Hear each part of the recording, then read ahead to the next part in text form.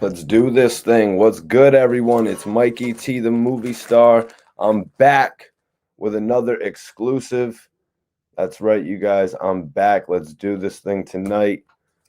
Mikey T, the movie star, in the building. Want to give a major shout out to Click Jam and a major shout out to my homies from the Circle of Wealth, Majestic from St. Louis, Ryan B. Heasy, aka RBH from New Haven. Tonight we are getting into some interesting news, though. We're going to be talking about Lil Durk basically responding back to NBA YoungBoy's baby mama. We're going to be talking about Young Buck taking a whole bunch of new shots at 50 Cent on the record Ashtray. I guess he's sort of blowing away his ashes on this one. You know what I mean? Low key, what's popping? Appreciate you for tapping in tonight. Everyone go ahead, hit the like button on your way in and share this video. We got quite a bit of topics to go over tonight. Eric Spencer in the building. Appreciate you. Independent LaShawn, definitely appreciate you for tapping in as well. Want to give a major shout out to clickjam.com, clickjam on Instagram, as well as my co-host Majestic from St. Louis, RBH from New Haven. You know who I am. I am your host, Mikey T, the movie star, back to give you all some dope ass news tonight. We're going to be tapping in about what happened recently that could basically reignite the whole feud between NBA YoungBoy and Lil Durk. Everybody knows that NBA YoungBoy and Lil Durk are actually the figureheads of their camps, and the offspring, Quando Rondo in NBA YoungBoy's case and King Von in Lil Durk's case, both had quite the issues that resulted in everyone losing King Von late last year. Don Rock, appreciate you tapping in. Eric Spencer, you know we're on that wedding cake tonight, my brother. We are on that wedding cake, and we're on the Click Jam, because you know when we jam with Click Jam, everyone. Might have an interview coming in tonight. One of the DJs, DJ Knight from over at Click Jam, might come in and speak with us tonight. Might join us later this week. But tonight we have quite a few topics, you guys, because Young Buck is back going at G Unit hard. Young Buck is back going at G Unit heavy on his new record Ashtray, and I listened to it. I don't know if a lot of you guys heard it. I don't know if all y'all heard it, but I definitely was tapped in on this record. Let me see. I actually took down a couple of the interesting lines. A couple of the lines really stood out to me because, you know, Buck actually revealed a lot of details. You know what I mean? Buck revealed a lot of details about what's been going on with him and G Unit. You know, he's sort of been locked into a contract with 50 after re-signing. You know, Young Buck actually re-signed with 50 Cent when G Unit came back together, and Buck revealed that he did not only sign for a G Unit album, you know, along with Kid, 50, Banks, and Yayo, but he also signed on for a Young Buck solo album. I said in the past that made a lot of sense for 50 to lock Buck in on a solo contract because Buck had proven sales history in the past. So, so basically, Buck was on this record Ashtray, and he was saying he was basically going back into his beef, going back into some of the decisions that he made, saying, I'm paying up my bills, I just ain't pay attention. I just didn't pay attention. You know, Buck famously or infamously ran into all of those tax issues where he ended up having to pay 50 over $250,000. It might have been 350,000 back. Not sure if that ever actually got paid back. Young Buck had gone on an interview. It might have been Vlad's interview where he was talking about the fact that he didn't know much about the royalties of the business. So in other portions of this song, Ashtray, Young Buck is actually asking, where's my check at? Where's my check at? You know what I mean? Because there's a lot of music that Young Buck is claiming he actually has not been paid for. Eric Spencer, what's poppin', man? Definitely appreciate you sending in that $1.99 super chat. We're getting the night started right. That's what I'm talking about. Everyone that's tuned in, go ahead, hit that like button, share this video. We got a whole lot to talk about tonight. Nah, Eric, we're not on the Russian creams tonight. I had to get them local, so they only had these joints right here. You know the regulars. Regulars is always good, though. Bernie Smith in the building. What's popping, my G? I appreciate you tapping in tonight on the real. Appreciate you tapping in. Appreciate everybody who's tapped in tonight. We got a hell of a show for you guys. We got a hell of a show. We're just getting started talking about Young Buck's new record where he goes at 50. My homie RBH was actually telling me, "Oh, is this shit on the tape? Is this shit on the tape?" Because Young Buck has been releasing a whole bunch of music as well, but this was actually posted on Boxton, so I seen it this afternoon and I had to go take a look at it. I definitely had to go take a look at it. And Buck, at a certain point of the song, actually goes, "Oh man, this reminds me of the point where Banks would jump in it. This reminds me of the point when Banks would jump in it." And so Buck was pretty much reminiscing on his old days of working with Lloyd Banks, because the two of them were like, you know what I mean? The two of them were always on the record with 50. You know what I mean? The two of them would always follow each other. Even on some of their solo albums, they still kept to the G Unit method. Everyone hit that like right now if you would like to see me get an interview with Young Buck on the channel. Now, I think that would be dope, you guys. You know what I mean? I actually just got an interview with Freeway Ricky Ross. I actually interviewed Kid, who spoke on a project. He spoke on a project that he actually has with Young Buck, a duet album. You know what I mean? The two of them were in the studio for so long that Kid and Young Buck actually got the opportunity to record a project together.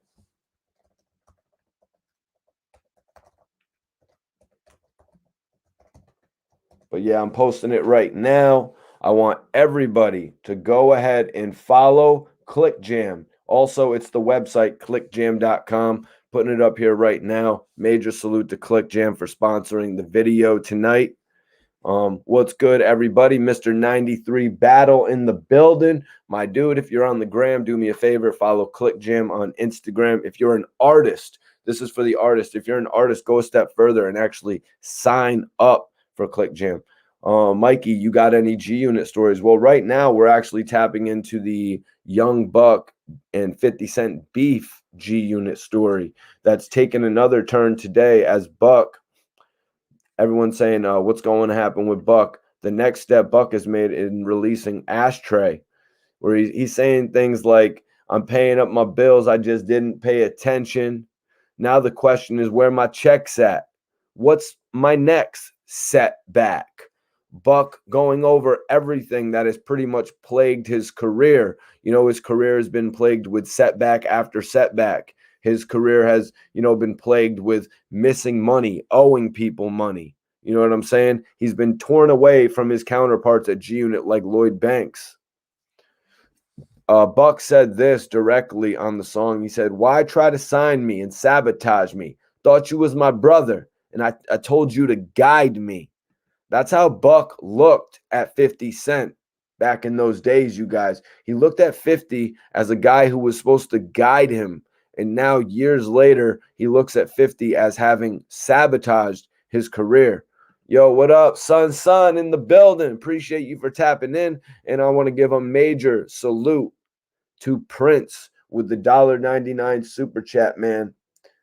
$1.99 super chat. I appreciate you, man. And if you're on the gram, I want you to follow ClickJam. I see you got some shoes up there. You can use ClickJam as a means to market your shoes. There's mad artists up there. There's mad producers up there. ClickJam is for everyone, y'all. Let me see. My man Prince said, "It's sad because he was loyal to 50 for sure." I was talking about setbacks, right?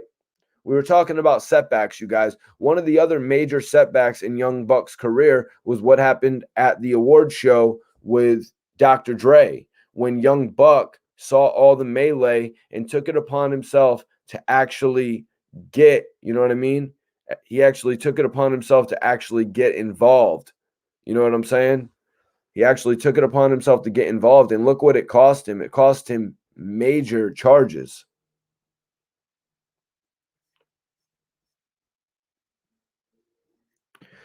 Eric Spencer asks, "What do you think, Mikey?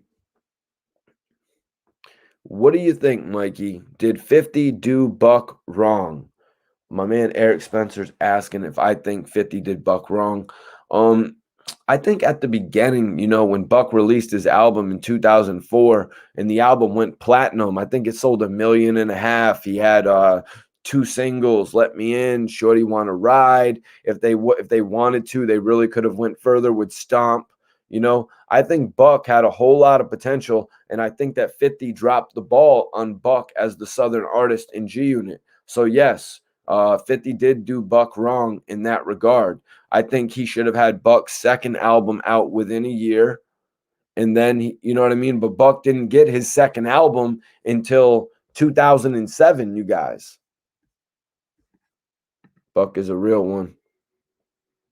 That's that's crazy. Let me see.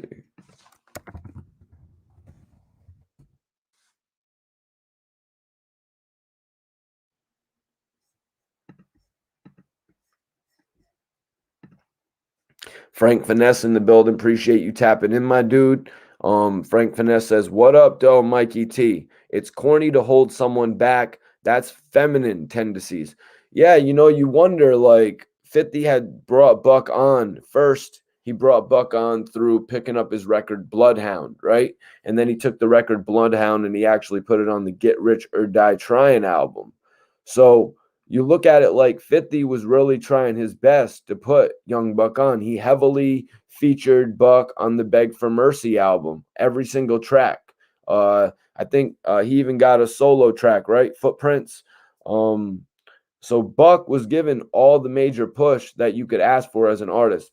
They even gave him an album the very next year. But it just made no sense that 50 really didn't go further with him. But now it makes perfect sense that Buck is sort of exposing all of this, dissing 50. It all started with Buck doing shows and saying that screw 50, FG unit. You know what I mean? Now Buck is going to the point where he's like, why you try to sign me and sabotage me? Now Buck is looking at it like 50 this whole time has just basically sabotaged him. He says, thought you was my brother. I told you to guide me. Buck has a bunch of lines in here. He says, I ain't drive a BMW since Pac died. Other lines that he doesn't finish, saying stuff like, you know what you took, Fifth. You know what you took, Fifth. You know what I mean? Basically putting it out there.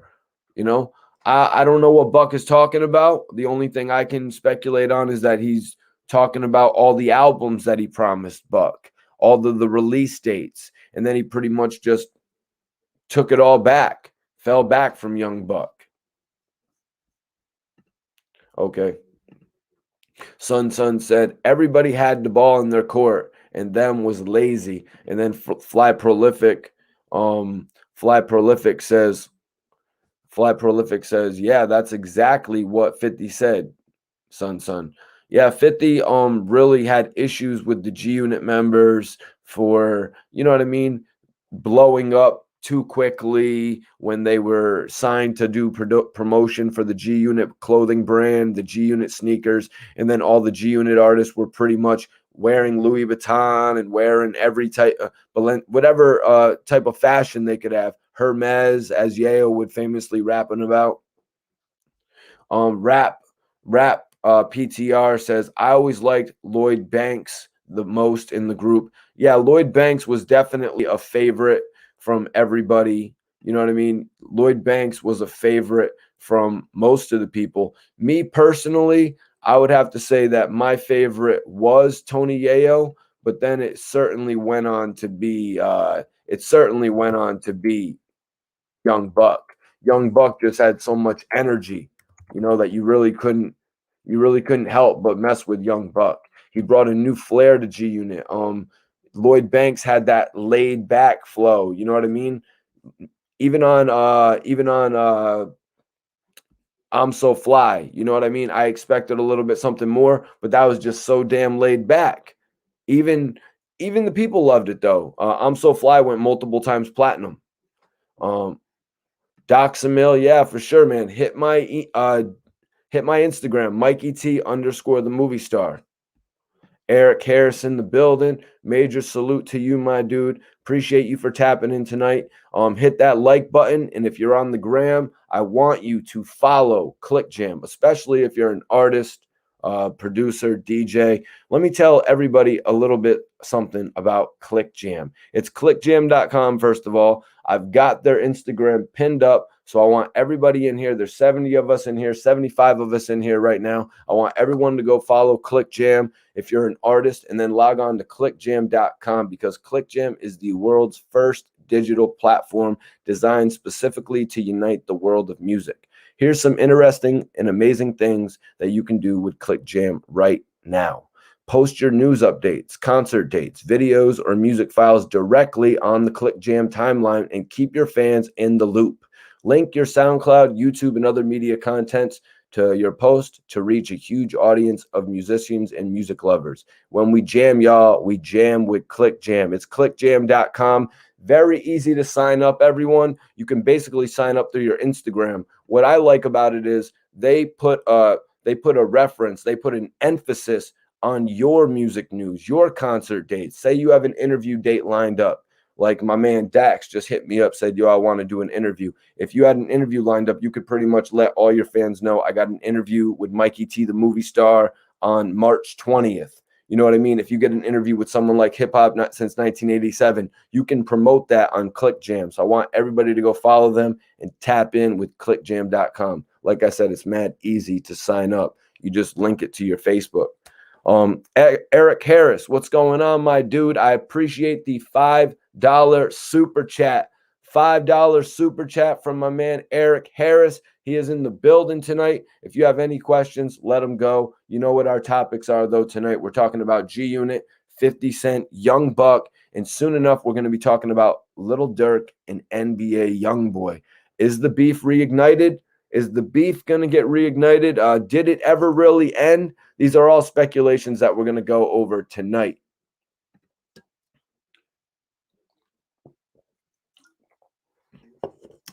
Dallas is in the building. Yo, Spencer, tap in with clickjam.com, my brother. Dallas should show some support to ClickJam. That's what's up. Yo, Mac, appreciate you tapping in. You know, we're going to have the live spitters coming on tonight at about 10. We're going to let all the live spitters coming on 10, 15. Dana Watkins in the building. Appreciate you for tapping in as well. Go ahead, hit that like button, share, and follow Click Jam on Instagram as well. I've got it pinned. Dana Watkins said they had a good run, period. But Buck need to make music. But if you're not connecting, it's just not connecting, no matter how dope you are. Man, you know, that's a very, very good point, because Young Buck never stopped making music. You know, Young Buck never stopped making music, and even now he's making a whole lot of music with the 10 theories. You know what I mean? With the whole 10 theories, I said, with the 10 series, I meant, you know, he was doing 10 bullets to 10 whatever. You know what I mean? Buck was trying to do things to keep his name, you know what I mean? To keep his name on the scene.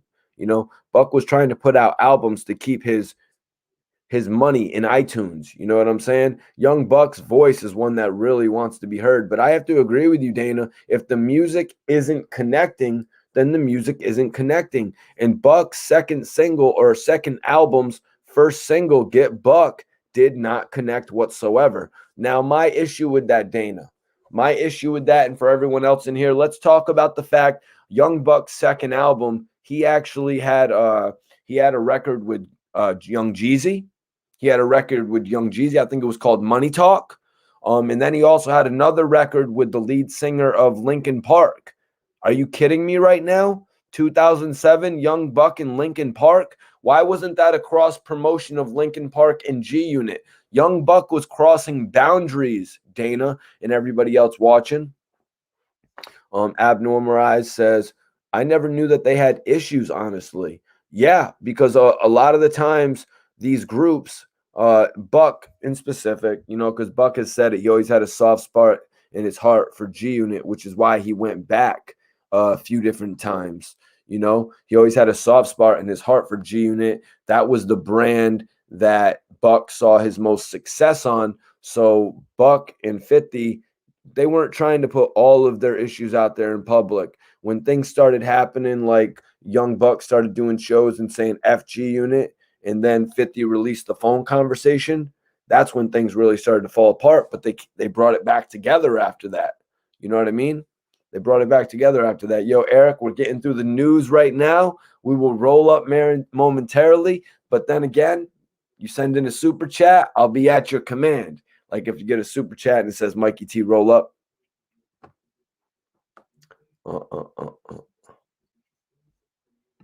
But yeah, so this is just pretty crazy. You guys reading in about all the record. If you guys haven't heard the joint yet, it's called Ashtray. Young Buck just released it.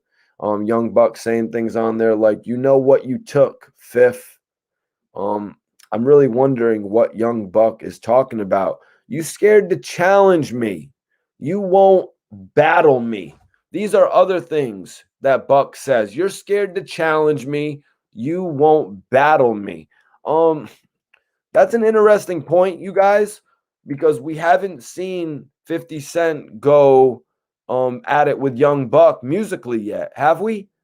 Like in the chat, you guys, let me know. But I don't think we've seen 50 really go at Buck musically. So Buck is trying to insinuate that you won't challenge me, you won't battle me. 50 fights a little bit different. You know what I'm saying? 50 fights a little bit different in that he doesn't play fair. You know what I mean? 50 will just leave you there to rot rather than respond to you. 50 could be looking at this whole situation. 50 could be looking at this whole situation like it's better if I don't say anything to Young Buck on a music level. I'll just troll him. I'll troll Young Buck. You know what I mean? I'll have fun with him on Instagram. You know what I mean? And then everybody will take the videos and they'll post them all over YouTube. But I'm not necessarily going to diss him on a song and give him any more clout like that. Because 50's literally, even though 50 has an investment in Young Buck's career, it's like he would rather see his career die or something like that. It really doesn't make any sense to me, you guys. Because as I said a little bit earlier, when Buck went back to G Unit again, he signed on for not only that G Unit album, which was I guess it was The Beauty and the Beast, the two EPs combined, No, Keith, I can't play the joint, but you can just go look it up right now. It's on YouTube, Young Buck Ashtray. Yup, Dana, yup. He's doing some shit with Drummer Boy. Drummer Boy's got a dope name, and DJ Paul. Yup. DJ Paul is actually going to come in, and it seems like DJ Paul is actually going to produce or executive produce Young Buck's next album, I guess. And that is actually a major throwback, y'all. It's all good, Abnormal Rise. We'll get into NBA YoungBoy and Lil Durk in just a little bit. But if DJ Paul comes in and does a couple projects with Young Buck, they could probably get it moving. They could probably get it moving at least locally. And they could at least move some units locally, you guys. Now, Drummer Boy has been putting out a lot of music, and I do believe it was Drummer Boy who produced Ashtray. Yeah, well, KBS, that's what Young Buck is saying on the track. He's like, Young Buck is like, you scared to challenge me? You won't battle me. I think he actually rhymed those two. Buck is slick with it. Just like when he said, why you try to sign me and sabotage me? Thought you was my brother. I told you to guide me. Other lines, I ain't drive a BMW since Pac died. Young Buck is paranoid, you guys. Buck is certainly paranoid. And I don't know if that's what led to his disagreements and his fallouts with G Unit. I don't know if it was a lack of communication. You know what I'm saying? All of these could have been factors in it. The low sales of his second album could have been a factor in it. After everything that happened with Dr. Dre at the Vibe Awards, you know, they probably thought Buck was going to come out and sell 300,000 units, but they didn't market that right at all. Number one, they didn't have Buck's album come out on time. Number two, Buck had a gem for them on Buck the World. Buck had a gem. Buck had a record with Linkin Park, basically a whole record with Linkin Park. And this is right after Linkin Park had come together with Jay-Z. And 50 didn't market that. And then 50 also gave him Hold On, which was who was Hold On dissing you guys? 50 and Buck. Were they dissing Cameron on that one? Yo, yo, yo, yo, Rashawn James, what's popping, my dude? Appreciate you for tapping in tonight. Hit that like button. And if you haven't already, follow Click Jam on Instagram. I want everybody in here to tap in with Click Jam. I got their Instagram pinned up right now. But let me tell you guys a little bit more about Click Jam. Click Jam is the world's first digital platform designed specifically to unite the world of music. Here's some of the amazing things you can do with Click Jam right now. You can post your news updates, concert dates, videos, or music files directly on Click Jam timeline, and you can keep your fans in the loop. Link your SoundCloud, YouTube, and other media content to your post to reach a huge audience of musicians, music lovers. You know, when we jam with Click Jam, y'all. And it's one simple click away for you guys. Click it. You can log in through your Facebook, and then you can just connect all of the information. You know what I'm saying? Your news, any news about yourself. If you have a joint project coming up with somebody like me, I got a new interview coming out with, if I have a new interview coming out with somebody, I can let the people know. You know what I'm saying? You can gain a whole bunch of followers on there and a whole bunch of new insight. LP, the interview with Rick Ross is up right now. The interview with Rick Ross is up right now.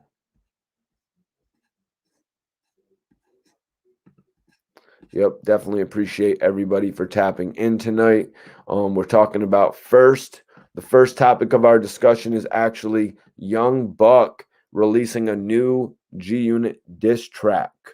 So then he had a line, I'd mentioned it earlier, and he said, this is the part where I wish Banks was coming in, because a lot of Young Buck's history is with G-Unit, you guys. A lot of people remember Young Buck's career from actually being associated with G-Unit. A lot of people will only associate Young Buck having a career with G-Unit because a lot of people don't know about the things he went through back in the day, earlier in his career when he was, you know, working with 3-6 Mafia and Cash Money and Birdman, and then Juvie and UTP. And then he had that fortunate situation where he met 50 and got a chance to build with Banks and YaYa, and they heard Bloodhound. You know what I'm saying? Like I was saying earlier, early in Buck's career, he had gotten a chance to link with 3-6 Mafia. I actually spoke with Crunchy Black in an interview about that. You know, very interesting, all the amount of clicks that Young Buck has been associated with, guys. Young Buck mentions Lloyd Banks, as I'm talking about right now. He talks about how he wishes Lloyd Banks was on his track once again. He said, this is the part where I wish Banks was coming in. You know, somebody on Boxton commented, why is 50 Cent still holding Buck's contract 5 years after? Like, it's been 5 years and Buck's contract is still being held up by 50. Like, how are you going to hold this man up for 5 years? A guy who's got family to feed, who's got to feed himself. What up, Rosewood? We've got 2 topics we're talking about tonight. Talking about Young Buck and 50 Cent. Buck is back with another diss track. You know what I mean? Rosewood said, I was wondering why he held his contract for so long too. You know, but then they had a chance to renegotiate, I guess, and 50 signed him for the Beauty and the Beast album with G-Unit. But Young Buck explained that he also signed to G-Unit for a solo album, which I think was a major mistake. Why would you do that again? Probably because a couple extra dollars were involved. You know, you're supposed to use that buzz that you just got from G Unit and go sign another deal with somebody else. Contracts, exactly. Contracts. Situations like this are crazy. So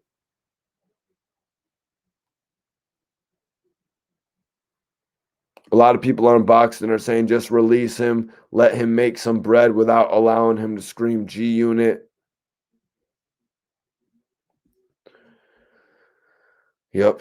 Shit is crazy between Buck and 50 Cent. And Young Buck had said in his recent interview with DJ Vlad that he could never see himself going back with G Unit after all this, you guys.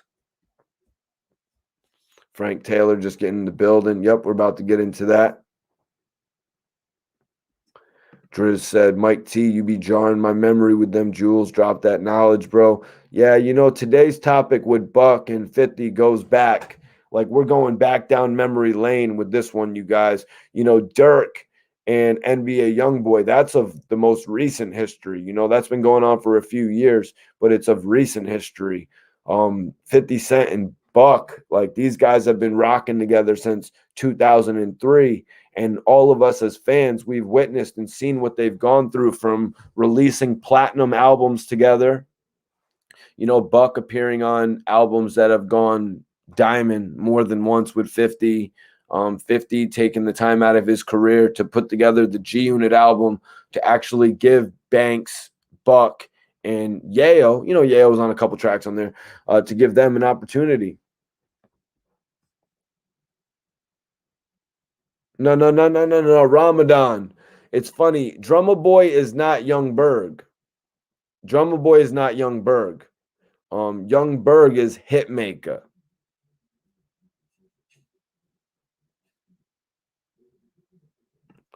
Keith McDonald says that Buck tried to pay 50 to get out of it, and 50 didn't want the money. Yeah, you know, if Buck is hot, Buck is hot. You know what I mean? Buck is a hot artist. That's why 50 wanted him for the solo contract as well, you guys. You know what I'm saying?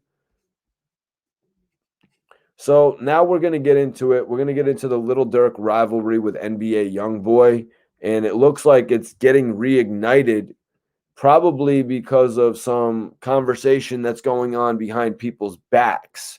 There was an article that popped up about YaYa Mayweather, the daughter of Floyd Mayweather, who just had the child of NBA YoungBoy. And she was at a party, right, you guys? She was at a party and she was like, turn that shit off, turn that whack shit off. And it was actually Lil Durk and Pooh Shiesty. Now, if I could be 100% honest with you guys, I think you all probably know it too.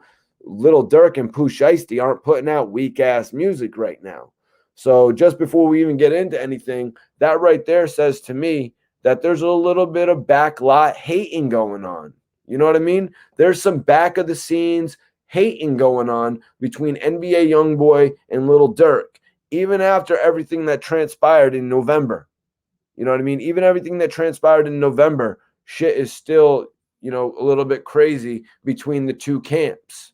Now, somebody asked me earlier, why is NBA YoungBoy and Lil Durk beefing? It actually stems from their artists, not necessarily Quando Rondo and King Von, but from what I understand after watching Track's interview on Vlad TV, Track, the manager of King Von, was basically asked a few questions about one of the exes of NBA YoungBoy being around King Von. So this beef doesn't seem like it actually started with Durk and NBA YoungBoy. Even the beef with Quando and King Von might necessarily not have started between them. It all, you know, King Von, NBA YoungBoy, these are two hotheads, you guys. Right before King Von passed, he was actually talking about putting the beef to the side with NBA YoungBoy. But in reality, you guys, with how big of an artist that NBA YoungBoy is, how are you going to put the beef to the side with NBA YoungBoy?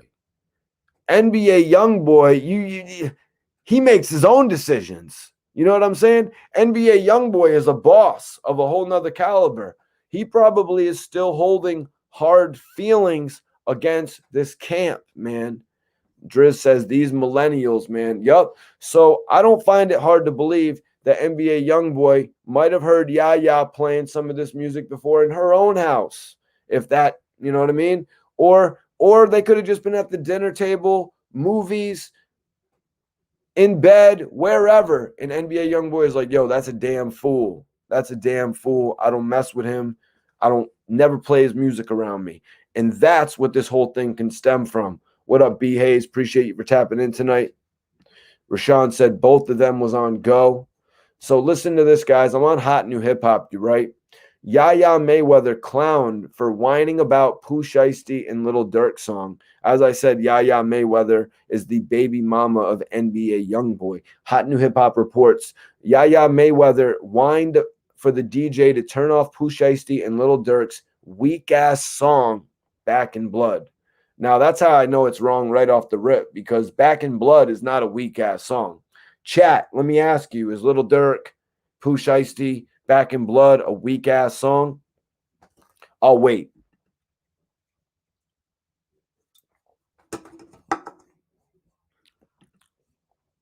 So getting back to the article on Hot New Hip Hop, YaYa Mayweather has been living her best life after giving birth to her first child. The socialite has been partying during Floyd Mayweather's birthday week, posting videos of herself on a yacht, which were picked apart by fans who called her irresponsible for bringing her newborn son on the party boat. She's also been getting some flack for a viral video that's been circulating showing her reaction to Pooh Shiesty and Lil Durk's hit song, Back in Blood, coming on at a party. So, yeah, she caught a lot of flack. I'm not sure if this is the same party. I'm not sure if this is the same party where actually YaYa's baby and NBA YoungBoy's baby was actually gifted with a Rolex. You know what I mean? I'm not sure if this is the same party as that, but let me tell you, that child is living his best life. If they want to take a yacht to Greece, it's the Mayweathers, man. You know, some children, they're 18 years old before they even get a chance to fly on a plane. You know what I'm saying? Sometimes you need experience. Sometimes you need experience in your life. You know what I'm saying?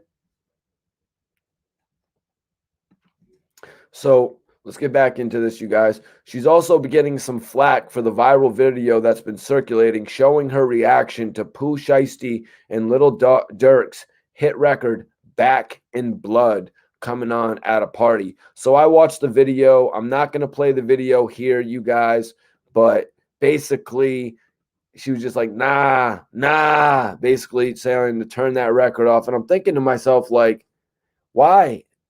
Why is she doing that? Rashawn says it sounds like she's got some real hate. I'm like, why is she doing? Oh, and then it clicked in my mind. It was like, oh, this is NBA YoungBoy's girlfriend.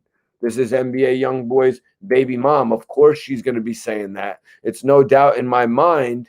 It's no doubt in my mind that NBA YoungBoy, like they say, don't take your work home with you. NBA YoungBoy takes his work home with him. He's like, yo, we don't mess with Durk. We don't mess with, and if we don't mess with King Von, we don't mess with Durk. If we don't mess with Durk, we probably don't mess with Little Reese. You know what I'm saying? That's how it goes. And it's actually, you know, my homie was saying millennials, but that's actually how 50 worked too. You know what I'm saying? If you work with somebody that he's an enemy of, you're immediately cut off. You're immediately cut off. That's just how a lot of East Coast cats are in general. But now it shows me that Louisiana is like that as well. You know what I mean? This business, this hip hop business is cutthroat, you guys. This business is cutthroat. A lot of people were asking, why did King Von and NBA YoungBoy even have issues? Like, a lot of people were speculating that it was over a female. You know what I mean? A lot of people were speculating it was over a female, and I didn't just want to jump on that right away, you know? But Track actually was on Vlad TV, and Track, the manager of King Von, former manager of King Von, actually says he didn't pay attention too much into his artist. We'll get more into this later as well, you guys, as I go over my notes. But he said he didn't really pay attention to his artist personal life. he said King Von was around multiple women. But then Vlad chimed in and he was like, well, there was actually a picture of them online together. So when you go that far to where you have a picture online with another celebrity's ex-girlfriend, baby mother, or like I said, ex-girlfriend, anything like that, you're going to piss off that opposing rapper. Now, was King Von doing that to rile up NBA YoungBoy? Did he not know who it was? Did he personally invite her over? Some of those questions we'll never know. You know what I mean? Some of those questions we will never know unless the girl goes on Dateline and does an interview or something in the future. Driz says it's always trickles back to these women. I always hope that wasn't Von's case. Yeah, I don't think that actually has. Well, yeah, it's crazy. It's crazy, man.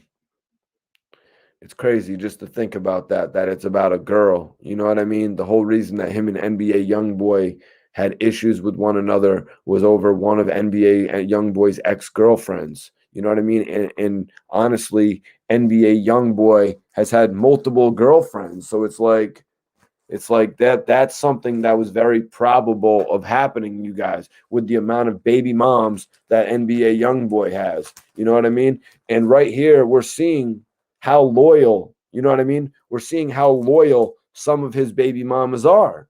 We have YaYa, who, Hot New Hip Hop is saying she was actually out celebrating. She got a lot of flack, though, for celebrating. She got a whole lot of flack for celebrating after just having the birth of her child.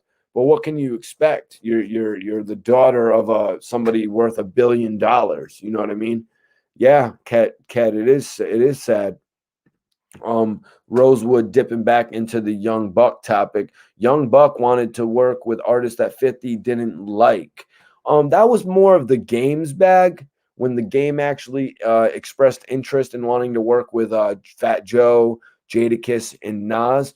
But maybe if you're talking about how Buck had started working with Maybach Music, Young Buck had started working with Maybach Music a bit. He also started working with Bang 'em Smurf a little bit. It almost happened. A record almost happened with Bang 'em Smurf and Young Buck. So Buck was on the verge of working with some of 50's biggest enemies, but that was more of the game's bag, Rosewood. Rashawn says the hate be real sometimes. Trust no one. Yeah, you don't really know how that situation played out. Was NBA YoungBoy's ex-girlfriend or baby mother, whoever she is, was she trying to spite her ex-boyfriend or baby daddy by taking a picture with another famous rapper? All different types of things you can speculate. You know what I mean? But the result is horrible because we lost King Von. We lost King Von in that whole situation. Willie Robinson, I appreciate you for tapping in tonight. Do me a favor, if you haven't already, follow Click Jam. I got Click Jam pinned up right now. Click Jam is pinned in the chat. I want everybody to follow Click Jam right now, you guys. I'm about to pin it again. I'm going to pin it again. I want everybody in here to follow Click Jam right now if you're not already. If you're an artist, if you're a producer, you know what I'm saying? Follow Click Jam on Instagram. You can sign up really easily at clickjam.com. A little bit of information about Click Jam. Click Jam is the world's first digital platform designed specifically to unite the world of music. Here's some of the amazing things that you can do with Click Jam right now, you guys. Post your news updates, concert dates, videos, or music files directly on Click Jam timeline and keep your fans in the loop. Link your SoundCloud, YouTube, and other media content to your post to reach a huge audience of musicians and music lovers. This is for the musicians, you guys, producers, artists, directors. When we jam with Click Jam, brother. Everyone, tap in with Click Jam. Follow them right now. Let them know Mikey T, the movie star, sent you. We got 94 people in here right now. We got 98 people in here right now. I want you all to go follow Click Jam, y'all. Follow Click Jam. Anthony Jones, going back to the Young Buck track. For everyone just tuning in, Young Buck released a new 50 Cent diss record called Ashtray. It's called Ashtray. Not sure what he's exactly trying to insinuate there. Is he leaving 50 and G Unit in his ashtray? But Anthony Jones says that Young Buck track is hard. For everyone just tuning in, I'll tell you a little bit about some of the lyrics that Young Buck said on the track. Buck said, I'm paying up my bills. I just didn't pay attention. Now the question, where my checks at? Why try to sign me and sabotage me? Thought you was my brother. I told you to guide me. You know what you took, Fifth. You scared to challenge me. You won't battle me. Buck even went into, digging into his old relationship with G-Unit Banks. He said, this is the part. You probably remember this, Anthony, right? Tell me what you thought about when you heard this part. He said, this is the part where I wish Banks was coming in. Yeah, Young Buck had a bunch of notable lines on there. He actually asked Fifth, you won't battle me. He asked Fifth, he said, you won't challenge me. We really haven't heard much of 50 Cent versus Young Buck when it comes to the music angle on any other end than Young Buck's. Young Buck has been talking about 50, G-Unit, Smurf even. He's been talking about them all in his records for like the past 7 years, 8 years. But we haven't really, and tell me if I'm wrong, you guys. Tell me if I'm wrong. We haven't really heard much of a response. We haven't really heard much of a response from 50 Cent whatsoever. I mean, Lloyd Banks has not come out and dissed Young Buck. You know what I mean? Lloyd Banks hasn't come out and dissed Buck. YaYa obviously has. You know what I mean? YaYa always follows suit with 50. LP asked, do you think that Eminem respects 50 Cent when it comes to the Young Buck issue? Man, it's hard to say. I'm sure a lot of people wonder what they think about what Eminem, what Dr. Dre, Jimmy Iovine, all these major guys that were instrumental in the success of G-Unit, what they think about 50 actually beefing with every single one of his G-Unit members. James Brown, my guy, salute, brother. In regard to why 50 hasn't responded to Buck on music, James Brown says 50 isn't even thinking about Buck, but the big question is, why keep Young Buck hemmed up in those contracts? A lot of people can say, well, that's money that 50 Cent spent. He's not just going to throw that money away. He's not just going to let that money walk through the door. I got to respect that when it comes to 50. Driz215 must have went and listened to Ashtray saying bars. Anthony says, Buck's actually colder than ever, but that depiction killed the vibe. Now people shit on him. That ain't right. Yep. Young Buck's actually better than ever, a lot of people are saying. But one of our viewers earlier said that a lot of Buck's music just isn't connecting right now. And I had to agree. With Dana Watkins saying that, because Young Buck's music just has not connected for a while. Rosewood says, I don't know if 50 can make a diss record. Well, I mean, you've got Back Down. Hold On was great. Funeral Music was good as well. You know what I mean? 50 can write some diss tracks. You know what I'm saying? Hail Mary, right? You know what I'm saying? What else? Rosewood says that's why 50 is holding on to his contract. Why, Rosewood? Why is 50 holding on to his contract? Because of the fact that he has so much money invested into it. Yo, Chase Moolah, what's popping, man? Appreciate you for tuning in. Tonight. Big Junior says Young Buck makes dope music regardless of what his sexual preference is.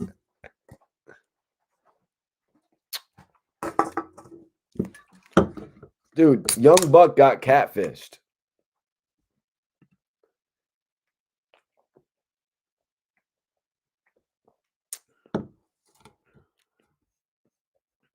Well, Dub Dog, Young Buck actually released a new 50 Cent diss track today. That's why we're talking about it.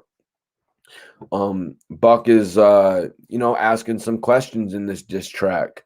Buck is asking, Where's my check at?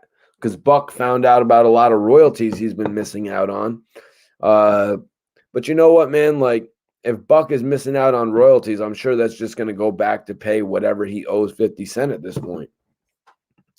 So then we actually got into it. We were talking about the baby mama of NBA YoungBoy, YaYa Mayweather, actually stopping a party, mid-party, stopping a party just because the new record from Lil Durk and Pooh Shiesty was playing, you guys. Back in Blood. And I'm sorry, but you're not going to tell me, and I know I'm supposed to be unbiased or whatever, but you're not going to tell me that a Lil Durk song and a Pooh Shiesty song right now is weak as hell. I just saw Pooh Shiesty on $1 Million Worth of Game, and I was, you know what I mean? I was vibing out. You know what I mean? Arthur, before we get into this, Arthur, the author, Entertainment says Buck killed himself by crying on the phone with 50. Yeah, you could say that was the end. You could say that was the end right there for a lot of his well-respected fans who actually thought he was the gangster. You know what I mean?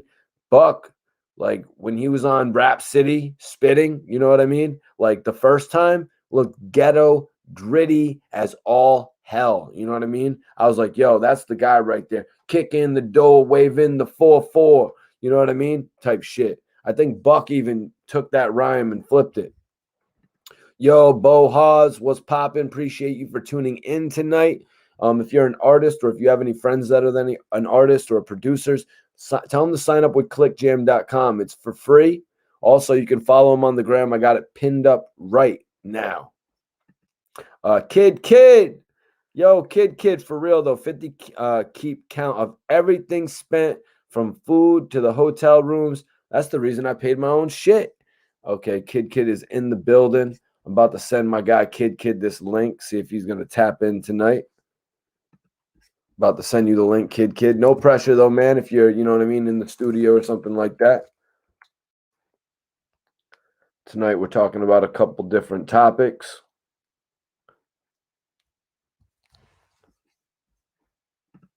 Rosewood, you said Buck on a single artist deal to G Unit. Yeah, you know, when Buck had admitted that he signed back to G Unit for not only an album deal for himself, but the G Unit album. Okay, my man Kid is about to watch Snowfall. I think Nick Cage has a cameo in that shit. I was thinking about watching that just because. Arthur, the author, Entertainment says, Kid, respect. Chase Moolah says, shout out, my dude, Kid. Yeah, that's what I'm saying, Chase Moolah. Pooh and Durk are the hottest in the game right now, bar none. You know what I'm saying? So for anybody to say that that record Back in Blood is, you know what I mean? I think the word was weak ass song. I don't think anybody can call that a weak ass song, but let's get into it, you guys. YaYa Mayweather whined for the DJ to turn off Pooh Shiesty and Lil Durk's weak ass song Back in Blood, and this is actually reported on Hot New Hip Hop, you guys. YaYa Mayweather, excuse me.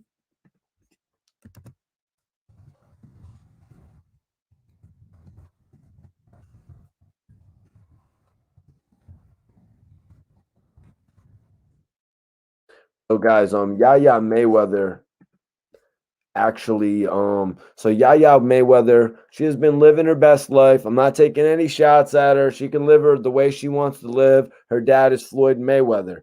So YaYa Mayweather has been living her best life after giving birth to her first child. The socialite has been partying during Floyd Mayweather's birthday week. Why not?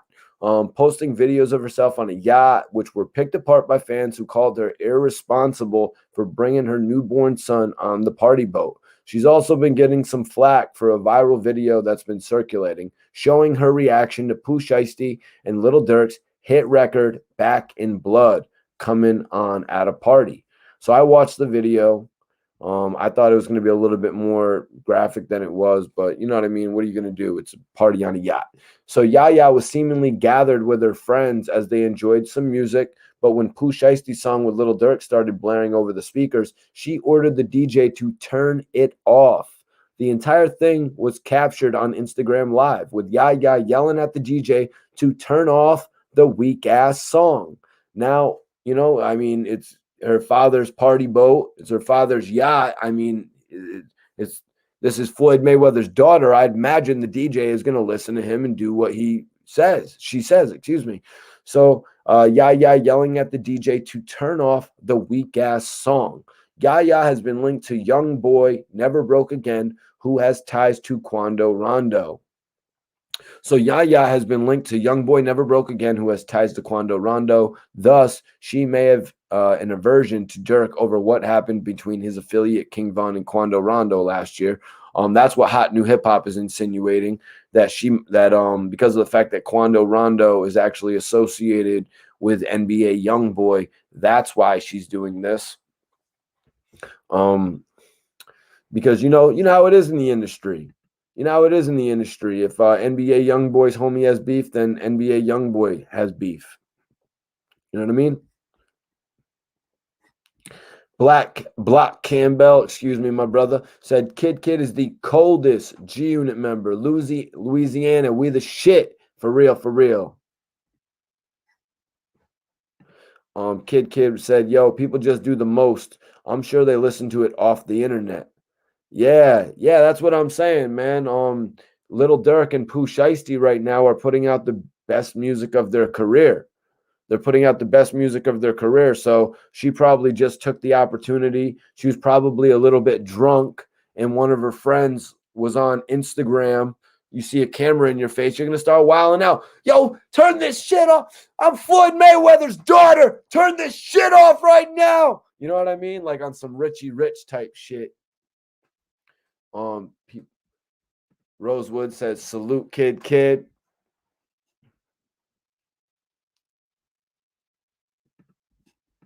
But yeah, so the new mother has been getting roasted across social media for whining about the song, getting the meme treatment after the video went viral. Well, yeah, of course, everyone's going to go after her. Lil Durk has one of the biggest fan bases right now. And, Pooh Shiesty is just, he's out of here, you guys. He's got some fans that'll get on your ass probably. Despite all the drama that seeps onto the internet, YaYa Mayweather has been raving about the motherhood, saying that she's the happiest she's ever been. I'm sure she is the happiest she's ever been. You know what I mean? Let her go and live her best life. You guys act like this yacht probably didn't have a portion of it that was all sectioned off. I'm sure Floyd Mayweather had that taken care of perfectly. Oh my God. Wait till you all hear the story that Kid told me about Floyd Mayweather. Like, wait till you guys hear it. And if Kid's still in here right now, I'm pretty sure that the yacht had a nursery in it. Wouldn't you say, Kid? I mean, we're talking about Floyd Mayweather. The yacht probably had a nursery in it. And why is YaYa doing so much interacting, partying for her father's birthday week? Because they've got nurses. You know what I mean? They've got daycare people. You know what I mean? These people are rich, you guys. And they probably actually have the best people taking care of the kids. You know what I mean? Floyd Mayweather is no joke when it comes to that shit. Facts. They probably have. I never heard of it before. You know what I mean? I never heard of it before, but I bet that they would probably have a nursery with like all the shit. And you know what I mean? And the kids, like, the child's like 3 months old, but they still would have a ball pit with all the balls in it and shit. It's like, ain't no 3-and-a-month-year-old. The child even's got a Rolex now. It's amazing. You know what I mean? James Brown said, hey, Mikey, you're not going through withdrawal rollout. No, I'm good, man. We're doing the news right now, man. I'm kind of focused. You know what I'm saying? I can smoke in a second. I'm focused up right now, though. You know what I mean? But let me tell you, you send that super chat, I'll roll up if that's what you do. You know what I mean? Type it in. Your wish is my command, my guy. Teddy White says, rich. Yeah, like, come on. Don't be worrying about how no rich people be taking care of the kids. You know what I mean? They be making sure their kids are taken care of. I'm sure of it. You know what I mean? If some of us who have parents that are less fortunate, like me, myself, you know what I mean? Like my mom still made it work. You know what I mean? My mom still had that joint, the sirloin, you know, that sirloin steak joint. What was it called? You know, it comes with a pack of like 6. Then she had the mashed potatoes and the broccoli. Just, you know what I'm saying? I'm not going to go against the way Floyd Mayweather's family works. Says, yo, Mikey, roll up, get right. MD Entertainment, I don't know if I'd call it a silver spoon, man. I'm just saying it's like, you know, Floyd Mayweather, people like Floyd Mayweather, you know, rich people earn their way up to make all the money that they got. You know what I mean? So they should be able to raise the kids that the way they want to raise them, you know? 24-hour on-site babysitters, 100%. 100%. Even when she's there with the child herself. You know what I mean? They're probably going to have somebody on hand. It's like some real Fresh Prince of Bel-Air shit. Yo, Driz. Yeah, that's another thing. That was a crazy instance that happened when, you know, somebody got stabbed or something like that. Not talking about that tonight. Yo, Dub Dog. I'm not sure if Kid's still in here, but Fifth and Kid had hard tracks together before the G Unit reunion. Yep. Facts. Kid was around before the G Unit reunion, but then they also kept him there when the G Unit reunion happened. I don't think a lot of people expected that, but a lot of people were happy with it. You know what I mean? A lot of people were definitely happy with it to see the inclusion of another member. The last time we had actually seen an inclusion of a member from the West Coast, and now we were getting to see an inclusion from, you know what I mean, you know, down south and shit. Different than Buck, though. Different than Buck. Time to see Louisiana, where we know the Cash Money had come from, Master P. You know, Young Buck was a little bit different. That was the Memphis vibe. You know what I mean? We had known 3-6 Mafia from there. Not too much about Yo Gotti just yet because he was still building his name and shit. Yo Gotti wasn't Yo Gotti when he had the record 5-Star Chick. You know what I mean? Yo Gotti really took off when he released that joint. What was it? Yo Gotti featuring Young Jeezy. Yeah, Act Right. When the hell did that shit release, you guys? That's when Yo Gotti was out of here, y'all. What the hell? God damn, that shit really released in 2000. No. Okay. Act Right, 2013. Major facts. But Yo Gotti was doing his thing for a while. Like, let me see. 5-Star Chick was probably 2009. I might be wrong. I might be wrong. I want to. Yep, 2009. I remember. Yo, everyone go subscribe to Kid's official YouTube channel because he's got a new podcast that he's doing, Keeping It Real, 100 or Nothing. Kid be doing his shit, y'all. New Sound Music said Kid is underrated. He's got some fire. Yeah, every time I play Kid's music for somebody, they're really impressed. Like, in particular, when we linked up in the middle of last year to do some new interviews, he had a record called Glory. Yeah, it was Kid Glory, y'all. Y'all need to go check that shit out.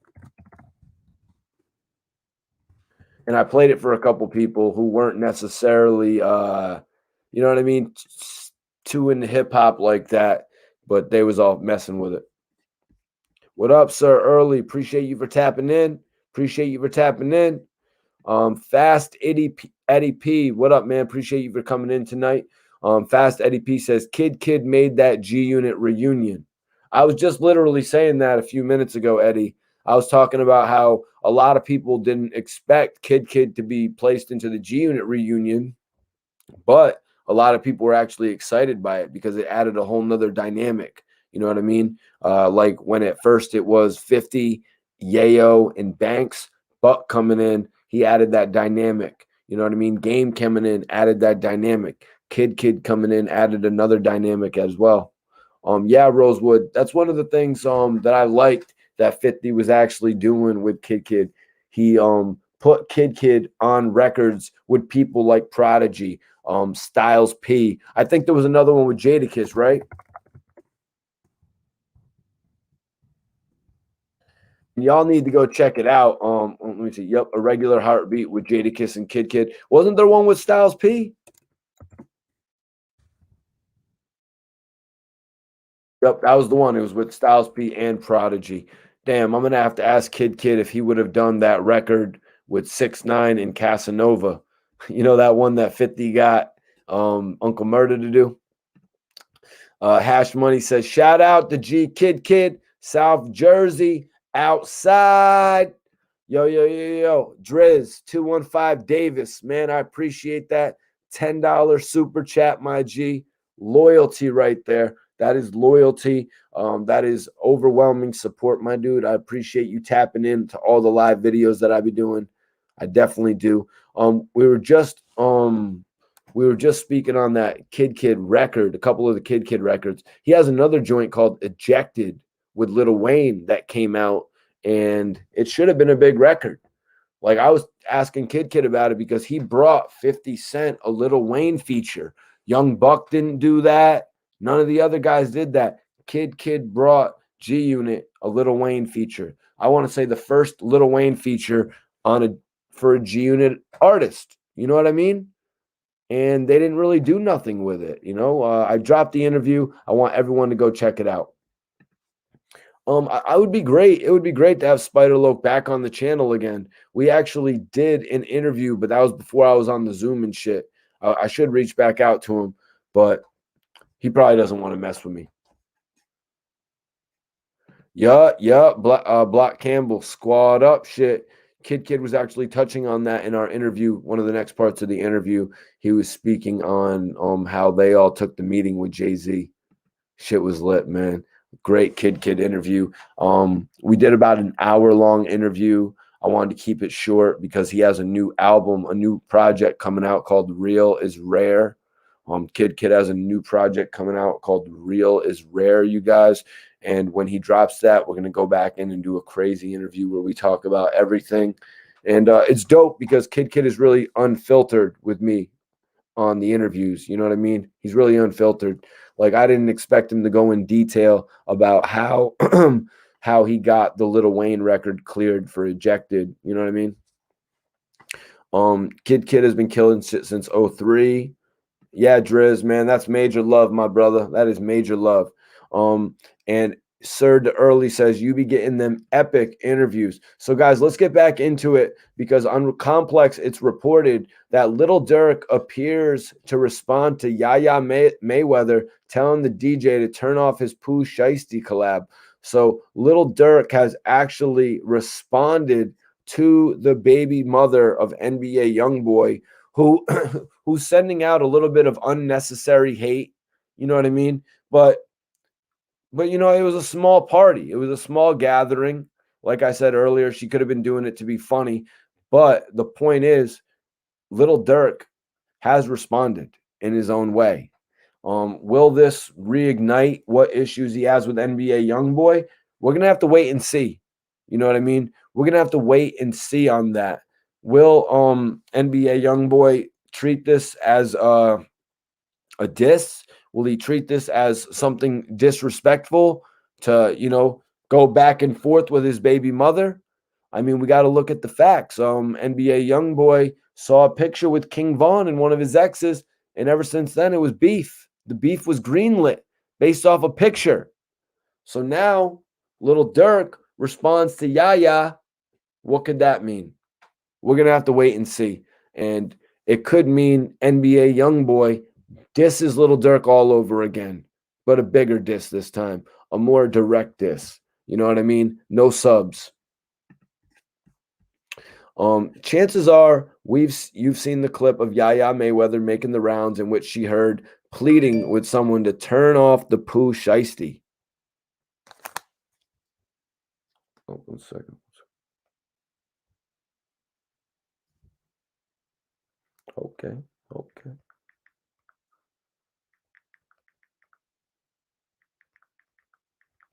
We're doing live spitting tonight too.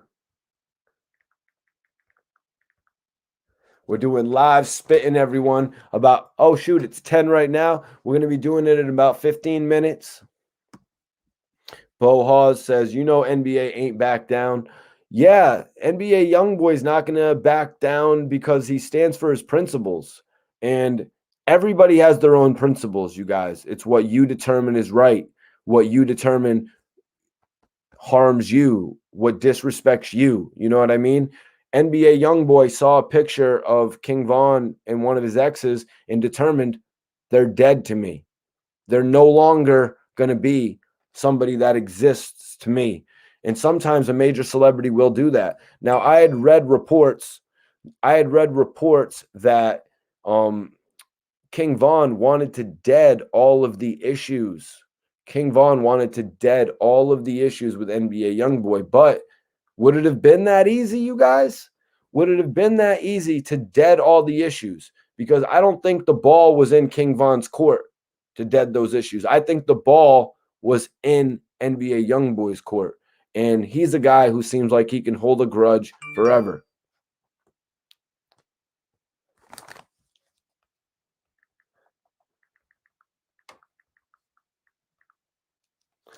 Yep, we're going to be doing live spitting in about 10, 15 minutes, you guys. I want everybody to hit this link, though, and get loaded up. I want you guys to tap in.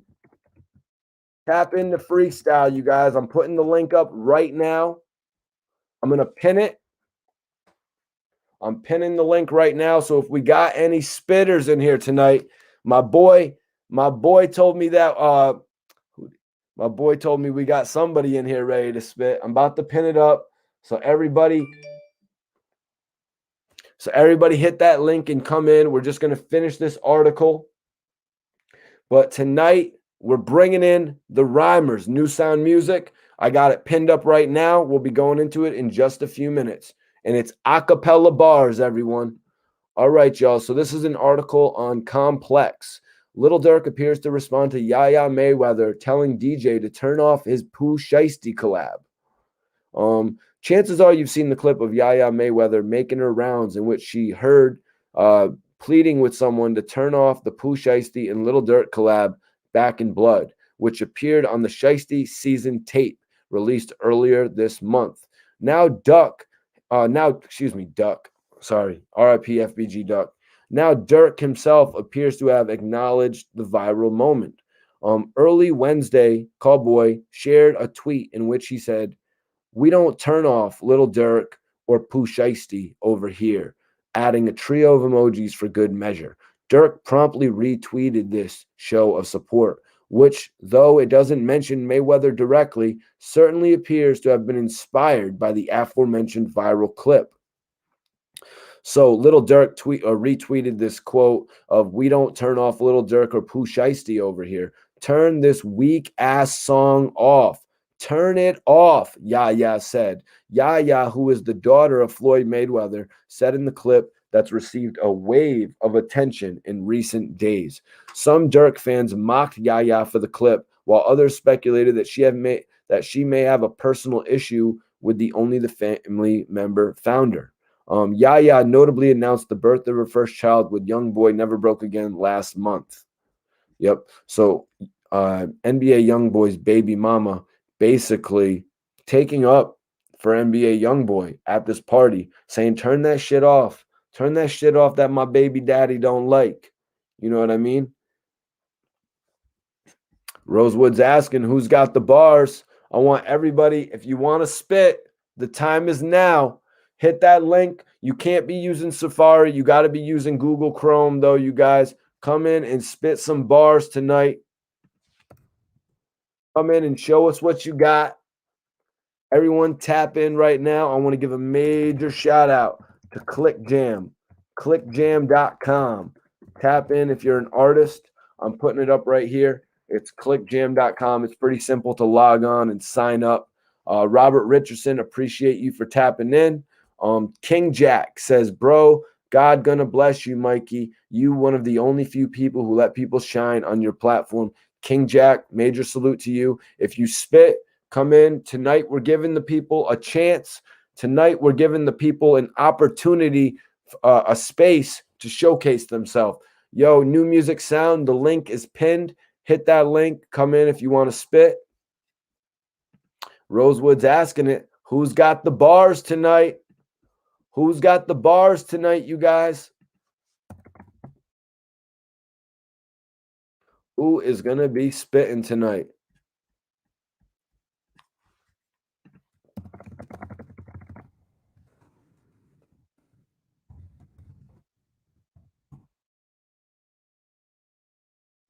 Hot 97 actually has it up as well.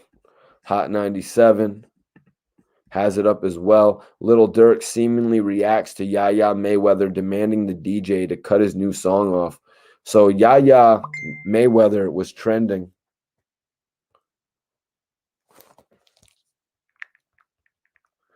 So YaYa Mayweather was trending yesterday morning after another video from a yacht ride has gone viral. In the video, you can hear her demanding to turn off the popular song Back in Blood by Pooh Shiesty and Lil Durk.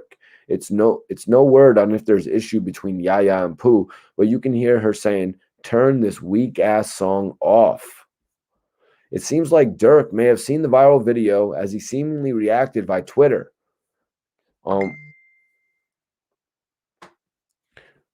So Lil Durk retweeted the "We don't turn off Lil Durk or Pooh Shiesty over here." You know, Lil Durk gets a whole lot of support. Pooh Shiesty is definitely on the rise, you guys. I'm really impressed with how, much impact Pooh Shiesty has made. He's making a whole lot of noise from Gucci Mane's camp. Let me see. Yeah, man, the link that I posted is clickable. It must be your phone because all you guys got to do is you got to tap into it from a Google Chrome. All right, Arthur, if you want to come in and spit some acapella bars, tap in.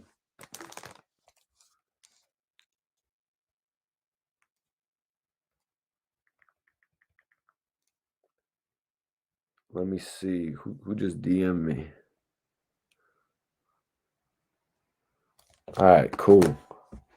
Yo, LP, yeah, you gotta maybe, I don't know. You should be able to click it though. Yo, Maybach Mel in the building. Salute at Mikey T. 617 Zoe. 617 Zoe in the building. Major salute. Major salute to you, man. Appreciate you for tapping in. Appreciate you for checking out the content as well. Facts, Driz. What up? What up? What up? King Jack says, yeah, he put 1017 on his back. That's in regard to Pooh Shiesty. Pooh Shiesty, man. Pooh Shiesty really stepped up, in my opinion. Pooh Shiesty said, I look at Young Dolph. I look at Yo Gotti. He looks at CMG and Paper Route, and he wants his group to be just as big as them. He doesn't want to have any type of he didn't really want to sign with any other artists from what I heard or read, But Gucci, man, I guess the dream was just too big, Right now, Gucci is doing great with Pooh Shiesty and we'll see what happens with Fujiano. You know what I mean? We'll see what happens with Fujiano. He's facing a lot of controversy right now with everything going on. King Jack asked what's going on with Arab. Arab is still locked up. God willing, he'll be home in the next few years, if not sooner. Yep, it worked. Yep, it does work, Driz. Yeah, I just clicked on it too. Bo says that Pooh is a good look for 1017. Yeah, I really didn't realize that until I watched Pooh's interview on $1 Million Worth of Game. You know what I mean? I really didn't realize that until I seen his interview and a little piece of his interview on the Breakfast Club as well. But Pooh just totally makes sense to be on that label. You know what I mean? He seems like a young boy. He seems like a young boy, but he seems like a young boy who actually, wants to learn and wants to expand his knowledge and wants to grow. That's what I respect about Pooh Shiesty. Chifante says, yup, him and Fujiano. Yeah, Gucci has a couple good ones right now. Hopefully Rallo will come home soon. Rollo had actually posted on his Instagram. Rollo had actually posted on his Instagram something that I'll read real quick. Free Rollo. Really sucks what's going on with Rollo right now.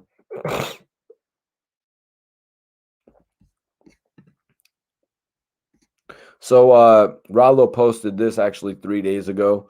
He said, since the day of my arrest, the bros, Shy Glizzy, and 21 Savage been 100% with me. I don't even talk to them every day. But any day or anything I call and ask for they stood solid on that shit. Keeping it real while your man's locked up is so rare. It's so rare that we should honor, respect, and celebrate that shit daily. Click the link in my bio to listen to my new project featuring Shy Glizzy, Conspiracy Deluxe. Free Rollo. Rollo right now is still sitting up. We know he faced a whole lot of controversy because of his damn Apple Watch. You know what I mean? Kind of sitting up. Bo says, I can see Pooh extending 10-17 in the long run. What do you mean by that, Bo? You're gonna have to expand on that. What do you mean by that? Pooh is the right fit for 10-17, Rosewood says. Yeah, this is Gucci Man's best signing, I'd say, since he got locked up, since he had that last run where he was really wilding out and working with all the different artists like the Migos, Young Thug, Rocco, you know what I mean? All those guys. This is Gucci Man's best, newest signed artist. You know what I mean? Even over Rollo, because Rollo didn't take off as much as we were all hoping, Now, Pooh Shiesty actually has the music, the voice, the look, you know what I'm saying? The swag. I like the way that he's promoting his album. I saw this clip on $1 Million Worth of Game channel, Gilly's channel, and Wallow was like, "Yo, what's the new music out right now? What's the new music? I'm trying to find new music." And then Pooh Shiesty came over and he's like, "Yo, the only new music is mine, dog." And I respected that, man. That was like a good way to market your shit. I really respect when an artist thinks he is the best. Free B Jizzle. Yeah, that's weird because BG actually kind of has like a similar look. BG actually kind of has a similar look to Pooh. Yeah, a little bit. You know what I mean? I'm talking about the BG with the cut hair, the faded out BG. You know what I mean?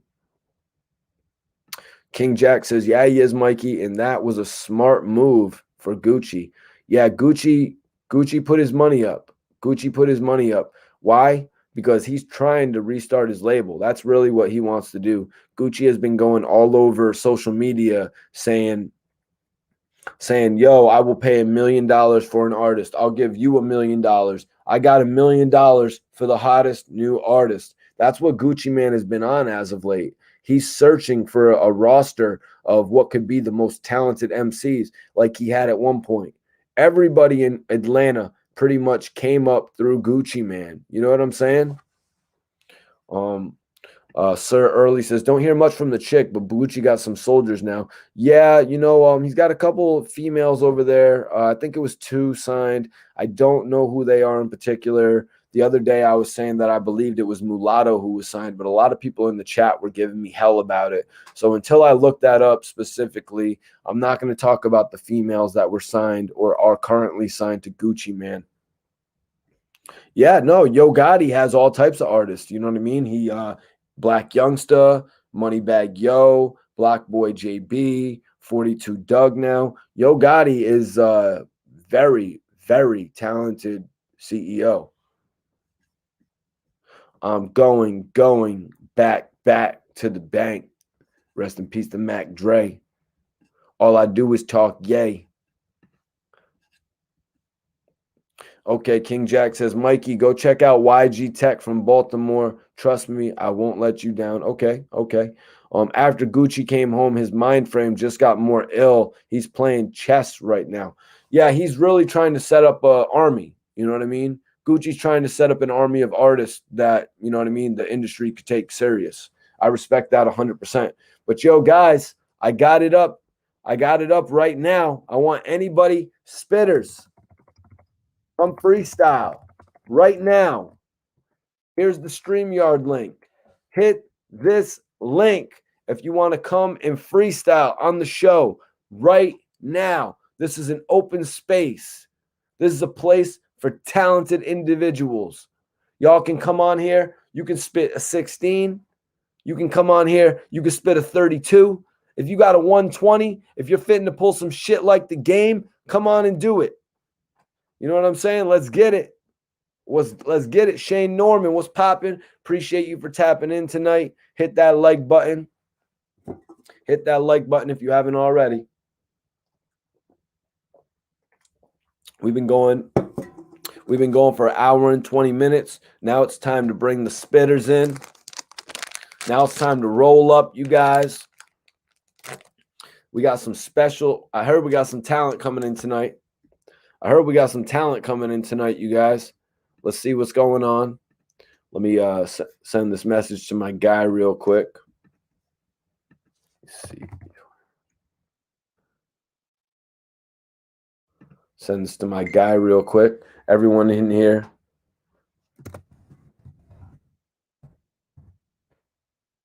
Where's my other guy right here? Okay, Money. Up, my guy Quiet Money. Sending this to my guy Quiet Money.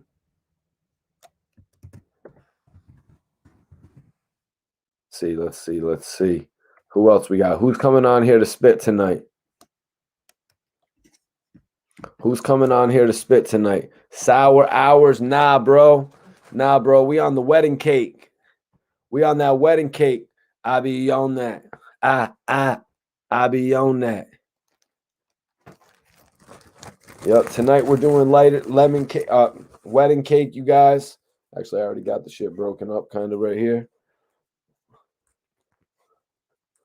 Everybody that wants to support the channel, if you guys want to support the channel, hit that Cash App Mikey T. If you guys want to support the channel, if you want to see more videos like this, major shout out to clickjam.com. Simply Click Jam on Instagram. I want y'all to go follow them right now. Let me post that shit up real quick. I want everybody to follow Click Jam on Instagram.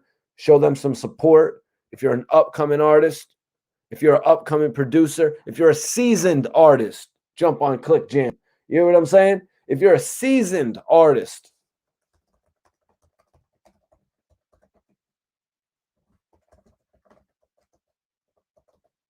I'm writing it. Artists, sign up right now and follow clickjam.com. Miss Tay, what's popping with you tonight? Miss Tay? How you doing? Appreciate you for tapping in. Artists, sign up and follow clickjam.com. We got 91 people in here. We got 93 people in here. I want everybody to go follow ClickJam right now. Everybody that follows ClickJam, I will personally come back. I'll give you a shout out, all that shit. ClickJam is for the artists. So you're not only helping me, but you're helping yourself. You know what I'm saying? You're literally helping yourself because ClickJam is a website where you can basically tap in and put out all the information about yourself as an artist between news, concert dates, concert footage, music videos, music files, anything like that you can do on ClickJam, you guys. So I want everybody to tap in with this emerging brand, clickjam.com. Simple to sign up. You sign up right through Facebook. We got 96 people, 98 people, 100 people in here right now. So I want everyone to go to clickjam.com and follow them right now. Tag them in a message, tag them in a comment. Say, yo, Mikey T, the movie star, sent me. I'm trying to get updated on your site, but it's very easy to tap in with you guys. You can do it right through Facebook. Actually, I signed up right through my Facebook, even though I don't be on Facebook like that. It gives you a place to sign up through without doing all the extra mumbo jumbo, but it's really easy to sign up. As I said, ClickJam is the world's first digital platform designed specifically to unite the world of music.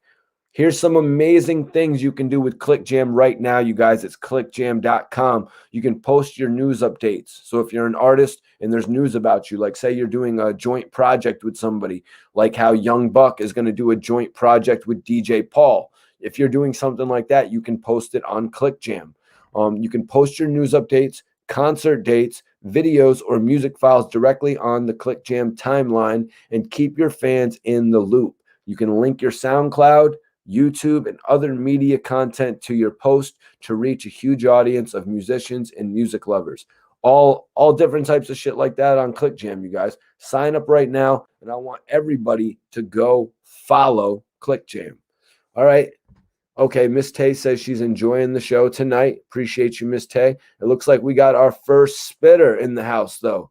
Author, the author. Author, the author. What up, man?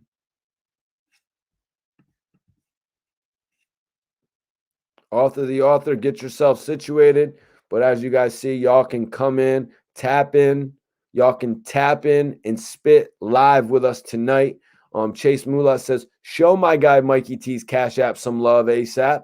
And for everybody wondering, this is actually my Cash App. If anybody wants to show that Cash App some love, it's Mikey T Movie. That's right, you guys. Send a donation, $20, $10, whatever you want to send, man. I appreciate all the donations, and it goes to making this a much better channel, a more consistent channel, a more frequently posting channel. So if you guys want to see more content like this, hit that Cash App with some support. Let me check in with my guy, Author here. Author, what's going on with you, bro? Doesn't look like you're getting set up, man. I bid you adieu, my friend.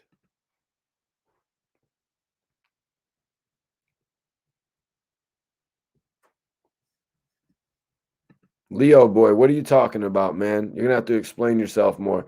Bangum Smurf jumped out of here and stopped working with me when the shit got extra hot. You know what I mean? That's on Bangum. You know what I mean? Bangum didn't want to wait. Bangum was just like instant gratification type shit, man. You know what I mean? To grow your brand, it takes time. You know what I mean? To expand yourself, it takes time. It doesn't happen overnight. You know what I'm saying? Bangum Smurf kind of screwed up his situation. I mean, unless Queen's Flip is going to give him his own podcast.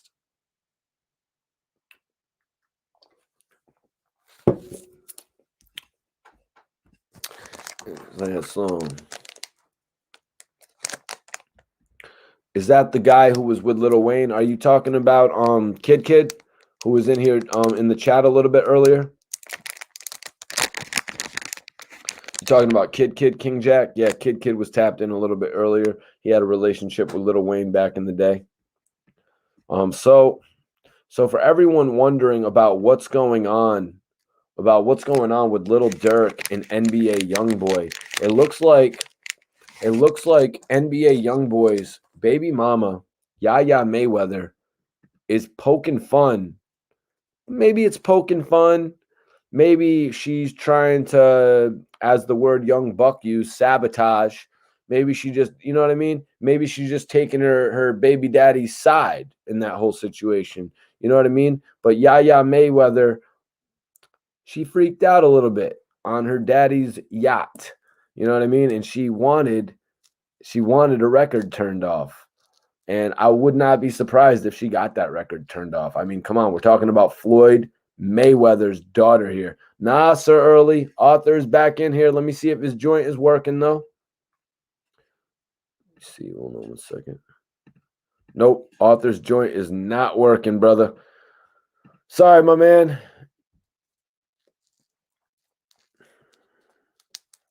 So I'm rolling up right now, you guys. I am rolling up right now.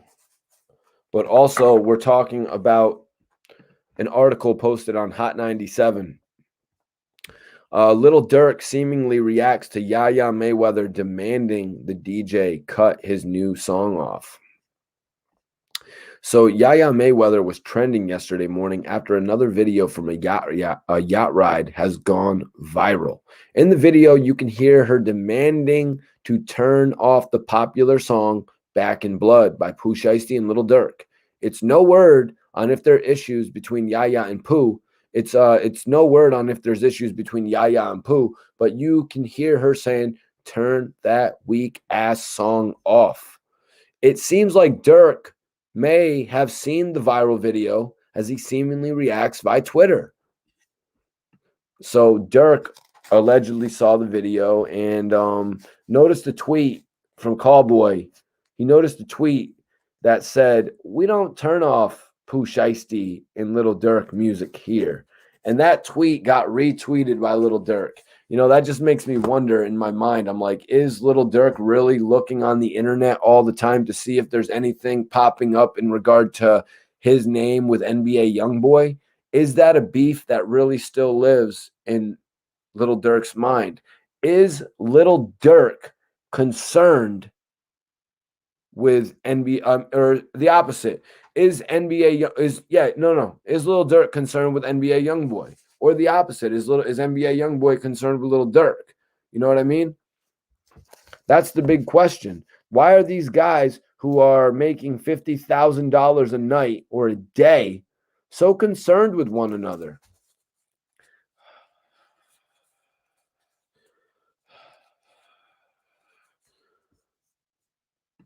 Lil Durk is tripping.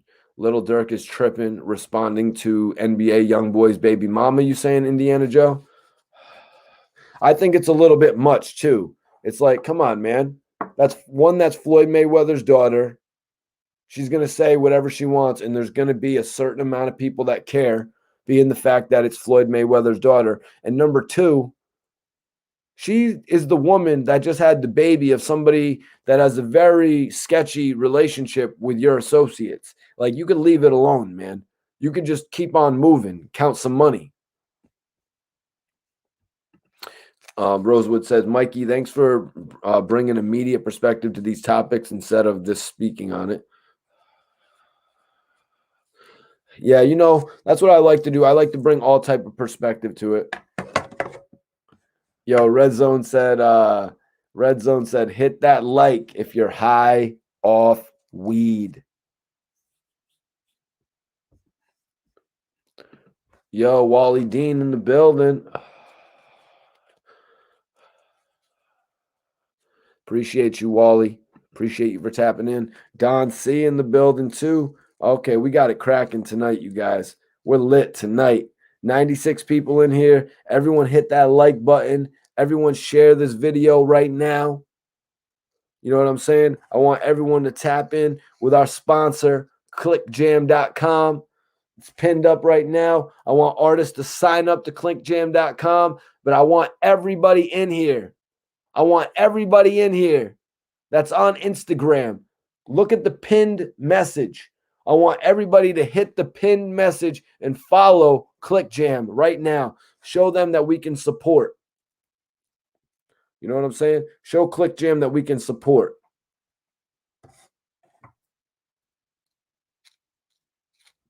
That's right.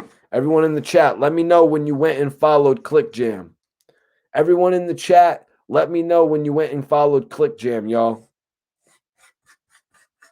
Say it, yo, I just followed. What up, Danny boy? What's popping? If you could do me a favor, Danny boy, follow ClickJam. It's pinned in the chat right now. ClickJam on Instagram. Follow them and shit. I'm good though, my dude. I appreciate you checking in. Just got doing a live video tonight, man. I had to come and talk to the people. Had a couple different things pop up today. Appreciate that, Danny boy. Major salute. ClickJam is an emerging brand for artists, producers, directors, you know what I mean? Comedians, anybody really, you know what I'm saying? Any aspiring talent. And it's easy to sign up, you guys. First of all, you can follow ClickJam on Instagram, but then it's easy to sign up at clickjam.com. You can basically sign up right through your Facebook.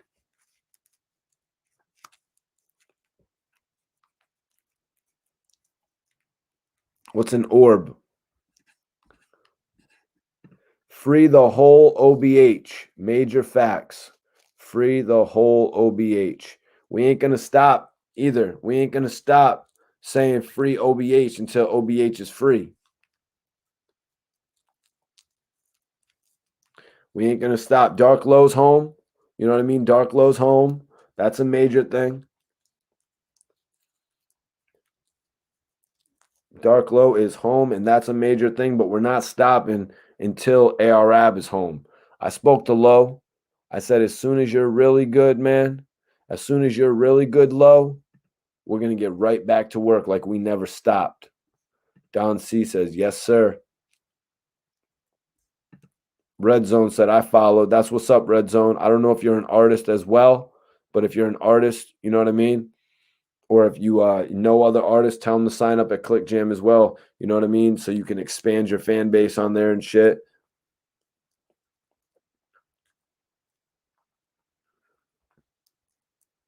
Sorry, y'all. I'm just twisting up right now. Excuse me. We'll get back to the joints in a second. Tonight we had two topics, actually. We had two topics. Young Buck releasing Ashtray, a new record aimed at 50 Cent and basically expressing all of his regret, can you say, really? Or all of his past memories, I guess you could say, with G Unit, where he wishes he was in life. Rapping on the record, this is the part where Banks would come in. Free J Batters. Shout out to Buffalo, New York. Danny Boy says, what's new on NBA YoungBoy and Durk? Well, you know, Lil Durk has a new record out with Pooh Shiesty. And it's called Back in Blood. So the record's starting to take off, right? Obviously. I mean, Pooh Shiesty is the hottest thing in hip-hop right now. So the record is starting to take off. And then this viral video started going everywhere. NBA YoungBoy's baby mama, YaYa Mayweather, on a yacht party, basically saying the record was weak, calling the track a weak-ass track, basically reigniting the beef. Or that wasn't really what reignited it. That's an opinion. But Lil Durk challenging her opinion, did he just rub somebody the wrong way? Is NBA YoungBoy going to be coming at Durk next? Are we going to hear more subliminals? I thought this thing was going to be over with. You know what I mean? I really thought this thing was going to be over with after what happened with Quando Rondo and King Von. You know what I mean? Quando Rondo hasn't been locked up. Thank God. You know what I mean? You hate to see people go to jail. You know what I mean? But now NBA YoungBoy and Quando Rondo are going to carry this shit on. Like, they got to take a step back and realize that their voices are more important than diss records. Their voices are more important than just hurling disses. You know what I mean? And making fun of other people. Like, their voices are too big for that, you guys. NBA YoungBoy should really put this shit to the side. You know, he should really put his shit to the side, in all honesty, at the end of the day when it comes to this situation. Lil Durk should put it to the side as well. Lil Durk has experienced the ultimate travesty. He lost his best friend. You know, he lost King Von. It's tragic. Yep, Red Zone. Bobby Shmurda is home. Bobby Shmurda. Bobby's back. The bad boy's back, you guys. Joseph says, what did YoungBoy do? Well, YoungBoy actually, he was listening to a Quando Rondo record not too long ago and basically co-signed the record. I had a few notes about it here. And, you know, a lot of people were actually going in on this online when NBA YoungBoy was seemingly co-signing the beef that Quando was keeping up. You know what I mean? He was keeping it up with the 300 camp, the OTF camp. So, so Lil Durk's rivalry with NBA YoungBoy reignited in the club. So, and also we got a little bit of King Von's beef with NBA YoungBoy explained as well. King Von's manager Track did an interview on Vlad TV, and there were a lot of rumors about King Von actually being in the studio with NBA YoungBoy's baby mom, one of his baby moms, not YaYa, but another one. I don't know her name off the top of my head.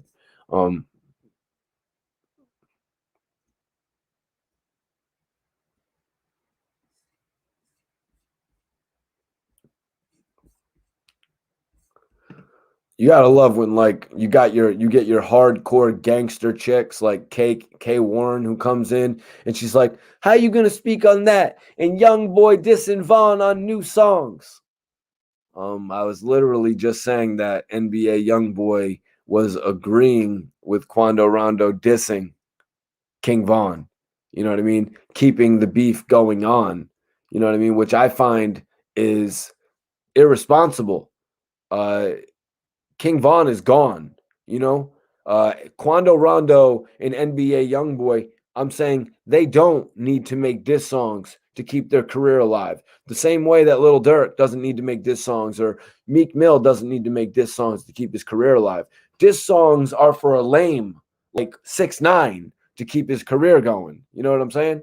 Some people don't actually need to do that.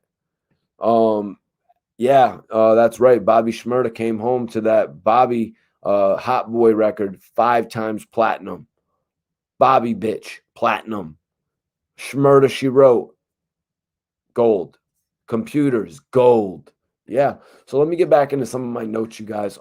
So Track, King Von's manager said that he didn't really entertain what artists do when it comes to females in his interview with Vlad. He said that on Vlad TV. And I respect that, but what does that say about their friendship, really?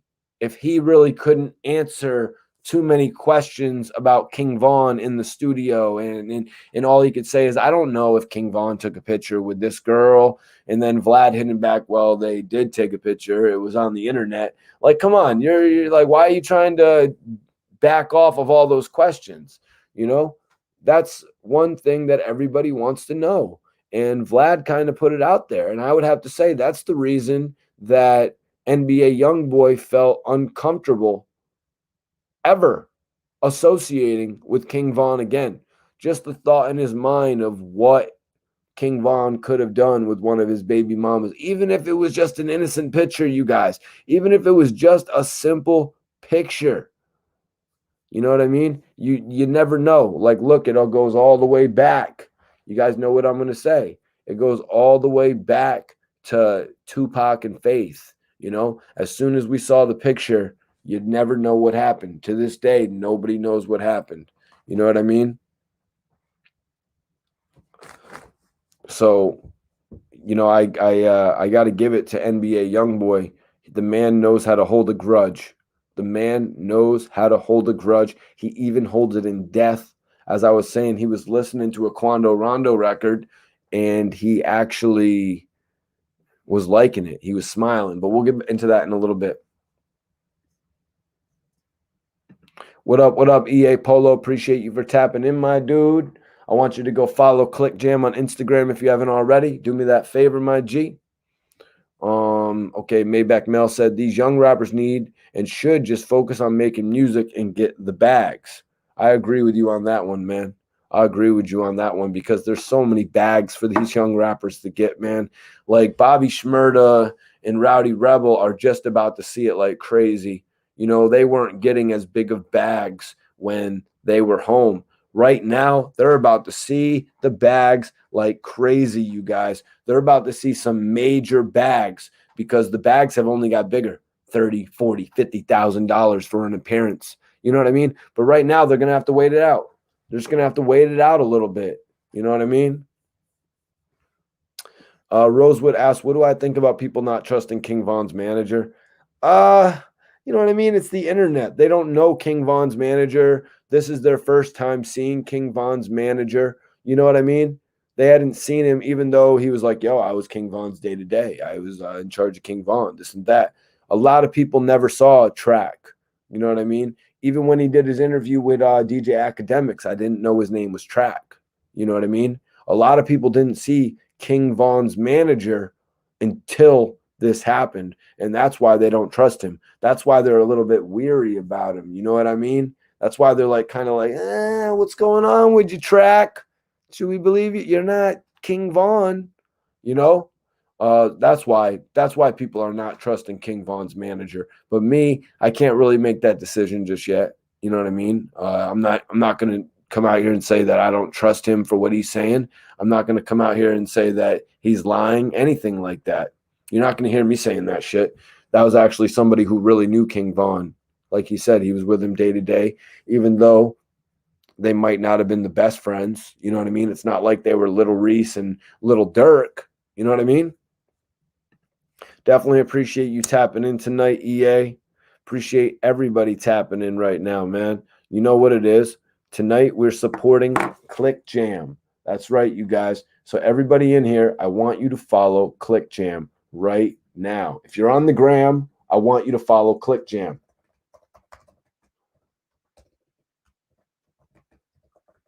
Follow Click Jam now, you guys. If you're on the gram, I want you to follow Click Jam. Just made that shit up. It spins, it goes right. Follow Click Jam now on Instagram. I want everybody in here, all 86 of you guys, to show me that support. Show me what we can do. I want y'all to fill Click Jam's likes up. Hit all them likes on all the videos. And then I want you to follow them as well. Show them what we can do.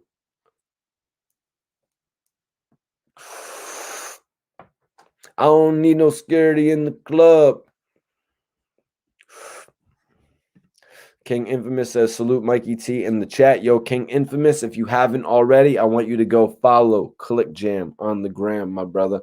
Rosewood says that he was actually managing YNW. He was actually YNW's manager too. Yeah, you know what I mean? He actually knew these guys a lot better than some people did. You know what I mean? He knew these guys a lot better than some people did.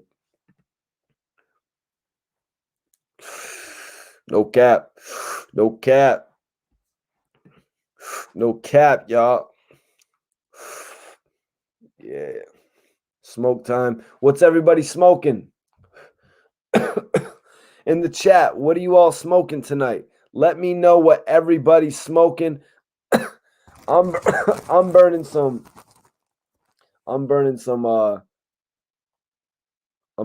good shit. I'm burning some wedding cake. Wedding cake.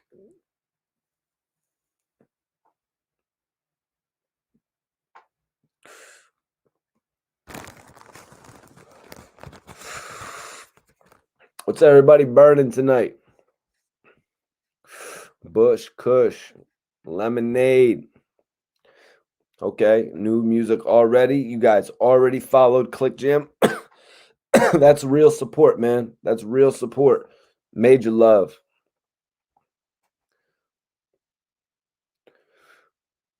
Yeah, Driz. Yeah, he is YNW Melly manager, and he's got a nice lineup. 100% facts. You know what I mean? To be working with those artists, it's kind of like what everyone was talking about with QC.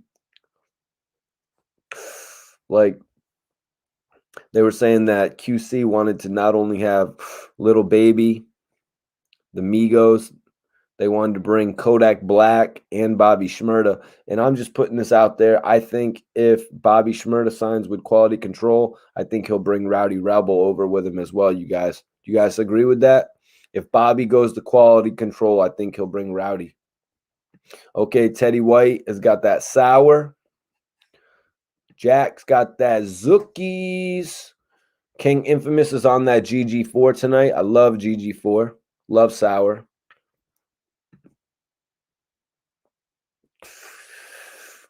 Red Zone's got that pink runts. Pink runts, huh? Red Zone? That's some shit right there, man. James Brown said, just me and my regular tonight. What do you mean by regular, bro? You smoking Arizona? What you mean? Yo, what up? What up? What up? What up? Bet on Cap. Cap, you coming into freestyle tonight? You coming into freestyle, Cap? You coming in to put these bars? Platinum 47, my man Rosewood steaming on that Platinum 47 tonight. I wouldn't expect. What is Platinum 47, bro?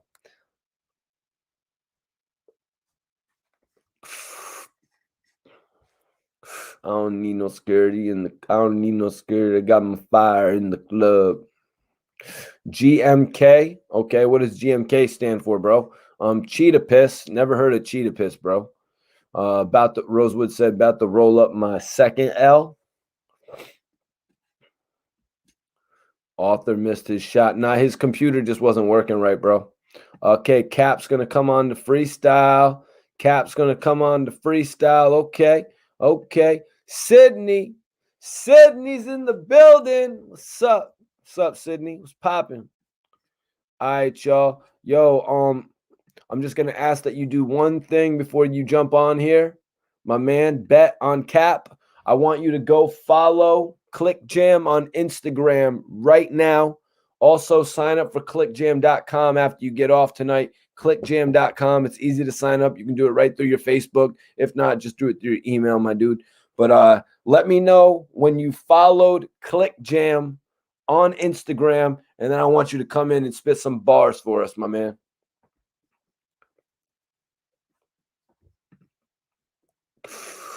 AZ. Oh, man.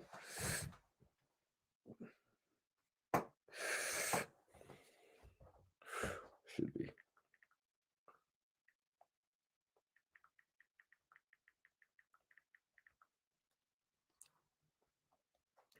Yep. All right. All right. So I guess we're gonna have a rapper come on at about 11:30 by the name of Taj. Not gonna tell you anymore. I'll let him introduce himself. All right. AZ is regs nowadays. Yeah, man, that's crazy. My man Maybach Mills got that Grand Master Kush. King Infamous just followed. Appreciate that follow. Click Jam. You know what it is. Bobby blowing that gas.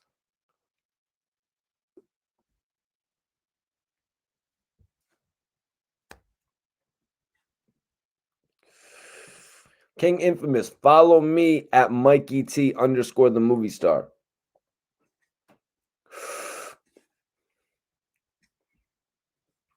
Rosewood got an OG hybrid. That's what that Platinum 47 is. All right. Let's go. We lit. All right, y'all. I'm posting it right now. Anybody want to come in and spit? We're letting the spitters come in. Posting it right now, you guys. This is the link. I want everybody that spits, come in and get your chance right now. The time is now, you guys. We're going to be doing this. We'll be on live till about midnight tonight. So let's get it. Who's going to come on and spit? You can spit about anything. Come on and spit about Lil Durk and NBA YoungBoy having issues. King Von and Quando Rondo. Come spit about Young Buck leaving G Unit, 50 Cent. Show me how creative you are. You know what I mean? This is an open space right now. Rosewood asked, why are you smoking Arizona, bro? It's official. Phone going. Queens Bank said phone going dead. Oh, I didn't even finish my notes about the Lil Durk and NBA YoungBoy shit. Man, Lil Durk, you be getting spicy on the internet, bro. You don't need to respond to no YaYa Mayweather. That's a man. You don't need to respond to that shit. Now NBA YoungBoy is gonna catch wind of it and be like, oh, this dude's still trying to diss me. But in all honesty, it has to be NBA YoungBoy dissing Lil Durk to his baby mama, like, yo, that dude ain't shit. Don't play Durk's music around me. Da da da da da. Hell, here comes the phone's dying excuse. It's all good, man. It's all good. We're gonna have a few people come on here and spit tonight. Let me see. Where's my guy?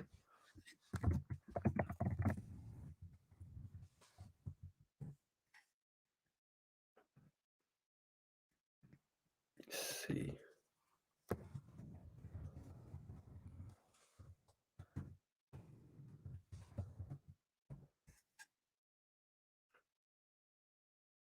Need security in the club.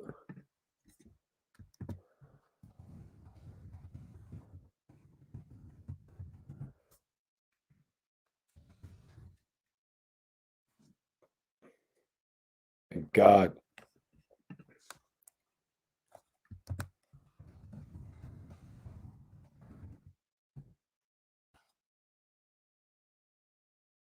Okay. Everybody go ahead. And send this video out to everybody.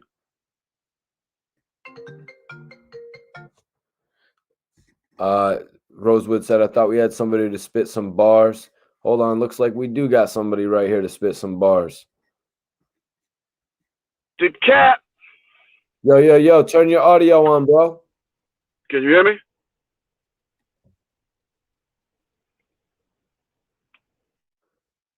Yeah. Hey, yo. Log back in. All right. Tim, I'm going to find out who that is. I'm sure his name ain't Tim.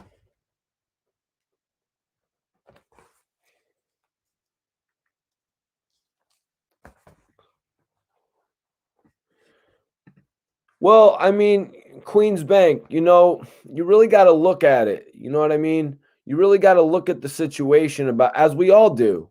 You know what I mean? When you make a comment on one of your friends' post on Facebook, when you make a comment on something in general on Facebook, you're always thinking about the comment you're going to make or the thing that you're going to retweet and how it's going to affect somebody else.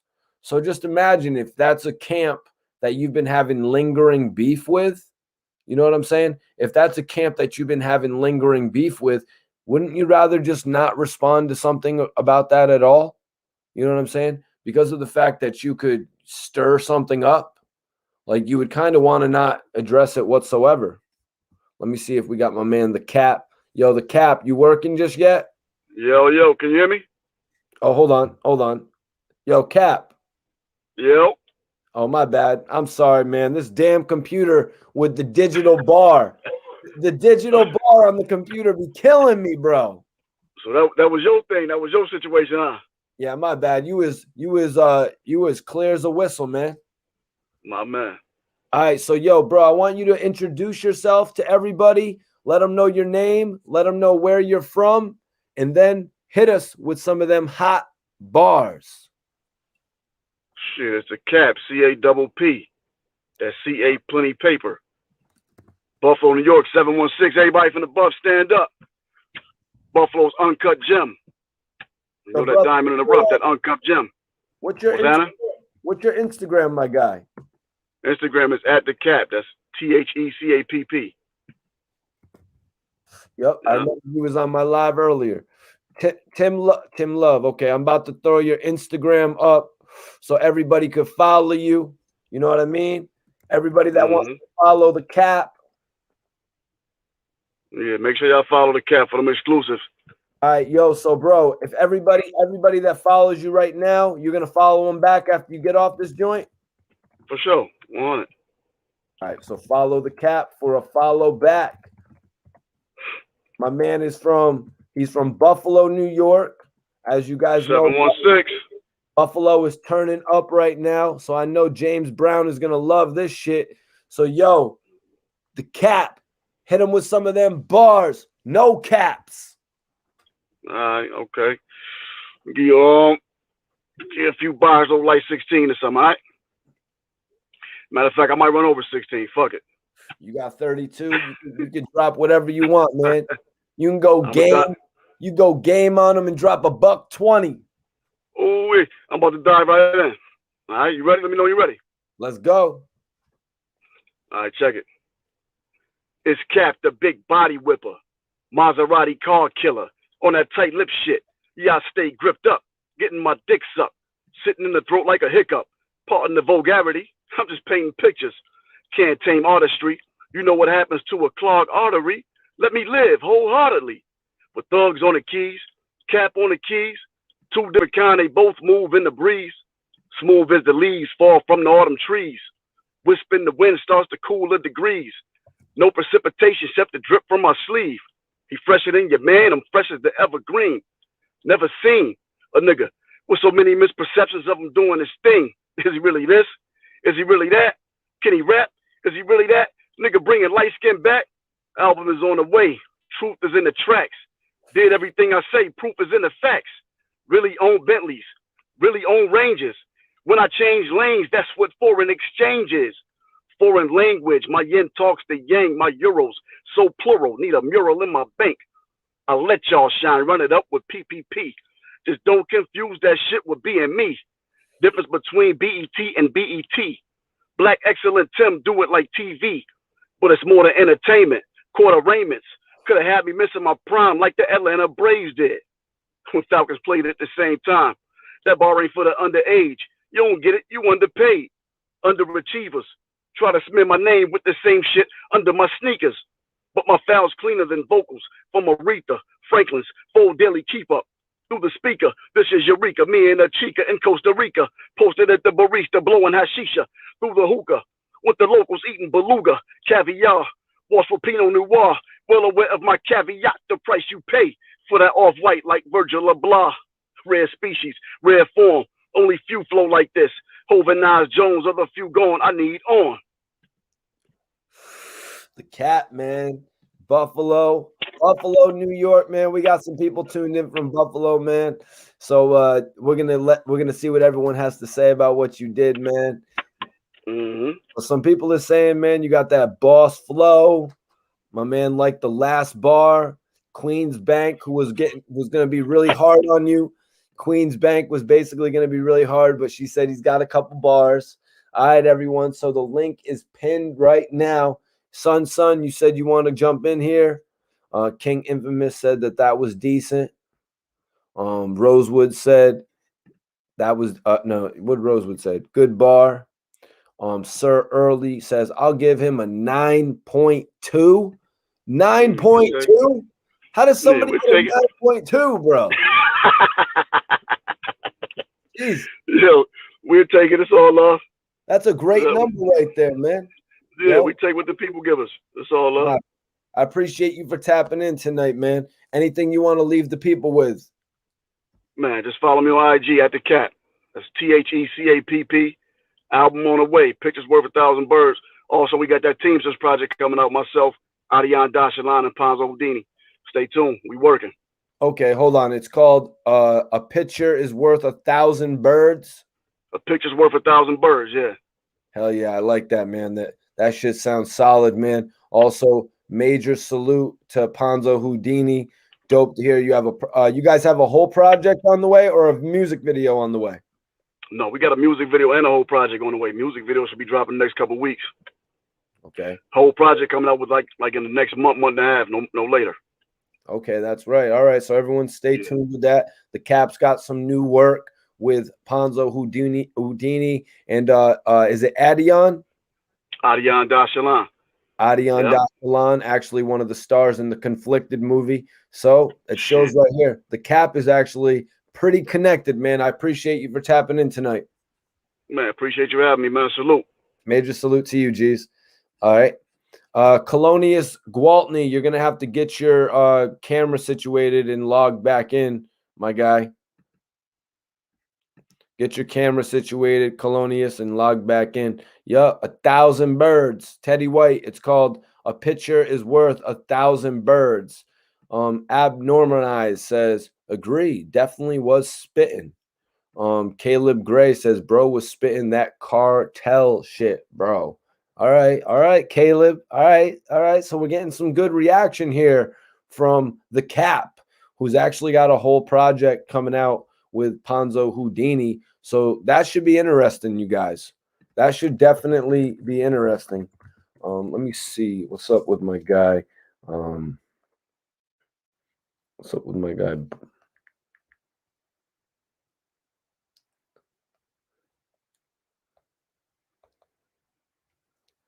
Okay, son, just get your thing situated and you'll be good to go.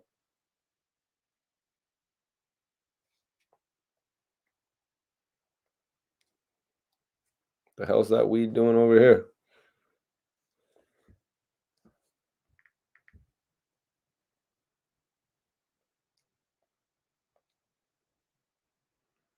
All right, I just sent the shit to Bari. Son, you got to get your device connected properly. Yeah, Ponzo Houdini is working hard. He's actually got his new project, You Know the Vibes 2, out. James Brown says, give him the bag. That's right. James Brown is actually from Buffalo as well. It must have been cool to see one of your brethren from Buffalo in here, man. You know, it must be really cool to actually see Buffalo, you know what I mean? Niagara Falls, Rochester, upstate New York, standing up right now, man. Maybach Mel said, Pondo knows my homie Omega Red.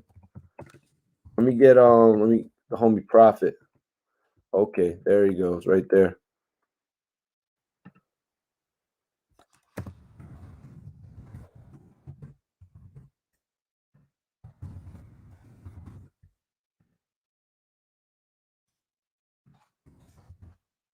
Okay, let me send this shit to Ponzo while we're at it.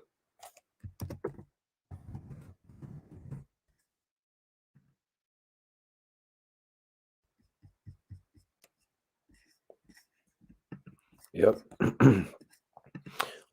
Caleb Gray says, I can hear him on a song with Benny the Butcher. Huh. Okay, that says a lot about the homie. All right, Triggs Amos podcast. What's up to you? Salute to you, man. Shout out to Michigan tapping in. Yeah. Steve Franco, Albany in here live, 518. Well, if you guys want to freestyle, if you guys rap, tap into freestyle. Tonight, we're letting people showcase themselves. Tonight, we're letting talent shine. The link is posted it's pinned. The link is pinned right now. If you guys want to tap in, come tap in and freestyle. Sir Early says, salute to Cap for getting up here. Teddy White says he's got them grown man bars. Man, y'all are awesome. The way that you guys react to some of the spitters that come on here, you know what I mean? Bobby Beeston Board Simmons says it's a lot of heat in that city. A lot of heat in that city.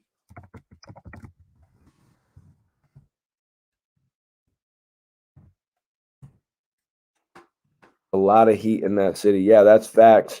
Buffalo, because it's a few different areas all combined. You know, you got Buffalo, Niagara Falls, Rochester. Believe it or not, I mean, they're right up there by Canada as well. We got to see Benny the Butcher and Drake. Am I thinking a little bit too ahead? Am I getting a little bit ahead of myself, guys? Talking about Benny the Butcher and Drake. I mean, that would be an amazing, you know. Triggs Ammo says your channel and interviews are dope. Keep grinding. Yo, I appreciate that, man. Let me know which ones you've liked. I hope you like the PD Crack joints I've been dropping this week, as well as the Uncasa. All right, let me see if our homie, excuse me, let me see if the homie Arthur can get up in here. Yo, Arthur. Can't hear him. Yo, is this Arthur the Arthur? Believe it or not, I mean, they're right up there by Canada as well. You got to see Benny the Butcher. Yo, turn that down so we don't hear it. We're hearing it in the background. What the hell? Amazing. Yo, turn that off, brother. Triggs Ammo says your channel. I can't hear shit. What? Yo. You can hear me. Yo. All right. Yo, bro, do you want to spit? Around my value, man. Sorry, bro. Sorry about that, man. Computer's not working right. Teddy White says, nah, I can see Drake doing a track with Benny. Yeah, it's crazy. Lil Wayne has done a track with Benny.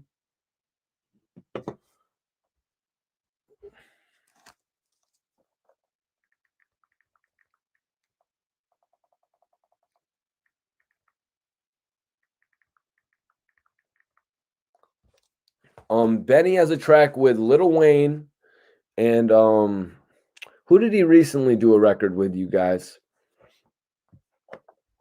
It was Lil Wayne, but also somebody else, I imagine.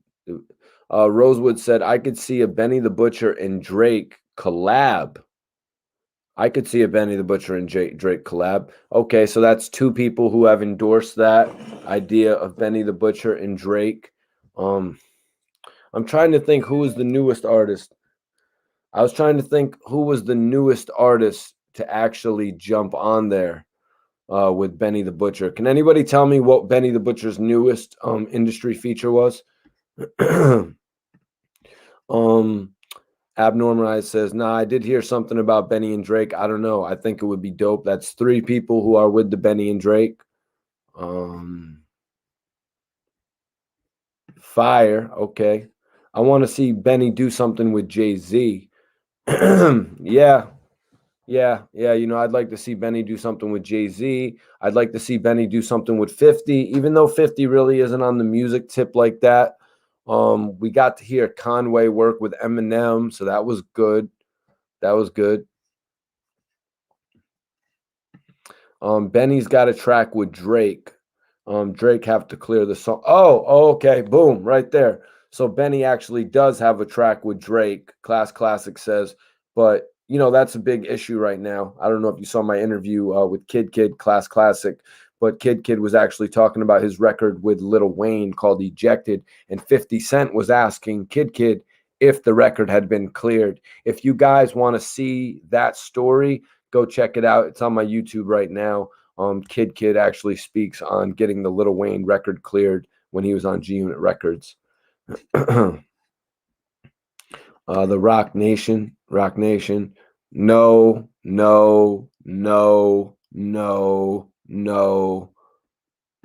Maybach Mel says that Benny worked with a Boston rapper called Last Days. No, that's not what I'm talking about, bro, but that's cool. That's cool to know. What's their record? What's that record called? I always like to check out new Benny the Butcher shit, man. Benny the Butcher actually did a record with my homie Dirty O, who has the No Gimmicks podcast. And that record was called No Bank Accounts. I don't know why I don't think they did a video for that. I don't know why Dirty didn't do that video and put that shit on MTV. But yeah, I think Benny the Butcher and Drake collaborating would be ill. I think Benny the Butcher and Drake collaborating would be ill. Benny the Butcher and Drake, Benny the Butcher and Jay-Z. Oh, yeah, that's right. Benny the Butcher was in the studio with Kanye West, because that's what I was going to say next. Benny the Butcher and Kanye West. They actually got in the studio. Did you see that?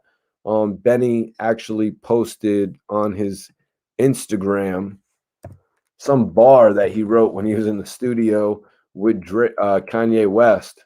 What was the bar? Let me see if I can get to it. You know, he's like, went from a brick of yay with a stamp to lunch with yay.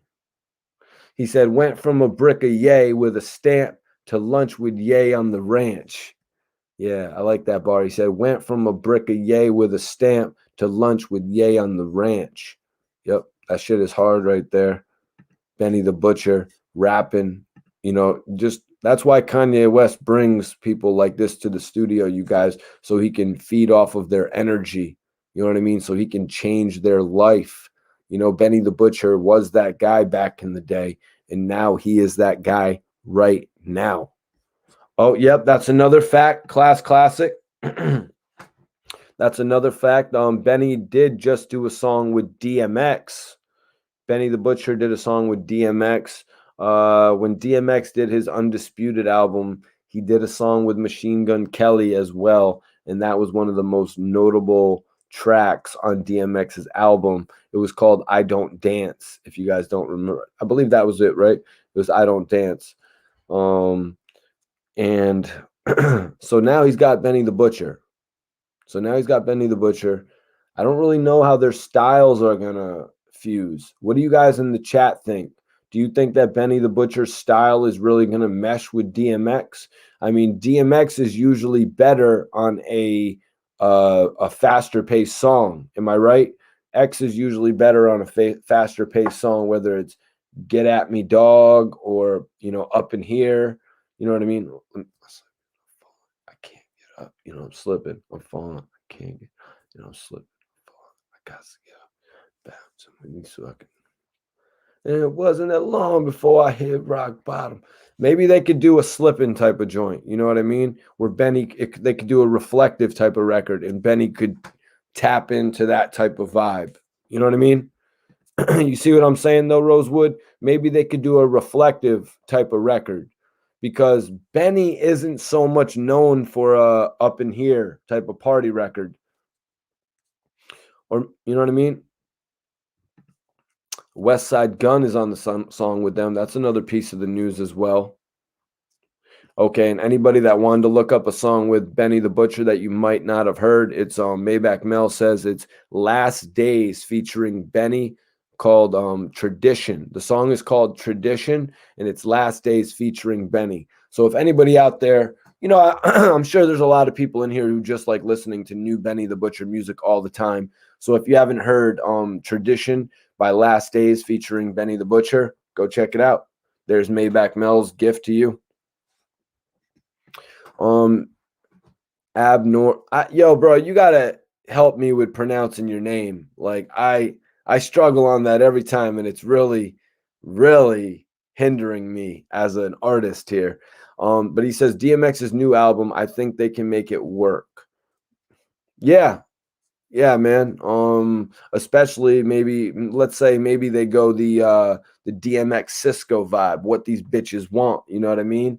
You know what I mean? And they just do a what is the type of record? If they just do a record that has like a basic hook on it, you know what I mean? Maybe they'll do something like that.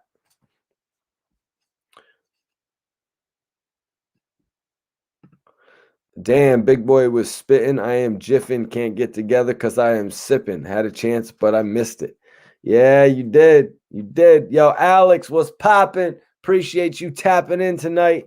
Yo, if anybody wants to come and spit, you hit that link that's pinned. I want everybody that raps to come in here and showcase your talent tonight. Here we go again. I don't know if Benny can jump on that type of vibe, though. You know what I mean?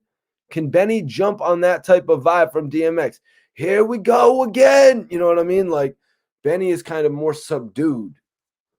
I want to see what they do. Maybe that makes me more interested in the track. You know what I mean? Seeing Benny go out of his vocal range a little bit, seeing him try to do something new with his music. Maybe that's what interests me in the joint.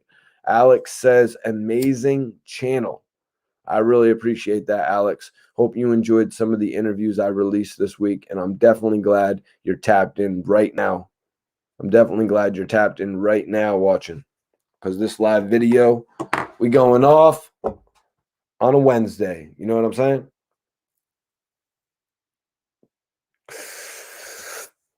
It's been a great show. We've been talking about Click Jam tonight. Also, we have been Kid tapped in and joined us. You know what I mean? El Dog says Benny go hard. Bobby said Benny kills everything. Benny kills everything. Yep. You're right. Benny kills everything. I'd have to agree. So you know what I mean? I would like to hear a new sound for Benny. You know what I mean? I want to hear him with DMX. I do want to hear it, but a lot of people are kind of thrown off by it. You know what I mean? Benny has done other things that we wouldn't expect him to do. Look at the collaboration with French Montana. Look at the work he's been doing with Russ. You know what I mean? Right now, he's currently in the studio with Kanye West. Somebody in the chat said that Benny the Butcher actually has a record with Drake that they're just trying to get cleared.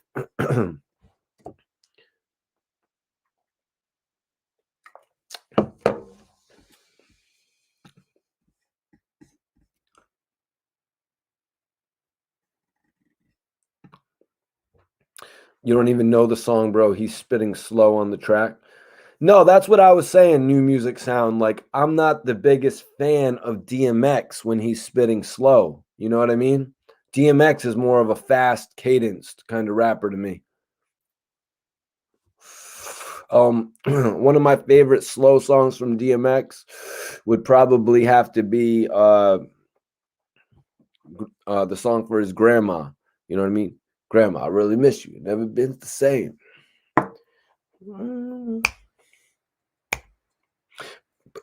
Yeah, and then didn't. They don't know. You know what I'm saying? Like, Benny could get on that. He could have got on that Great Depression era level shit. Yep. Yo, bet on Cap. Yo, salute my brother. Appreciate you for tapping in tonight. If anybody wants to show any love to the channel, hit that Cash App. If anybody wants to show support to the channel, hit that Cash App right now. Show some support. Any donation is appreciated, you guys.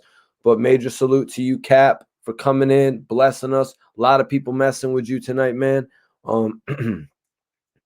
But yeah, new music. You know, like DMX isn't the best to me when he's rapping slow. But like you said, we're just gonna, well, like a lot of people are saying, we're just gonna have to wait to hear it. We're just gonna have to wait to hear the record, because I know there's probably, am I wrong saying 1 million? Like there might be 1 million people waiting to hear that song. Benny, West, and Conway are keeping the East on the map. Well, I mean, French Montana is doing his thing right now, bro. You know, French Montana is doing his thing right now. All of New York is doing their thing, man. Bobby Shmurda and Rowdy just came home. Casanova just got locked up, but he was doing his thing. 22 G's, you know what I mean? CJ, New York is doing their thing right now. New York is doing their thing. It's not just Benny and them keeping them afloat. Yo, Corral, can you get a video camera up and I'll bring you on? DMX Living Legend. That's not the album though, is it? Reasons to Society? That's not what the album's called, right? Yo, Corral. What's poppin'? Hey, man, can you get a picture up? Do you have a camera? Hold up. Yep, just get your camera situated. We'll get you on here to spit some bars, man. Yo, Maybach Mel. Major salute to Maybach Mel. $5 super chat. Major salute to you, bruh. Really appreciate you stopping in tonight. Really appreciate you tapping in on the lives and shit. You know what I'm saying? Showing love, especially with the $5 super chat. If you had any question in particular, just ask it, bro, and I'll answer it. But we've got our next freestyler about to jump on. If anybody else wants to support the channel, hit that Cash App, Mikey T Movie. But major salute to my guy, Maybach Mel's, on the $5 super chat, bro. Appreciate you, man. All right, let's bring in our next spitter, though, you guys. Yo, what up, my guy? Can you What's poppin', my nigga? Yo, can you introduce yourself to everyone and let them know where you're from? I'm Corral Moore from New Orleans, Louisiana. You dig? Corral Moore. Yo, what's your Instagram, my guy? Corral Moore. Corral, Moore? No, one O on him, Okay. last name. I'm Okay. representing that AK-47 gang, though. You there? AK-47. Shout out to my nigga King AK. You there? The Right, newest, hottest YouTube blog. I don't know if you heard of him yet. You heard of him yet? what's his name? King AK-47. King AK-47. All right, salute to King AK-47. Corral Moore, you're an artist. I want you to tap in with Click Jam as well. You know what I mean? It's a social media platform, but you can expose yourself more as an artist as well, bro. So I want you to give the people what they're here for. Hit them with some of them hot bars. All right. Before I rap, fuck Death for the Cloud Chaser. But look here. Oh, come on, bro. Look, I'm about to rap. That's my bro Look. right there. That nigga pussy. Look, but I'm that dude, that individual, leaving you individual. Bullets hitting and spit at you, leaving you niggas critical. Fizzles, missiles, and pistols. Had you looking up pitiful. Dribble like Kerry Kittles. Chilling, spitting these riddles. Sitting right in the middle with chicken, diamonds, and liquor. My bitch, I find and whip her. Get a dime and a dipper. I got the iron in the zipper. Bust a 9 and I flip you, then do time and forget you. Why the mic, let me rip it. Get the gun, let you kiss it. Slice your throat in the kitchen. You bitches, you better mention. I leave you dripping. Leak you run like an engine. Leave you slumped on the engine. Got bullets plucking and spinning my click. I'm calling them ninjas. Hit all of your dentures, your shit, all in the fences. Not pitch, I'm getting richer. I leave your day with the fishes position. I'm on a mission. Up in that expedition and clear you up like some dishes and leave your face on a picture, nigga. Okay, man. So you go by Corral? Yeah. You go by Corral. Where'd you say you was from, my dude? New Orleans, Louisiana. New Orleans. All right, man. That's Ninth Ward. That Ninth Ward, you said? Yeah. Yo, man, that's dope. You know, keep going with your music. Obviously, you're online, marketing yourself. You know what I mean? The only reason I say don't be dissing people like that is because you need all these channels and shit like Right. that to market I yourself. only dissed him because he dissed my dog AK. I was Oh. on his live. He was dissing my dog King AK for no reason. So that's why I did it. Okay, I hear you, man. But you know, like you don't need to I ain't play do that for that though. I did on here because I wanted to hear bars, but I was telling right, people to come over here. I'm right. sending That's why people over here too. I appreciate you, man, for sure. You know, just keep on showcasing yourself. Tap in again, man. You know what I mean? But don't get so caught up on the internet shit. Be more caught up on showcasing yourself as an artist. All right, now y'all give me a 1 through 10 if y'all was feeling that shit. But All shout right, out to you, dog. all right, we're gonna do some ratings on you in a second, man. All right, y'all. We got another spitter about to come in. 1 second. Oh shit. CC, get your camera right and come back in here. Yeah, I wanted to kick a little game to Carell right there at the end. You know what I mean? He was talking about his homie King AK-47, who's a blogger. You know, sometimes on the internet, bloggers, you know what I mean, go back and forth and shit like that. You know what I mean? Death of the Clout Chaser is obviously a close affiliate of mine, one of the top rising blogs, actually. You know what I'm saying? But let's get into some of these. If anything, I hope that I could show Carell, like, yo, this is about showcasing your talent. You don't need to jump on the internet and saying F that, screw that, they suck, when you got actually a flow that you can, you know what I mean? When you got a flow, when you got a presence, you know what I mean? Obviously, Carell has a lot more talent than that. So let's see some of these votes here for Carell. Okay, CC Prestige is about to join us, though. 7.5 from Teddy. New Music gave him a 10. Bobby gave him a 10. 9.75. 7. 7.5. Okay, 9. Jesus. Carell, they're giving you some good numbers in here, man. See, that's why I say, man, yeah, the beefing is stupid, especially when you have all that talent. You know what I mean? Carell jumps on here. He got the look together. He can actually speak. You know what I'm saying? But let me bring in our next spitter. All right, CC. Yo, unmute your shit. Hey, All right, CC. can you hear me? Yeah, we can hear you. What up? What up? What's good? Okay. What's good? All right, so represent for the 616 Bellevue, Michigan all day. Michigan. All right. Well, hit us with the But let everybody know your rap name and hit us with some of them hot bars. my rap name is CC Prestige, and I'm about to hit y'all with this quick 16. Y'all ready? Get it? My mind is trapped in school, living behind that ghetto wall. Take that wrong move, you gon' make that ghetto fall. I'm dressed in all black ones with a fitted cap. Posted by the block with them guns, go boom, clap. Riding in the ghetto streets, you know it's always ghetto beef. Meet the right ones and put your ghetto ass to sleep. We need some ghetto peace, but it's always ghetto beef. Niggas looking for that change every day, ghetto creep.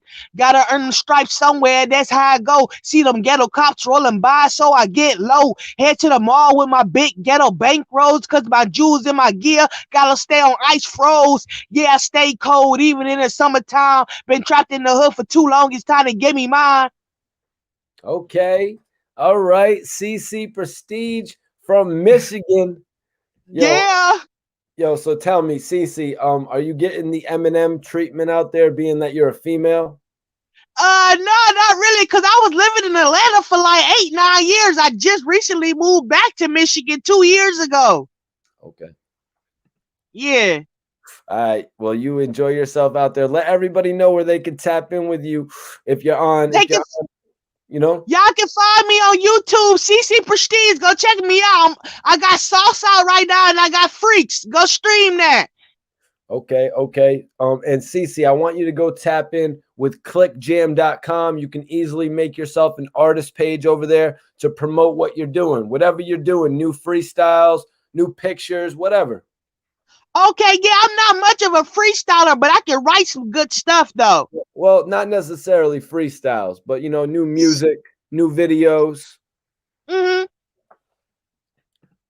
Okay, I thank you for the opportunity. All right, CC, appreciate you for tapping in. All All right, thank you so much. Okay. CC Prestige, y'all. Go look her up. She's got a pretty cool name. She's actually a female artist from Detroit, so that's a little bit different. You know, that's why I had to ask her about that whole shit. You know what I mean? The Eminem treatment. But that was a long time ago. DF Leopard was popping, man. How you doing tonight, G's? Clickjam.com in the building. You heard? Appreciate CC Prestige stepping through. Appreciate Carell stepping through the freestyle. The homie Cap, the Cap set it off. You know what I mean? Buffalo, New York set it off. Harmonia Carter said, great job, CC. Ali Poe said 7 out of 10 for delivery of bars. So that's actually Australia hearing your music, CC. That's Ali Poe from Australia, actually, Sydney, Australia. Teddy White says that you can get a 10 if you show your big toe. I'm not sure. I don't think we're gonna do all that tonight. James Brown, Buffalo, New York says very good. You know, I think this is I'm not sure, you guys. Is CC our first female spitter on the show?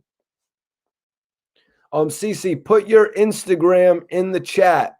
Type out your Instagram and put that shit in the chat so everybody can know what your Instagram is and shit.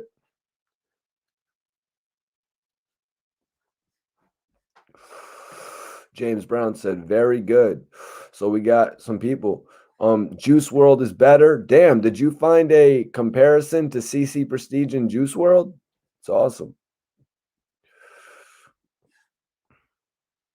Salute to everyone that came with the bars from our guy Rosewood. Appreciate that, Rosewood, man. You know, we had a couple spitters come through tonight. I think we got a couple more coming through, actually. Damn, my man. My man right here says 3 great spitters so far. That's what's up. That's what's up. Okay, so we got some interest going right now. Let's get some more spitters in here tonight. Let's get some more spitters in here tonight. Let me see what I could do as far as looking on the shit.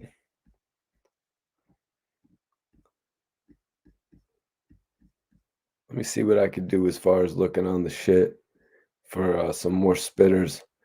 I can't find nobody on my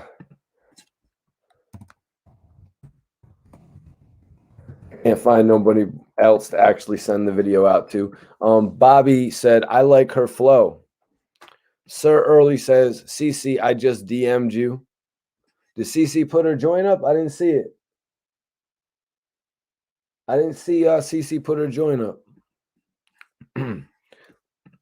Ali Post says, yes, your family down under. You already know, Mikey T. Yep, that's crazy. Down under messing with the flows. All right. I could appreciate that. You know what I'm saying? I could definitely appreciate that. Teddy White, who is really a hard judge. Teddy White is really a hard judge. And he said that they were all decent so far. So I appreciate that. Okay, my man Sir said he found it. That's how you know when somebody's interested in some talent right there. You know what I'm saying? Like when they actually go out and they look it up and they find out how to actually, when you see somebody online freestyling and shit and you're like, yo, I'm interested. Yo, salute my guy. Appreciate you. Definitely appreciate you. He said, I never disappoint. Well, you know, that's a few shows that actually James Brown came in on. That's a few shows that James Brown actually came in on, and I guess he's been entertained from every show. Oh, the real SNF. Damn it. Put it in the other chat, CC. Come on now. The chat where everyone can see it. Yes, this Red Bull is hitting. This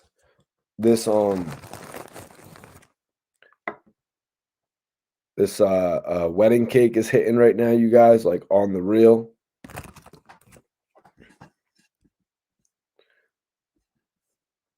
Okay.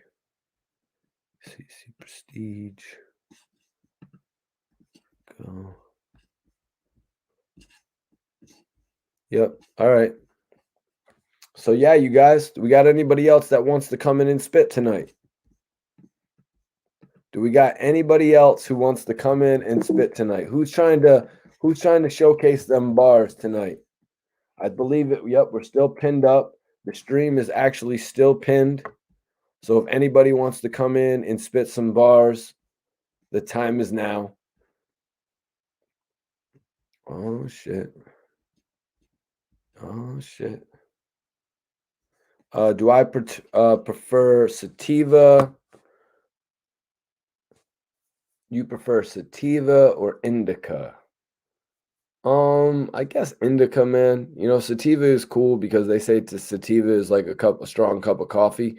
But indica, I like that shit that really can put you down. You know what I mean? I like the body high in particular. You know, I'm big on the body high. Carol Moore said Ali Poe shout out. He said he's got more. Let's see if we can get anybody in here. Let's see if we can get anybody in here to actually go against Carell Moore. Bar for bar. Bar for bar shit. You know what I'm saying? Let me see if the...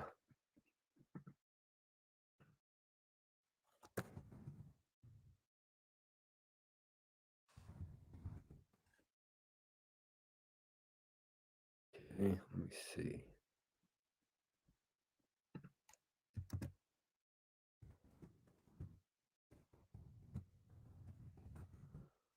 Sorry, y'all. I'm sorry for the dead air. Rosewood said, I'm going to drop a case of water off for you. All right, Rosewood, hit that Cash App, my brother. Cash App, Mikey T Movie. Cash App, Mikey T Movie, my brother.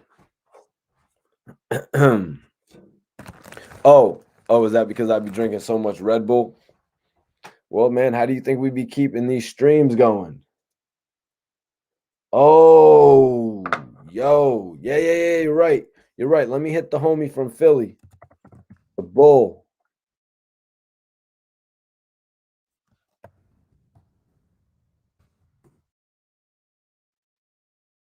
See the homies from Philly.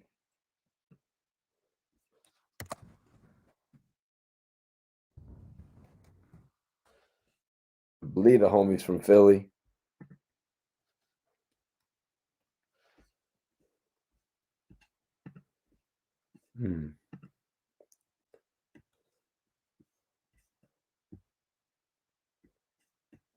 Nope, that's not going to work.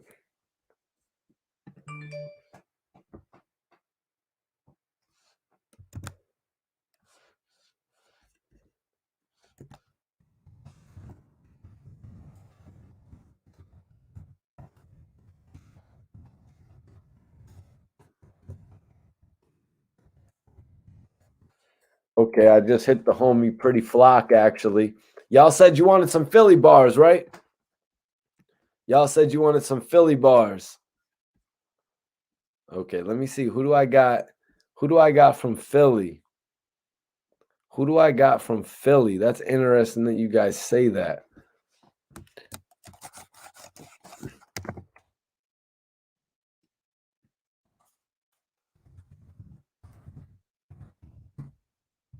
Okay. Gilly the Kid's son. Gilly the Kid's son. All right, that's what's up.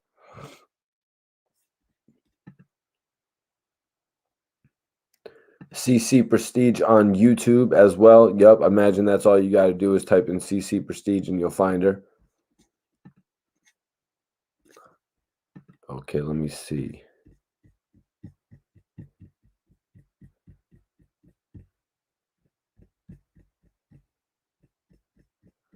Let me see. Okay.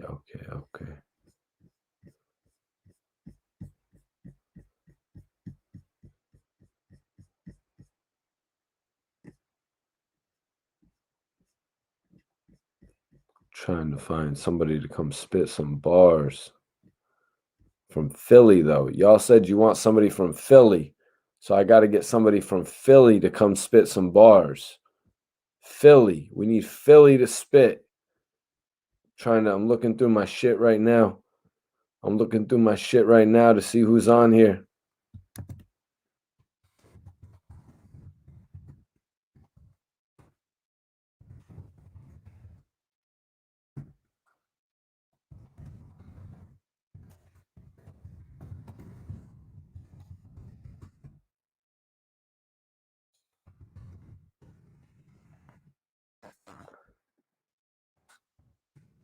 Hold on.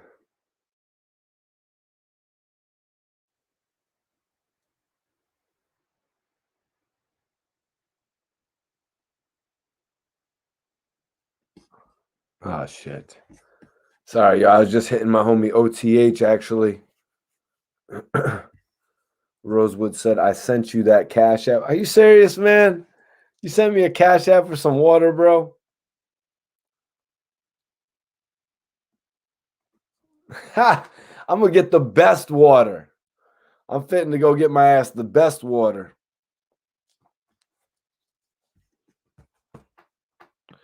Damn, Quilly? Quilly? Oh, who am I working on right now?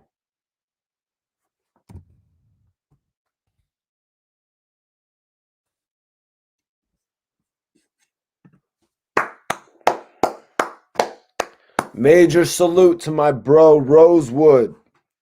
My guy, Rosewood, man. Yo,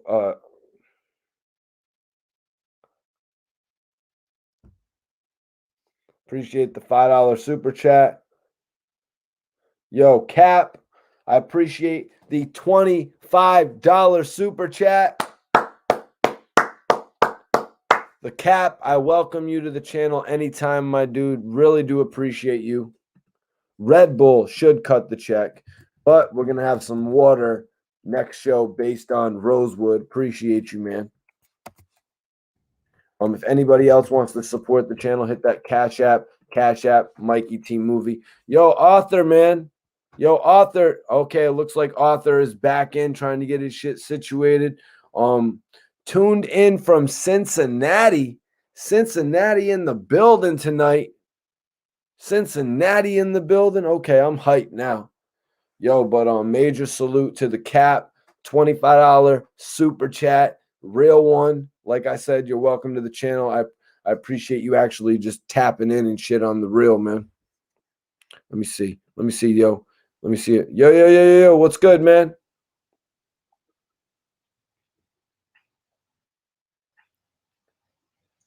What's up? What's up? What up, man? What's up, Mikey T? Your camera's moving a little slow, bro, but hit us with some bars.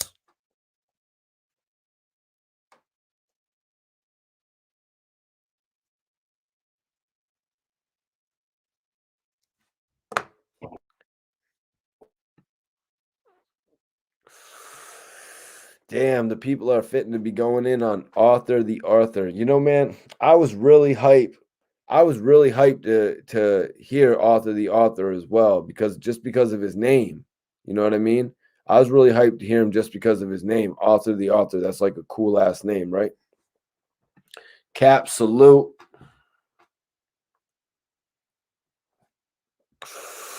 Yo, Sir Early, it's not about that. I think it's literally just his internet connection, bro. It's not about that. It's literally just his internet connection.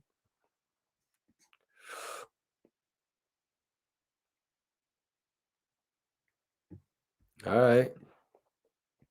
Ali.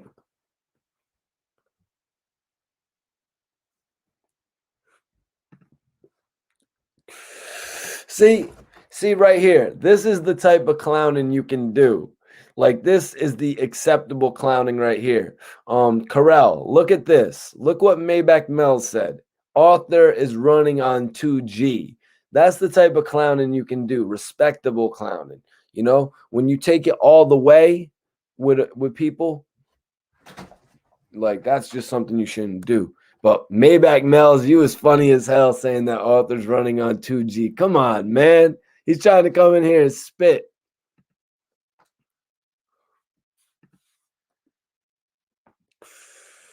Okay. Harmonia Carter says that CC can be found on Instagram at the real SNF and YouTube at CC Prestige. Thank you for that. Yeah, facts, Rosewood. I like that name. I'm just waiting for him to come spit. Yo, Rosewood. Yo, who from Philly can we hit up to come spit? I'm thinking. Yo, Juan. Little ass roach. Right. Right. I challenge you to come on the live video and show how much bud you have on deck, bro. Hold on. Getting a call. I'm getting a call. Juan. No, Juan. I don't front weed. I'm sorry. I will not front you an eighth, Juan. I don't front. Have a good night, Juan. No, you're good, Carol. You know what I mean? Obviously, a lot of people mess with you, man. You know what I mean? I just don't want you to go all 50 Cent. You know what I mean? Where you're dissing everybody and then you got, you know what I mean? You got nobody to look back on and shit. You know, like 50 kind of screwed himself. You know what I mean? Dissing a lot of people and when he really needed them. Like he had to eventually go back to Jadakiss and Styles P. We saw it. You know what I mean? On his album Animal Ambition, he featured Jadakiss and Styles P. Look what happened with him and Fat Joe. You know what I mean? Then he burned out the opportunity to ever have a relationship with Cameron or any members of Dipset. Him and Jim Jones still aren't even good.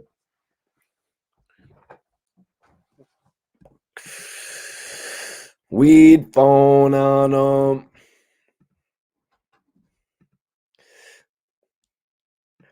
Got him. Yo, Juan. Yo, Sir Early is hilarious. Sir Early says that Arthur was sitting Indian style ready to spit some fire. You gotta be shitting me right now.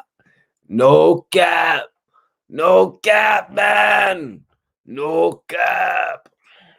Nah, it ain't no cap. It ain't no cap in here anymore. It's the cap. Major salute to the cap.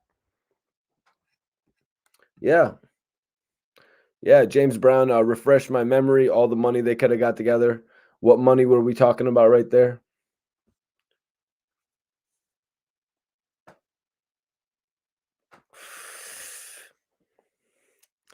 Yo, guys, in the chat, Juan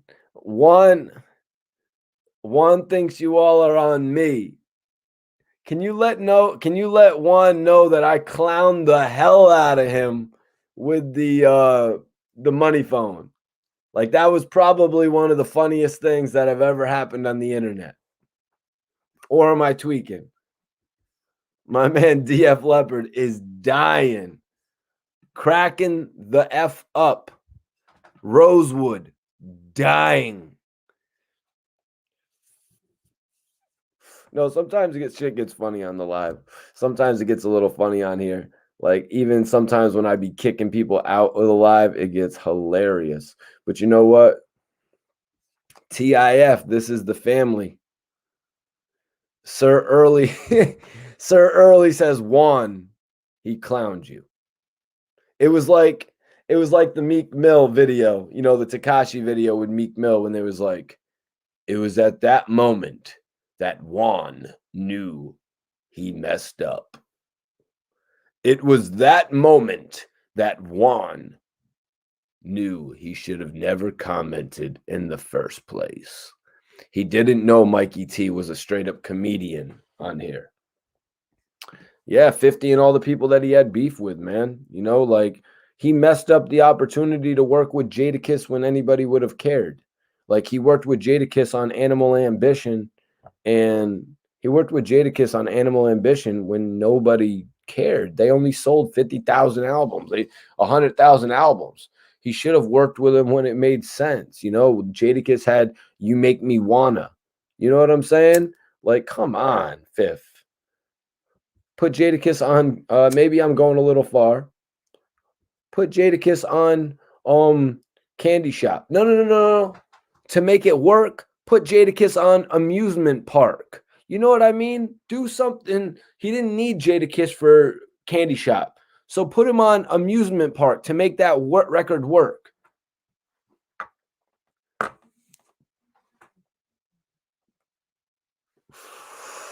Whoa. Nah, Juan, bro. Come on. Don't say that, Juan.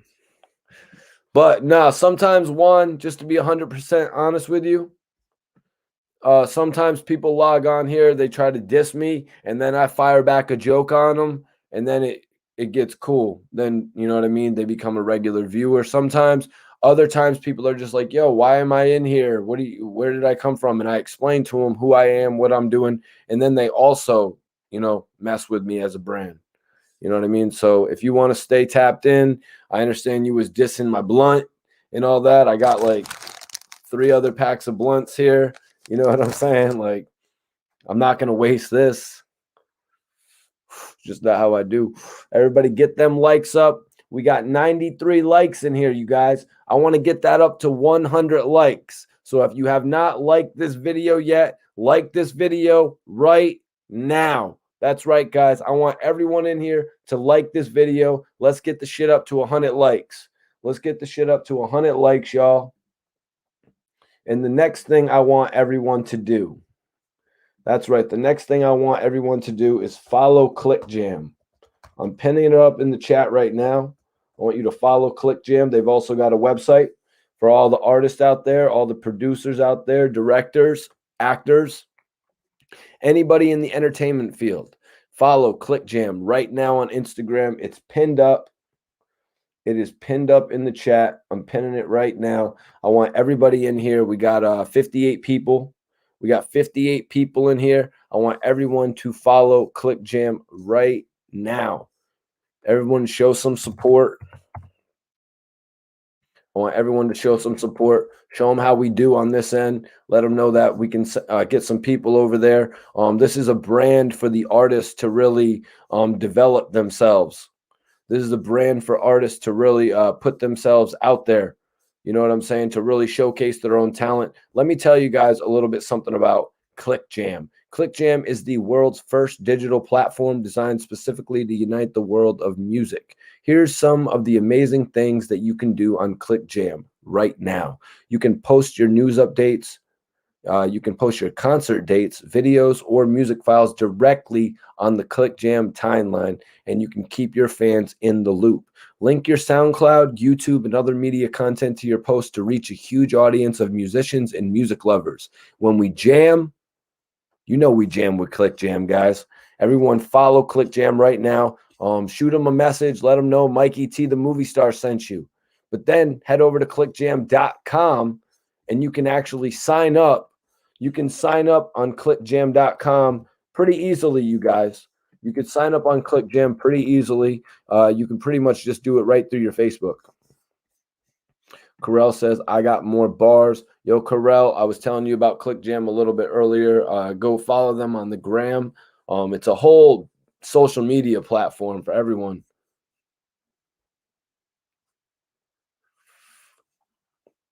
Yeah, Caleb, man, I always challenge myself to do more content, to do better content, to do the best content. You know what I'm saying? And I'm not going to burn out.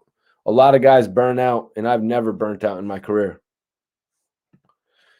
Yo. Okay, yep. Carell, yo, if you want to send a Cash App in, Cash App, Mikey T movie, send a Cash App donation. I'll let you come on, spit some more bars for sure. Definitely appreciate that. Definitely appreciate anybody who sends in a Cash App donation to support the site. Damn, we got 97 likes. All right, salute, Carell. We got 97 likes, you guys. We need 3 more likes. I need 3 more likes on this video. Let's get this shit up to 100 likes, you guys. What's good, Janetti? I'm fitting to roll me up another blunt. I want everyone who's just tuning in to hit that like. Let's get this shit up to 100. We had 98. Oh, there we go. 105. Movie. And now everyone follow clickjam.com. Follow ClickJam on Instagram, you guys. If you're an artist, you know what I mean? You're a producer. If you work in the entertainment industry, ClickJam is going to be a good place for you to basically showcase yourself. It's like a press. It's like an electronic press kit. Basically, you go on there. You can put up all your new content. If you got new freestyles, say you got like freestyles like 50 and G Unit used to kill freestyles back in the day. You know what I'm saying? If you got new freestyles, you can post them on there. If you have just new music videos, or if you have news and updates about yourself, like say for instance, you're doing a new project with another artist. Like earlier, we spoke on Young Buck working with DJ Paul. You can post news and updates about that onto the Click Jam timeline, you know, and it'll be seen by a bunch of other talented individuals, musicians, and creators themselves. You know what I mean? You can use this as another branch to promote yourself, guys. It's clickjam.com. It's really easy to sign up. Really easy to sign up. Boom, boom, click, click. You know what I mean? Attaches right to your Facebook, and then you can get to work and start following a whole network of new people. You know what I mean? You can literally get so many new people on this to actually interact with and to see your content. Caleb says, your shit's real. Ollie 1017 was popping, kid. Rico Lanes, Freestyle King. All right, yo, Antonio, tap in, man. You want to come in and freestyle? Janetti said he's number 100.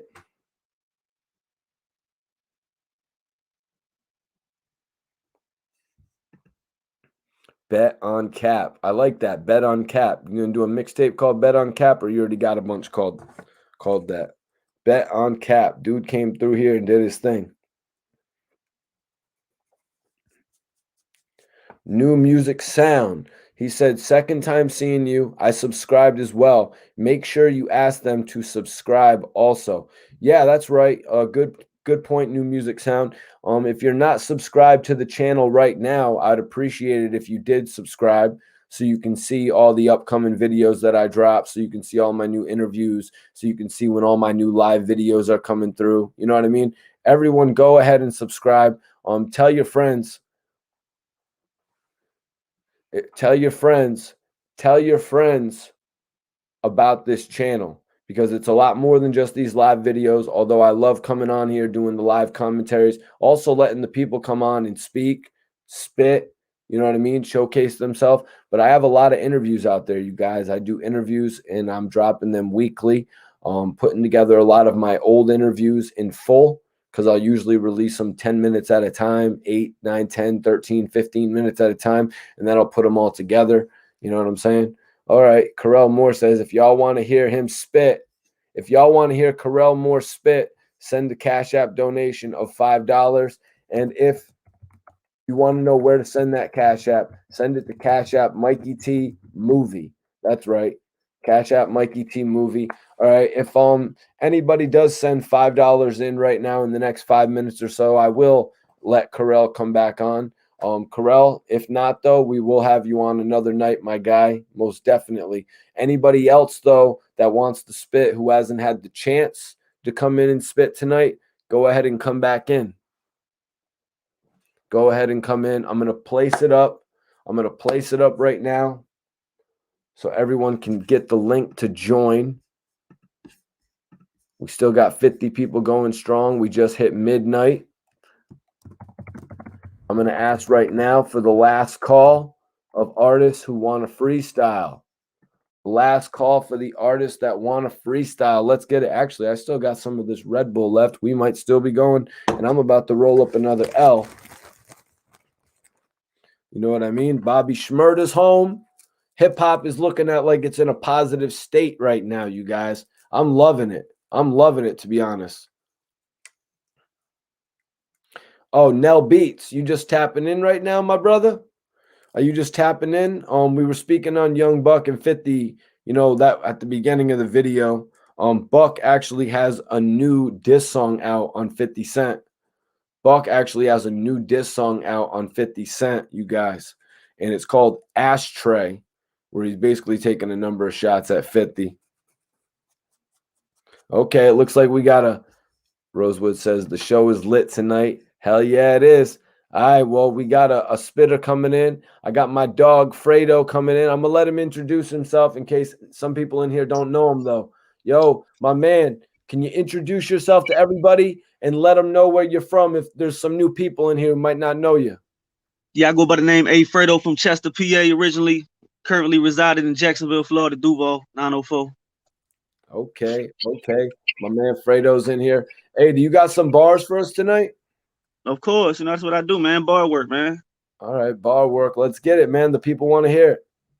I said, look, guess who ride like Omi in a Hellcat? Satan know where I raise hell at. Diablo manito, la calle está mala. Quiere humo, ay zaza. Jay with the rock, ta-ta. Move fast on the op, cha-cha. Ba-ba-ba-ba-chata. Top shata, Rasta. Bumbleclaw, rude boy. Pasa. I'm taking it higher than NASA. Whoa. Stupid flow. Down in the trenches, I stoop that low. Get it? Trenches, stoop that low. On the project steps like Project Pat and T.I. I'm taking it bigger than B.I. while keeping it G. G stacking my money, 1,000 for me. Run it up, money man. I kill shit. Obituary, too much. I'm jumping through obstacles, double dutch. I went soul searching. My moral compass put me on the wrong coordinate. I kill the mic as soon as I insert the coordinate. I'm insubordinate. Your rap's bored. I'm bored of it. More to it. Bomb shit with more to hit. Rap nerd in orbit with the solar system. My genius is what genius is. These genes of his are hereditary. Split you to the white meat. I still indulge in dairy. What's meant to be is meant to be. Legend. Dairy. I'm a legend in my own right. It's only right that I own right. Don't copy what I write. With 4 eyes, you couldn't see what's in my eyesight. Yeah, slick with the metaphors, forever in their hearts, truly yours. From a Christian family, from mine to yours. Sweat coming out your pores. As for yours, I wouldn't do it. That's a grave mistake. I'll put you in the grave, then engrave my stake with your initials in it. It's that bull. Hey, Fredo, I get busy. All right, Fredo, hold on, man. I'm gonna keep you on ice right now, my G. Let's get some of the comments. Stand by. All right. You asked how can you tap into freestyle? All you have to do is click that link right there. Tap into freestyle. Carell Moore said, I thought hip hop was dead, but now it's got a heartbeat since Bobby's home. Yup, that's why we call him the cleaner, Rosewood. We call him the cleaner. He said he dropped bars at work. Yo, Antonio, send Rico Lanes through. I got the link pinned right now. Caleb Gray said he's good. He needs more work, though. Teddy White says 8.5. Carell Moore says it's about time because 50 has been dissing Young Buck. But that's one thing we were talking about, Carell. The fact that 50 really hasn't dissed Buck over a record yet.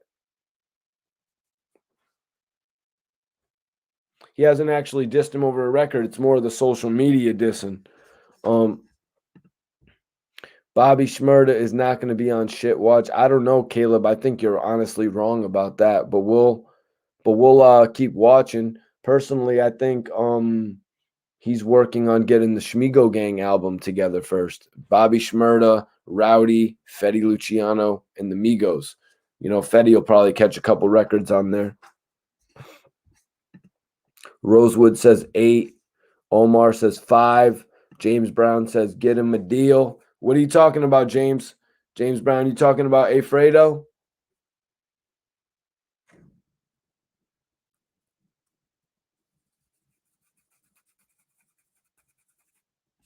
Rosewood was saying, that's what I was saying. Can 50 make a diss record now? Like, can 50 actually make a diss record right now at this very present moment?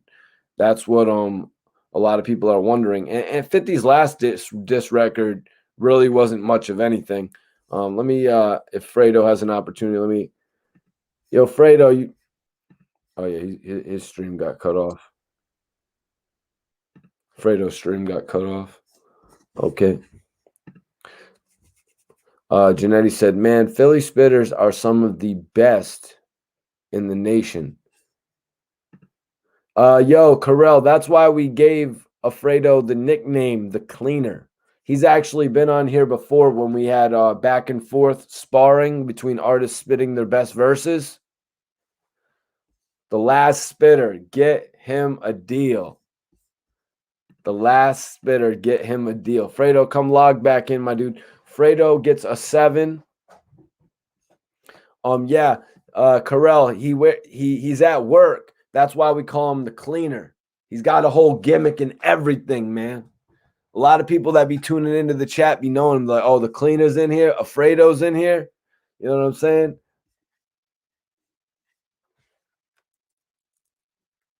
Oh. Ooh.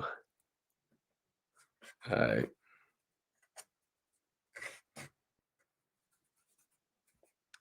All right, yo. All right, Fredo, yo, before I let you get out of here, bro, you want to spit anything more for the people? Yeah, I got a little bit more. You ready? All right, yo. Hit the people with it. Let them hear it before I let you go. Look, I'm getting hard knock vibes. It's hard to knock my vibe. Life getting stressful, but it's all a mind game. You beat it once you change your mind frame. I'm hard to tame in beast mode. I'm eating at the Last Supper. I'm in feast mode. Lord Jesus, they try and crucify me to a crucifix. I resurrected though. I'm on the path to redemption. No exemption. I'm working like I'm trying to earn a pension. A star player. Crazy how they tried to bench him. No bench warmer. I bench press a warrant. That's a warranty. I regulate Warren G.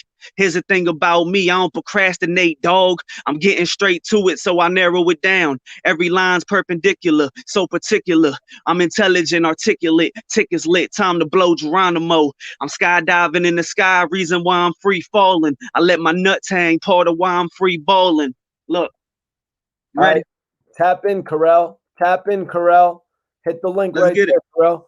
All right, hold up, Fredo. Hold up. Hold the bars in, bro. All right.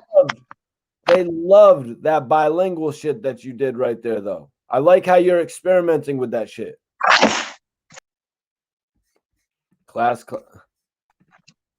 Yo, I said I love how you're experimenting with that shit, man. Oh, nah, I appreciate you. Yeah, I do that shit on the regular, you feel me? I got a whole shit I be doing in Spanish, but yeah, for sure, definitely putting it in with the English shit. Incorporate. What nationality is that for you? Puerto Rican and Polish. Puerto Rican? Okay. That's yeah, Boricua. Okay, yo, just hold on, man. Hold the bars up a little bit. We're gonna come right back to you. Yo, Carell. All right, Carell. I want to hear what you got. Carell. Let's come back in, Carell. Shock Value TV is in the building. Shock Value TV is in the building tonight. Yo, Shock Value TV, who's your boy? Send your boy in. I got the link pinned. Anybody that freestyles can tap in and freestyle right now. Yeah, no, Carell, it's not a battle. This is a showcase for you to spit your best bars from your best verses. We're probably gonna go about a 16 at a time, back and forth. Yeah, Carell, jump in.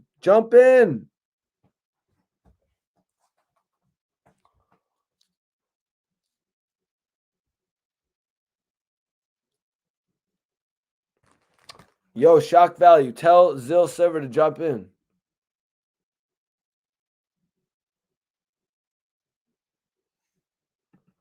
Yo, Antonio, tell Rico to jump in here, man.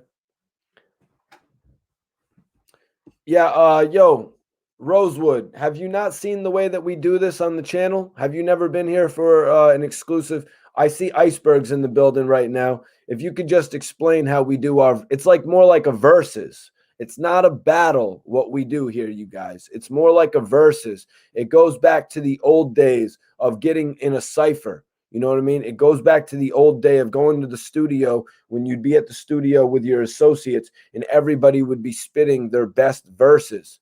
You know what I mean? And people would naturally judge who had the best ones. You know what I mean? You'd see groups of Jay-Z and DMX and Ja Rule and all these people in different ciphers. I mean, shit, the Rap Olympics, you guys. I'm doing a throwback to that. That's what I'm doing a throwback to. All right, we're about to get Carell back in here. Yo, Fredo. Yo, I want to let you know, Australia said, what up, man? Yeah. Shout out to Australia, man. Shout out to everybody, man. Facts. Australia is tapped in. All right, yo, Carell, get your camera working, my brother. Hola. Yep. James Brown says 16 bars, wireless communication. Now I need everybody to stay tuned in because we're going to need you to judge this at the end of the night. We're going to need you to judge this after the 3 rounds. We're going Carell versus Alfredo. It's versus Carell versus Alfredo. As soon as Carell, Carell. So bro, this is basically, you got to come with the hottest verse you got. And then round 2, I ain't really got a hottest verse. All my shit, fuck. All my shit can go with any rap in the game. I ain't tripping. Yo, try to chill out on the F word though, if you could, my brother. All right. But all right. But yeah, so basically just set us off here, Carell, man. Keep it under a minute. You know what I mean? Keep it like, 20 bars, 25 bars, 6, whatever. All right, I'll spit some light the first time, then I'll spit a regular 16 the first time. Right. Get a little feel. How about that? You got to give me at least one unlimited. What'd you say? You got to give me at least 1 round unlimited. Oh yeah. You know how it goes. You know how Smack does it. You know how that shit goes. This is like a little bit of a mix between Smack and Versus, though. It's not a battle, but it's your best shit. You know what I mean? To prove that you're the best MC. We've been doing this for a few months now, actually. So let's go. I'm gonna spit regular, cause that shit he was rapping. That shit was regular. Yeah, you got to make your judgment after he spits his next round. No, that's how it goes. That's how any rapper would do it. So let's hear it, man. We got New Orleans. We got New Orleans right here. I said, okay. I said, okay, back to the block. Fuck rap. They ain't paying right. I grab a tech for the foul. They ain't playing right. All black OJ gloves when I spread night. Broad day with a K. Bang every day and night. Or with that murder gat. Bang everything in sight. Hit him from his left spot. Tell him get his mind right. Don't mind me, just mind right. I get stacks like time life. It'll take a lifetime. I put bricks on dice. I'm on a light grind. Niggas say my work ugly. I don't even like dimes. I work the network, dog. So get your chest up. Put holes in his sweater. Then send him for a checkup. Bitch, you don't get pretty. It get ugly around here. New Orleans high top. Yeah, we stumping around here. Bitch, nigga, I ain't frontin', I got it bumping around here. Murder nigga in the witness don't say nothing around here. Go ahead, mouth dog, say something around here. And I bet the whole night wall spray something around here. Got my dogs in this bitch getting jiggy with me. Unless they bring Jigger back, niggas ain't spitting with me. Woo! I got That's it. light.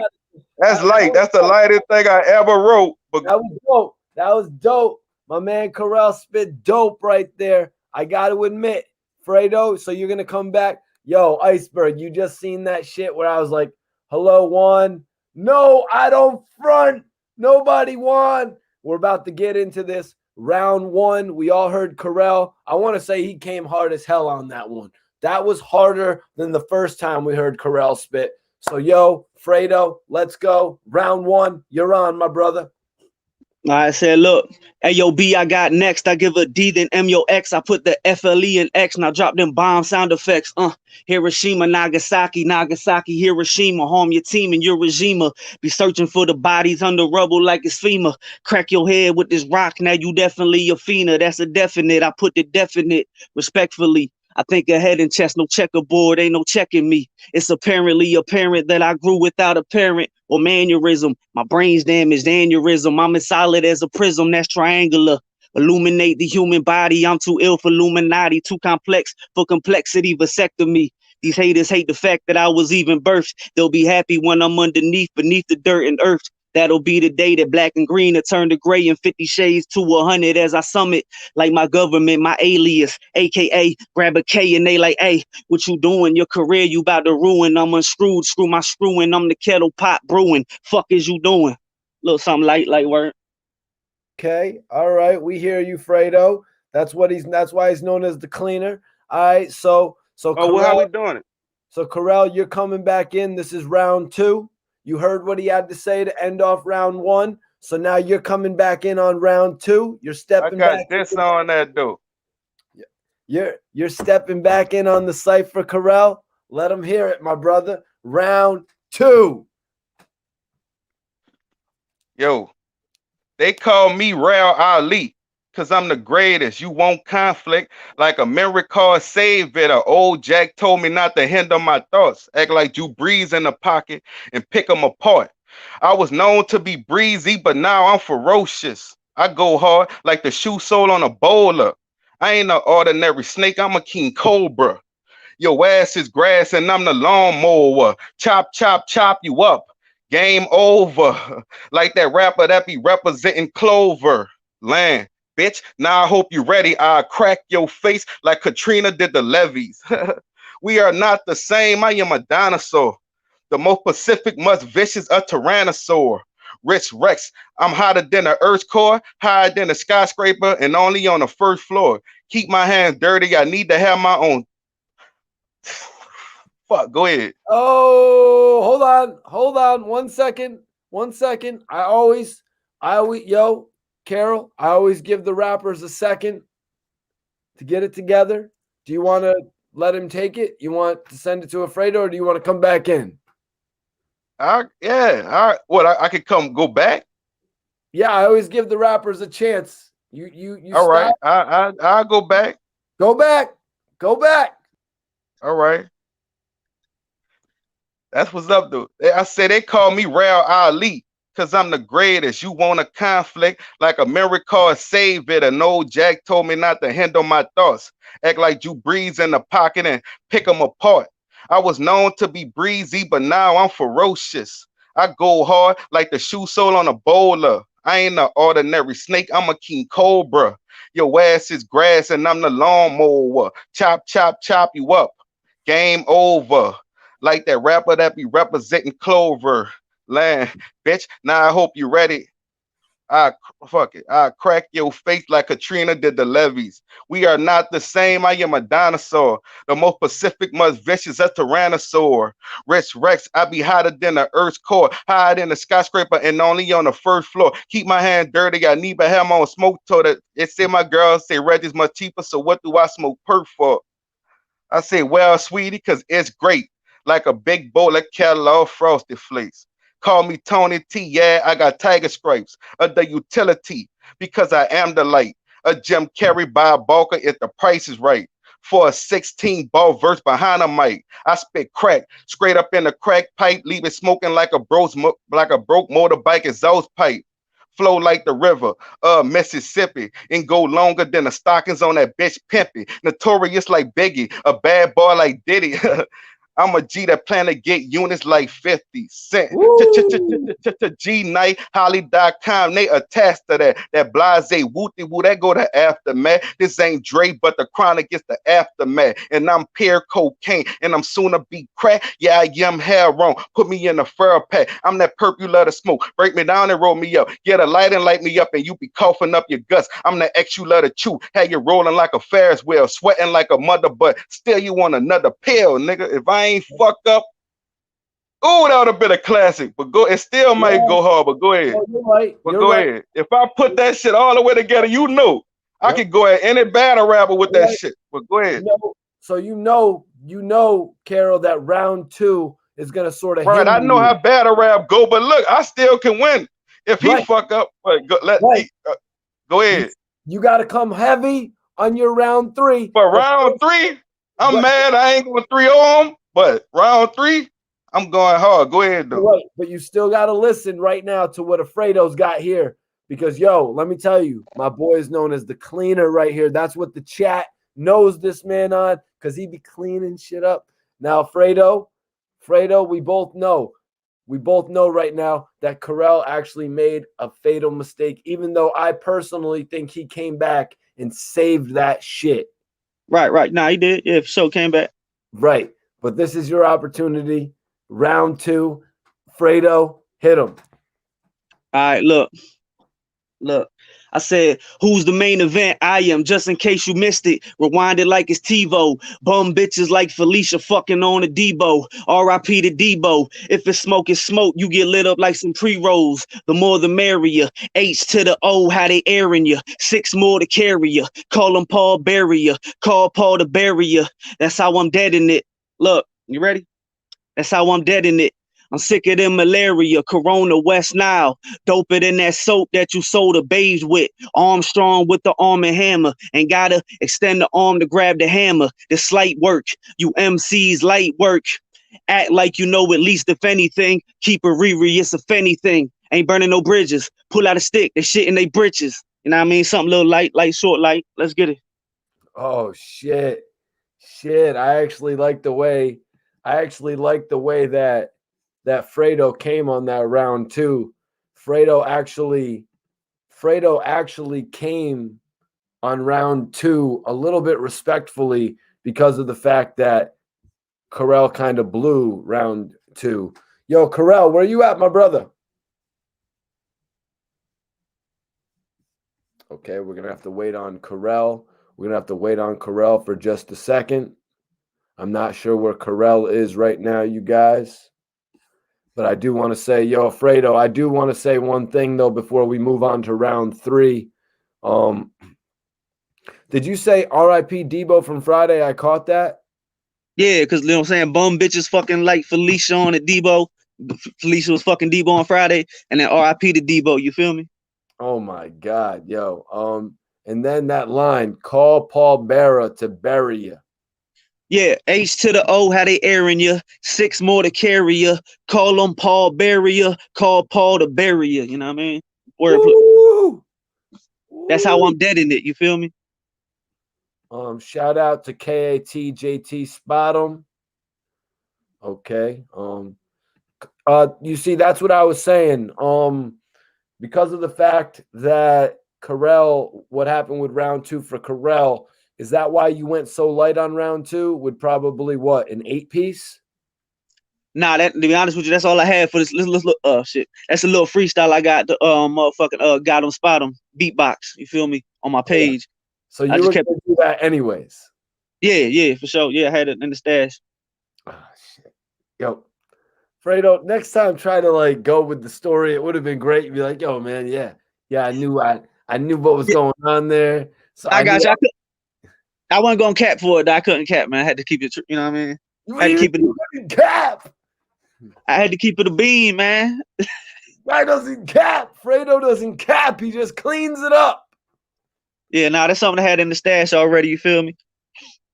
Ali Poe. Yo, Fredo, tell this homie Ali Poe from Australia. Tell him how that he can find your music out there, man. Oh, yeah. Look, go to YouTube. Type in AFRADO. It's gonna be the first one to pop up. It's Ambitions Forever, Relentless and Dedicated. It's Fredo on everything.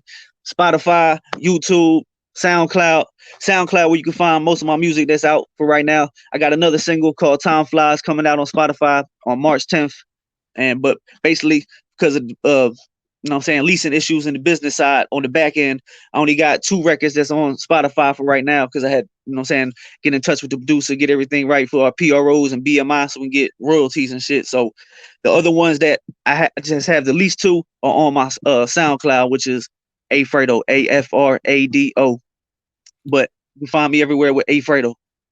Yeah, Fredo. Actually, it's 4:30 right now. It's actually 4:30 right now in Australia. So our guy Ali Poe has enough time to go look up some of your music today, and then he can hit you up on Instagram. And your Instagram is pretty simple, isn't it? Yeah, it's just AFRADO. It's the first one to pop up. Yeah, Fredo actually got lucky with that. He got lucky with his rap name and his Instagram, man. Are you the only Fredo?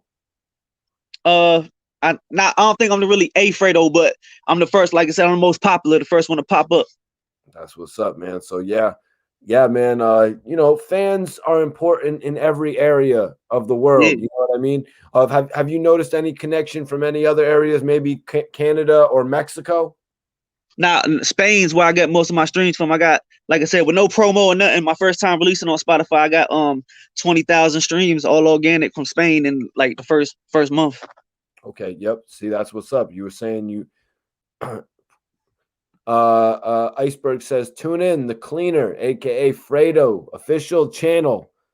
What's your official YouTube channel called, Fredo? It's Ambitions Forever Relentless and Dedicated, but you just type in A Fredo, it'll pop right up, be the first one. So you gonna type it? Go ahead. Yeah, let me get it down. It's ambitious. What? Let me get it down. All you got to just put in AFRADO. Right, I know, but I want to get the brand down in my own. Okay, yeah. All right, so this whole thing. Ambitions Forever Relentless and Dedicated. Okay, Ambitions Forever Relentless and Dedicated. You know what I mean? You gotta be dedicated to this shit. You want to make it. So that's the whole point of it. Ambitions Forever Relentless and Dedicated. Yep. Okay, that's what I'm talking about, because I rock with you, Fredo. You've been on the channel multiple times. You've come on here. You've gone 8, 9 rounds. Yeah. Yeah, you know what I mean? The people mess with you, man. Nah, I appreciate you. I appreciate the opportunity. Like I said, I'll be working, man. I love this shit. I do this shit for real. You feel me? I'll be playing around with it. So every opportunity I get to brand myself or extend the brand or showcase it, I'm taking it. You feel me? Right here, Iceberg says, it's the link right here for Ambitions Forever, Relentless, and Dedicated. Ambitions Forever, Relentless, and Dedicated. All right, cool. So, Teddy White was asking if you had an OnlyFans. Nah, I ain't got no OnlyFans right at this moment. No got one. Nah. Sorry, Teddy White. Fredo, yeah, sorry about that, man. No OnlyFans, man. Everything else, though. Yeah, you can call it the cleaner. Your OnlyFans, you can call it the cleaner. Yo, hey, boy, that's going crazy. Clean the A. Right? Yo, are you gonna make a mixtape called The Cleaner or what? Shit, I might. My shit called Just Getting Started, though. Just Getting Started? Yeah. Just Getting Started to Clean. Yeah, right. Yeah, just getting started to clean, man. Yeah. Salute. All right. So Australia, man, I'm expecting you to tap in with The Cleaner. You know what I mean? You can tell all your friends down in Australia. You could be like, hey, mate, I found this new rapper and they call him The Cleaner. Yeah, man, for real, tap in, man. You know what I'm saying? I got crazy bars. It's just on the freestyle tip, and then the songs is all vibes. You feel me? I ain't doing I got singing type shit, but that's not really about my thing. I'm really just vibe with, you know what I'm saying, a message. You know what I mean? But I do the freestyles as a sport to show you I get busy with the bars too and the metaphors and wordplay. Yeah, we was just clowning on you, Teddy. Teddy knew. But yo, all right, Fredo, we're gonna take this vote. I guess we're gonna call it at a two verse battle. So we're gonna take this vote right now. All right, everyone. So I want everyone in the chat to vote. What's your vote, Fredo or Carell? I don't think Carell is going to log in. If he does in the next few minutes, maybe we'll go one more round, but it looks like that's just going to have to be a 2-round battle. I want to know everyone's take, a Fredo or Carell. Also, if you want to come on to speak on both spitters, hit that link that's pinned if you want to speak on this battle. Ali, appreciate you. What was your thoughts on the verses tonight? Peasy said, Alfredo. My brother, Peasy, you got to drop the L. We got 2, Fredo. All right, Antonio, send Rico through. The Cleaner ain't going nowhere. All right, Carell. Carell says his phone went dead. Rico's ready. Send Rico in. Send Rico in.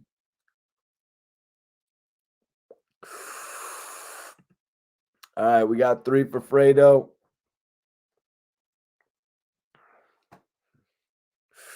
All right, hold on. Yo, Fredo. Yeah, let's go. What's up?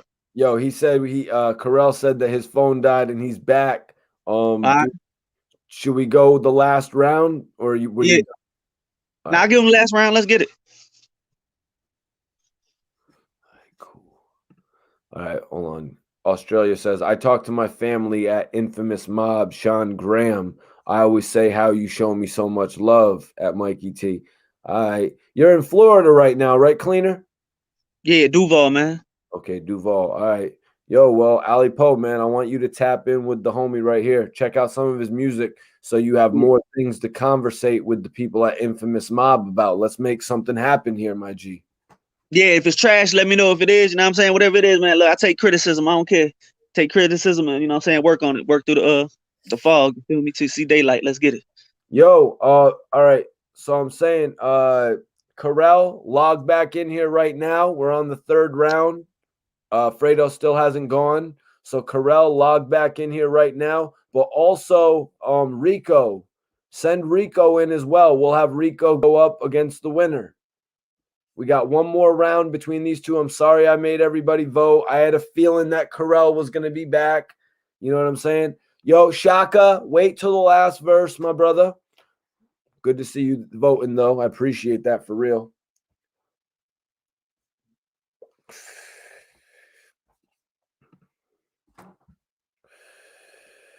Yo, Rosewood, he just said he was back, bro. And Rosewood, I want you to tap in at the end of this battle and say who won. Like, I want you to give an actual, yeah, respect, man. That's what I call making a connection right there. That's what I call making a connection right there. Oh shit, Ali, Brisbane, Australia. Sorry, guys. I'm sorry, yo. I didn't mean to do that.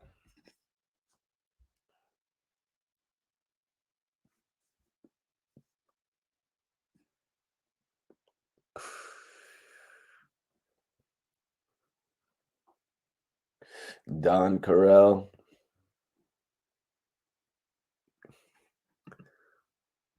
Yo, where's Carell, man? I thought your phone died. Come on, brother. Let's get back in here and do this. Everybody's waiting to hear your third round. And I think one dude is lying. Yo, what up, Iceberg? What's popping, my brother? I think one dude is lying about saying his homie Rico. Yo, Antonio, send Rico up in here, brother. Come on.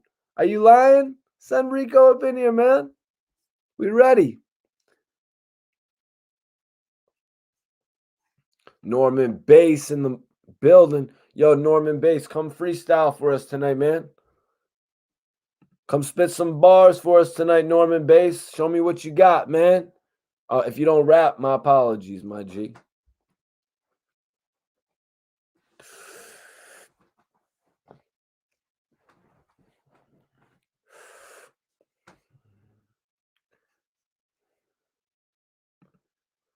The accent, yeah, yo, I was clowning, man. Yo, Shock Value TV, man. My bad. I didn't mean to get on you like that, bro. I appreciate you actually trying. You know what I mean? I really do.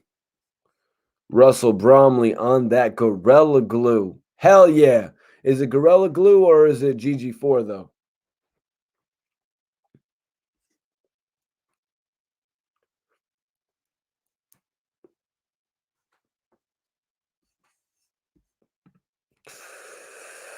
Well, this is a good vibe for you to come on here and practice, for real.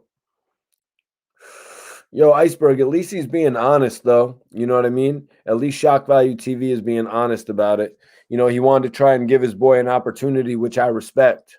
You know what I mean? I definitely respect that because tonight we wanted to come on here. Like, I deliberately went on Instagram Live earlier and was talking to a lot of my followers and letting them know that we were coming on here tonight to actually, you know, showcase the spitters and shit.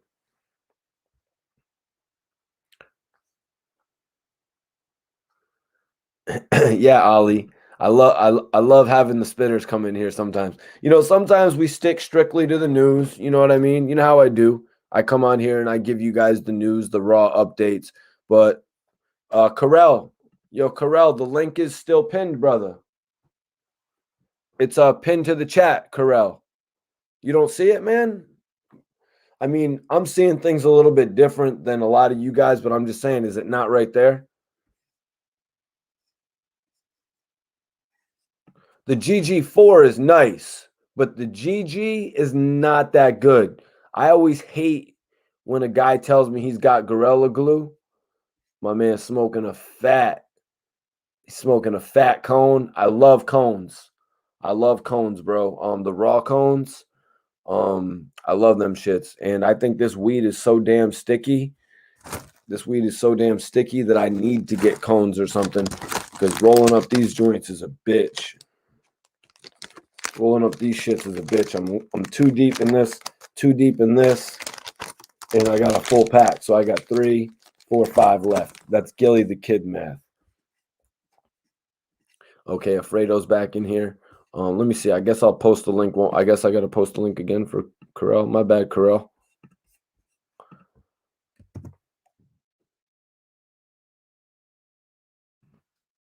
Nah, bro. But you're probably right. It would probably make it less sticky. But I don't like to do that, man. I don't like to mix my weed with tobacco. Right? The GG is whack. Oh, yeah, that's what we was talking about, Rosewood. Yo, Carell, hit that link right there. But, yeah, that's what we were saying, Rosewood, about how the GG is kind of whack. I love the GG4. There's actually a GG5 that's okay. GG5 is not better than GG4. But then there's another one at the dispensary, and I don't know.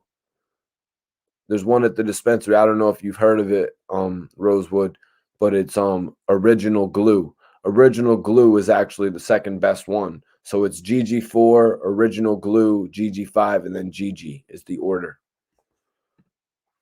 All right. Looks like we got Fredo. It looks like we got Carell back in here. Yo, Fredo, what did you smoke before you went to work tonight? Well, I'm gonna keep it a bean. I don't smoke, bro. Oh, you don't even smoke? Okay, I don't smoke. Yeah, I was doing that as a setup question. I was going to ask you if you knew anything about GG4. That's what. Nah, be honest, I don't smoke, bro. To be honest. Word.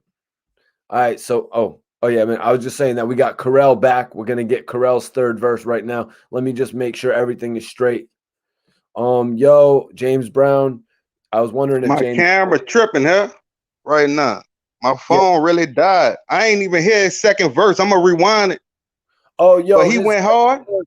Nah, his second verse was actually short. He kept it short, probably like 10 bars, 8 bars. I'm gonna do a quick shit because my phone tripping right now. Just for the culture. I ain't get there. I don't want. All right, no, I hear you, Carell. Thanks for tapping in regardless, man. Hit him with that third round. All right. Yeah. I'm from the 9th Ward, New Orleans. That's my birthplace. Murdered 3 rappers at once, and that was on my worst day. Prove to some of the best. Just listen what I burst in. My style is heavy. I can spin and cause an earthquake. It's only right that we deserving this cash. New Orleans, Alpha Omega, the first and the last. KC who? Shit, I left them jerks in the past. You think 9/11 was bad? It's even worse when I rap. Dog, I'm a grown man, ain't got time for premature cats. Y'all rapping with y'all pampers and y'all premature raps. Get your game up, youngsters. Your game ain't what it used to be. I was fucking this game while y'all were just hitting puberty, spitting ill for real. Until you niggas sick of me the best. So I guess that just mean I'm taking Wayne place. New Orleans niggas, so fuck what a lane say. And we don't play games, but we all about trigger play. Light. Yeah, that was light, man, but it was wavy. It's all right. It's a verse. It was wavy. Now, Fredo, we on you, bro. Fredo, I'm not going to lie to you, Carell. Fredo kept it simple. He kept it simple in round 2. So, in my opinion, you guys' round 2s was even. So, right now, we're on Fredo's third. So, that's his round. He need this round, right, to be a debatable then. But go ahead. But it's on the people in the chat. It's not on me. They gonna lie, though. They gonna pick. I want you. It's all you got a big part. I just want to hear your answer. I forgot, Carell. You're from Louisiana. Right. I'm from New Orleans, 9th Ward. That's why you're all about these conspiracy theories, brother. Nah, man, you did your thing, man. I really like him too, though. Shout out though. He was better. He was better battling though. I ain't really a battle rapper type shit, but now you came in and you showed us some shit. Personally, I think the way you came, all right, if that's Rico, hold on, Rico, we're gonna get you on in a minute. But personally, man, I really like the way you came back in the second round, and your third round was really strong. Your third round was really strong. I think your third round was better than your first, but that's probably because you got a little bit more comfortable with it as well. Right, but I'm mad though. I'm mad about that round too, man. I'm mad because that was one of my battles. That was one of my battle Ball, I wrote that for the battle. Like, so I'm mad that ain't hit like I wanted to, cause that shit fire, man. Wow. Yo, nah, don't sweat it, man. You came back and did your thing. But yo, New Music Sound asked, what is your Instagram, Karel? Corral Moore. Oh yeah, That's it. Karel Moore. It's Karel. Just how my name is on here. All right, cool. Do you have a SoundCloud as well or anything like that? Nothing like that. I'll rap if y'all won't fuck with me. I'll rap for y'all, but I don't care about that shit. Like I get money, other ways, but that's just a talent I got. But okay, you don't really be posting. But I'll mess with it. You gonna sign me? Yeah, I'm a rap a lot. I got a lot of material. I got songs, but I ain't just put it out there. But I got shit in the arsenal. All right, Joe. Well, we're gonna get into Fredo's third round right here. Fredo, let him have it, man. All right, look, I said all my flows made me versatile. I kill the beat, then I take the verse to trial. I feel appalled. I'm being blackballed, so I'm stressing them out till they scout ball. Look, and you should know how I carry it. I'm on my high horse and it came with a chariot. I'm underground till I'm on your main screen or I'm mainstream, making mouths drop like the mask and scream. When I'm in the area, cause mass hysteria. Type of shit make them not want to stare at you. Pandemonium causing an uproar. If that ain't enough, I turn this bitch up more. Put your bitch on the strip. What you think she strapped for? Damn, how you wife a whore? The flow's immaculate. Don't make me put the Mac in it. Backpack while I'm packing it. Look, I'm just out here trying to get it. No cap like a fitted. If he snap, I snap back. This new era will never get it. Just forget it. Move along. I'm about to bring the city with me like a carry-on. Look, I'm standing over, a standing ovation. I craft my craft in the air. I'm fly as aviation. I'ma keep it short. My shortcomings was abbreviations, but I thought long term. Even if they thinking that I'm short term in their memory, I bet they remember me. Been counted out so many times I couldn't count it out. The underdog, put you underdog, put you underground, hog.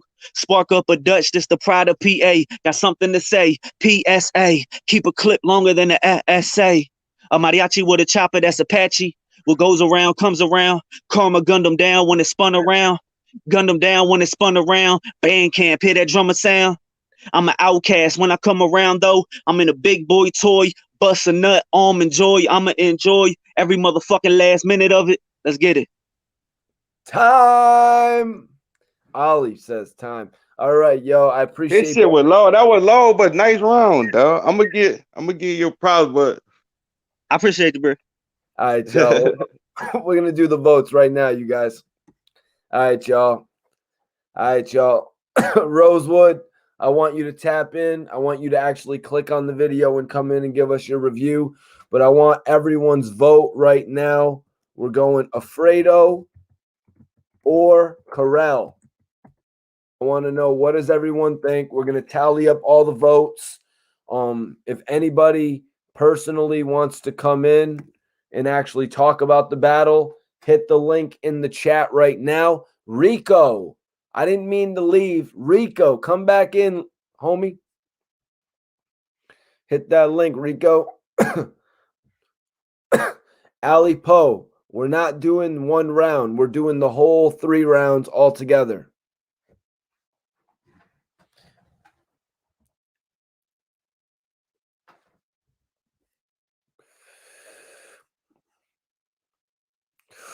Who'd you vote for, Ali?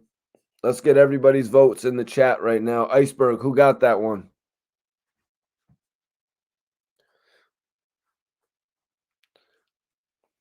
Charles King, what's up? Who do you think got that one? Was it Fredo or was it?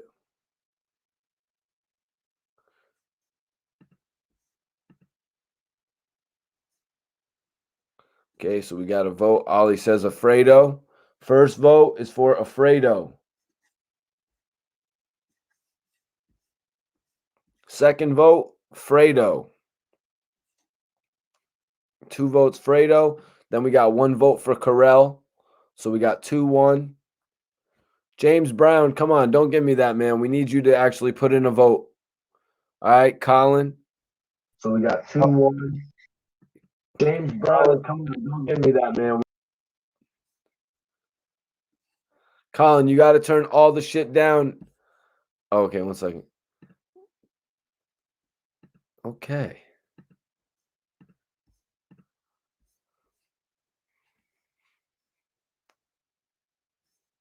Hold on. Who?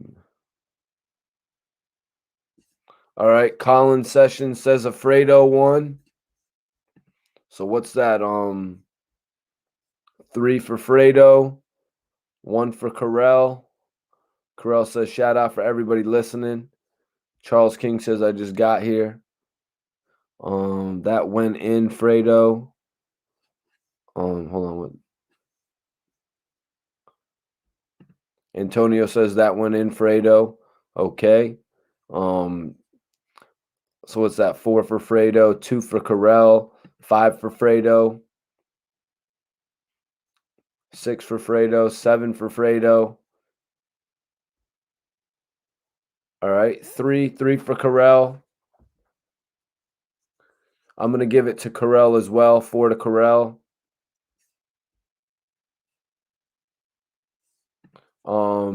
That's 8 for Fredo. Antonio Morales says tie. So we got 8-4 right now.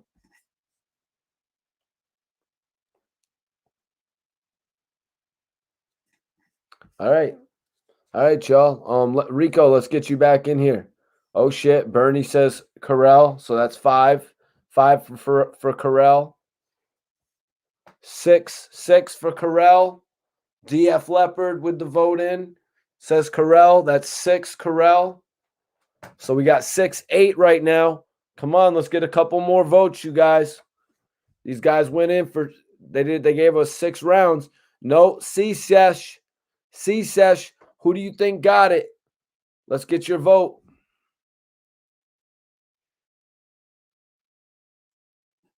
New Music Sound gives it to Fredo, but he says that Carell had the last round.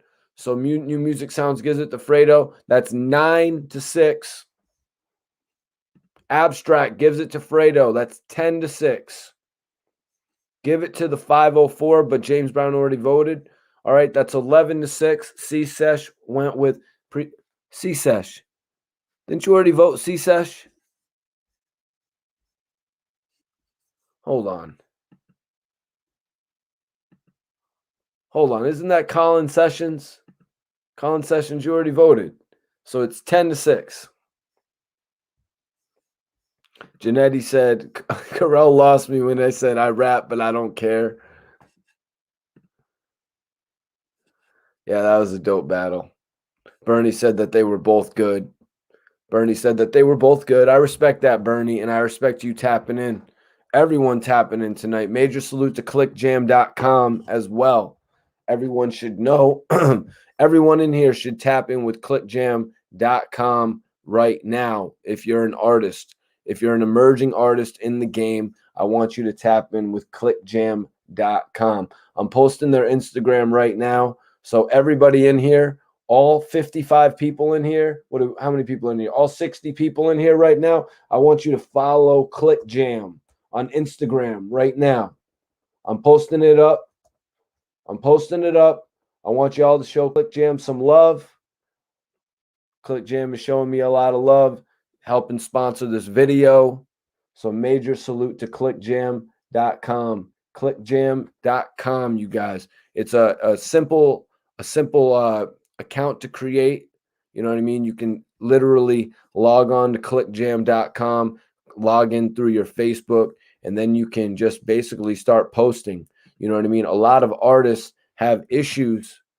A lot of artists actually have issues when it comes to getting news out about themselves. You know what I mean? To the other people. You know what I mean? So other people will actually know about what they got going on, whether it be an interview that they're doing or whether it be a music video shoot that they have coming up for a project that they're doing with another artist. And that's something that ClickJam is going to give you the opportunity to do and to network with. So everybody go ahead and follow ClickJam on Instagram right now. We got 65 people in here right now. I want everyone to go follow ClickJam. It's one click away. I've got it pinned right now. So just go hit that link and follow ClickJam, because ClickJam is the world's first digital platform designed specifically to unite the world of music. Here's some of the amazing things that you can do with ClickJam right now.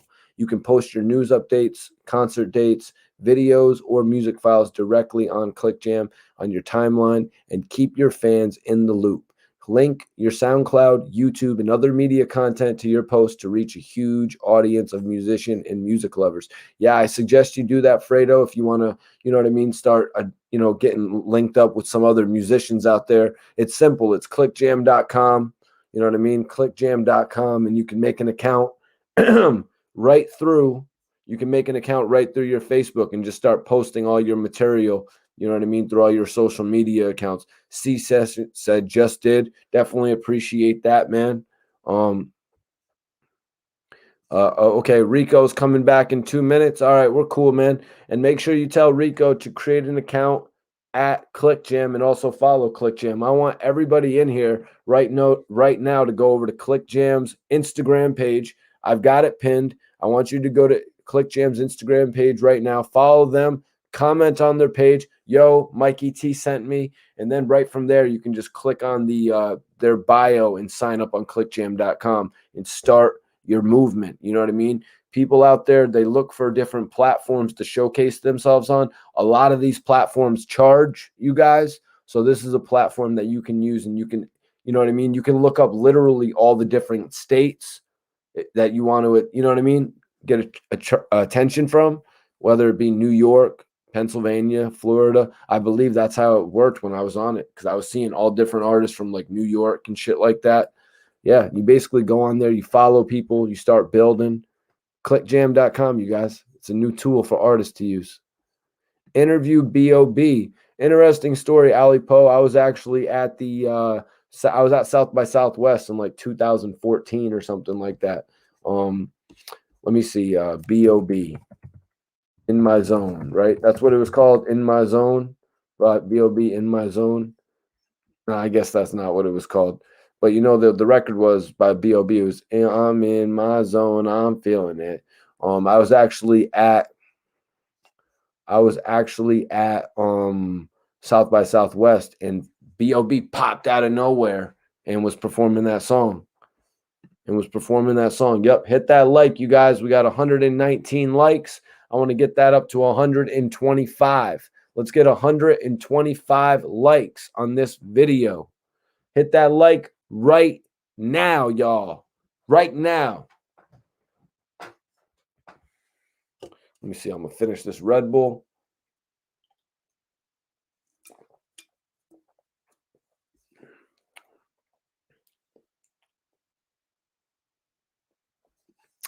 No, I've never had any material with Flatbush Zombies, man. Never had the chance to work with them guys, actually. How many people are in that group, C-Sesh? Rosewood. Rosewood, you didn't even come in. But yeah, we got 10 to 6. We got 10 to 6. So we're gonna go ahead and give that battle, that versus 3 dudes. All right. Free to guys, free to men. Big facts, highway robber. If anybody wants to join the stream right now and spit, you can. But we're gonna go ahead and give that one to. We're gonna give that one to Afredo, you guys. It's going to Afredo. Rosewood, did you want to come in and give some final thoughts on the battle and sort of put the icing on top? You know what I mean? Did you sort of want to put the star on the Christmas tree? You know what I'm saying? If you wanted to tap in and give some thoughts on the battle, you could. The versus. A versus is a battle. Gucci Man and Jeezy. It wasn't necessarily a battle, but it was. It was a versus battle, you know? Now we're waiting on Rico. I got a feeling we're going to be joined by a homie named Rico tonight. Hell yeah, Carell. Hell yeah, Carell. And you proved yourself to be a good dude too, man. Highway robber. Not too sure why he chose that YouTube name, just to be 100% honest, but he says free OBH, so I got to say it. You know, free my brothers at OBH. Free all the men, you know what I mean? Free bras, free Kaz, you know what I'm saying? Free mullahs, Free my brother AR Rab. Those are the guys that I know. James Brown says, "Come in, Rosewood."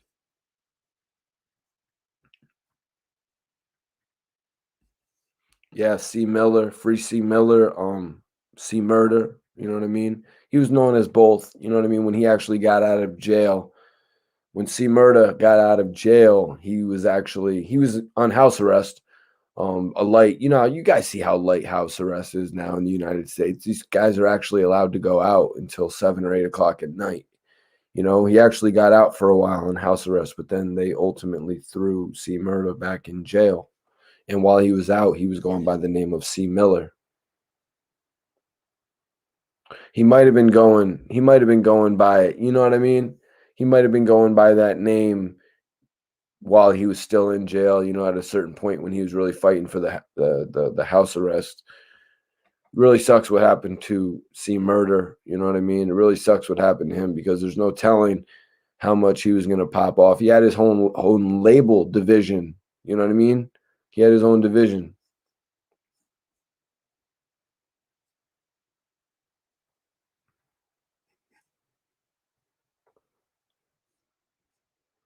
Oh no, man, Carell. Out of respect, I gave it to you, man. Out of respect, I gave it to you. But the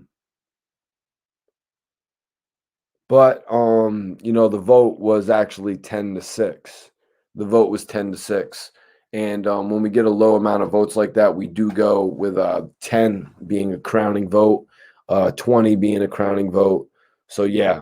Okay. Yo, Rosewood, just hit the link. Hit the link, Rosewood. Oh, shit. My bad, Rosewood. My bad.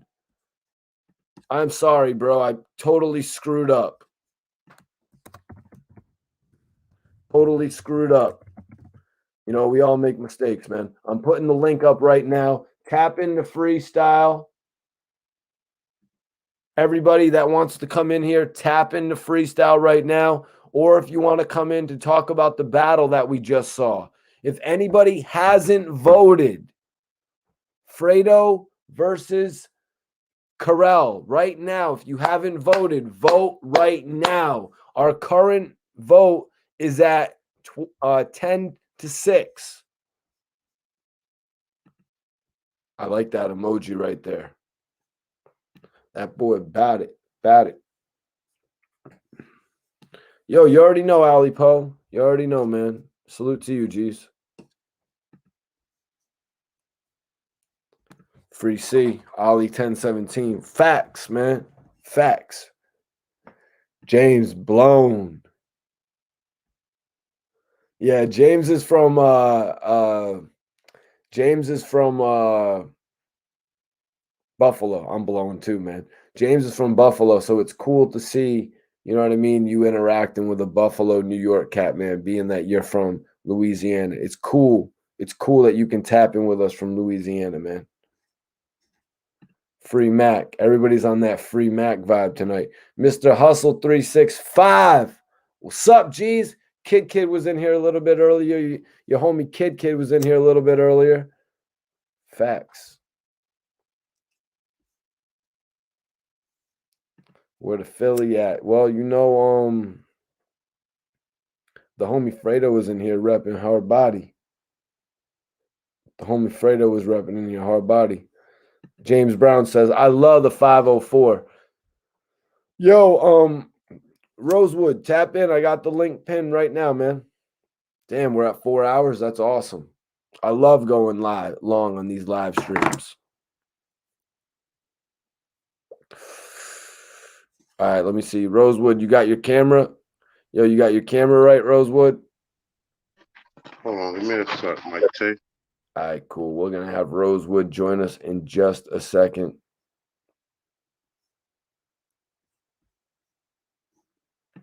Yep. Mr. Hustle 365 actually has a big record with Kid. Another record with Ralph. You know, everyone's been talking about Ralph. I heard Adam 22 and Young LA were talking about Ralph on the podcast. But let me bring in my guy right here. I want to bring in the homie right now. Rosewood. Hey, Mikey T, what up?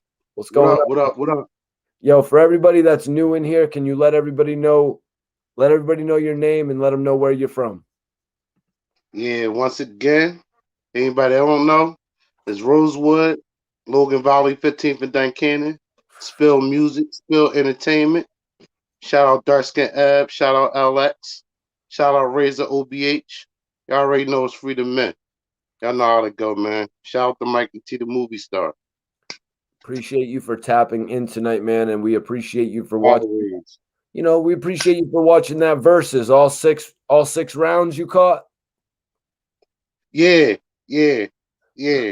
Now I thought like y'all was going because Fredo, I think he spit like a couple verses before you started it.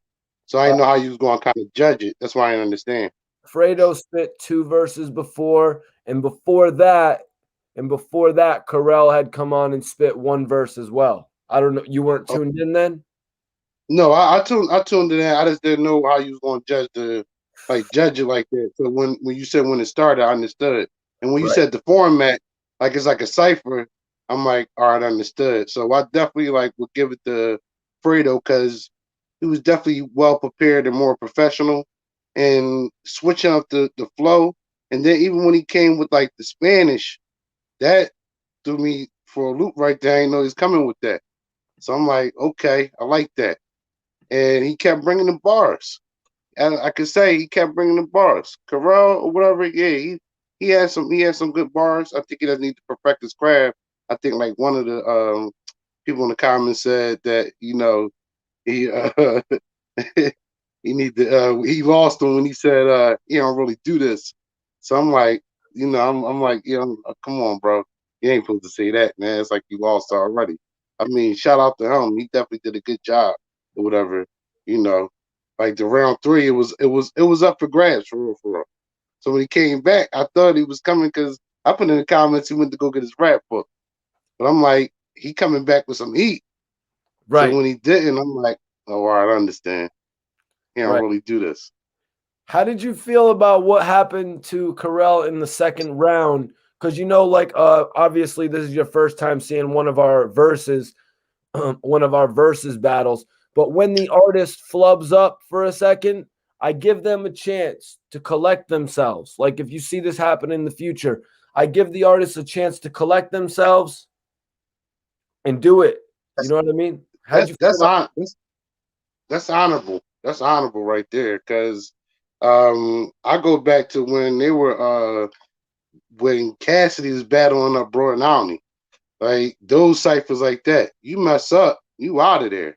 Because it's about like 15 more people waiting to jump right in to get to the hottest person. So whoever the guy Rico that was supposed to come in, I was hoping he's coming in to get the winner. So we have a real cipher right here. Like salute to you for taking it back to that. Thanks, man. I appreciate that. Yeah, little Rico, if that was his name, he actually had tapped in, but his homie from Shock Value TV said he was a little bit nervous. And I'll tell you, when I seen him pop in, he was like going back and forth. Like he had a yellow shirt on. He looked like he was ready to go, man. Like you can't let nerves affect you in this game, man. Yeah. If I let nerves affect me, I would have never jumped in front of this camera and we would never be doing this. Right. I would never even hopped on with you from the first time. Like even saying like with my water and all that, Mikey T, I definitely we got you, baby. Oh shit. Is that aqua hydrate? No, it's called Stark Water. Get alkaline water. Alkaline? I'm gonna send you a case over. I'm gonna tell Razor to hit you up. I'm gonna send you a case over. Real trap, Spill Entertainment. You're smoking, what'd you say it was? Was it Platinum 97 or something like that? No, Platinum 43. It's an OG hybrid. OG hybrid. All right, then you gotta respect that. So would you have given any You put your gas up there. I gotta put my gas up there for you. Oh man, this guy's gotta put me to shame. No, I ain't putting you to shame, Mikey T. You don't be putting your gas up and people be trying to come at your neck. So that's gotta show them like people be coming at your neck. Oh, my man got that gas. I'm dropping nuggets. It's all right. It's all right, though. It sucks when you're on here and you drop a nugget. It really does. It's all right. It's all right. It's all right though. No, it's good, man. We're having a good night, man. What kind of weed? Oh, it was it's a 43. Yeah, that's crazy how they give it numbers like that. I had Do-Si-Do number 22. Mm-hmm. I just had a platinum 31. Like I stayed with a platinum 31, 47, and 43. But then they break down in the A and then they break down in P. So you have a platinum A that can be a 31. You can have a platinum P that's a 31. It's just the different strands they put in there. I smoke so much now. I can't even buy 1 ounce at a time. I got to get at least 2. Yeah. It's see, the thing with me is I used to smoke cigarettes. When I stopped smoking cigarettes, I always smoked weed. I smoke way more weed than I smoke tobacco.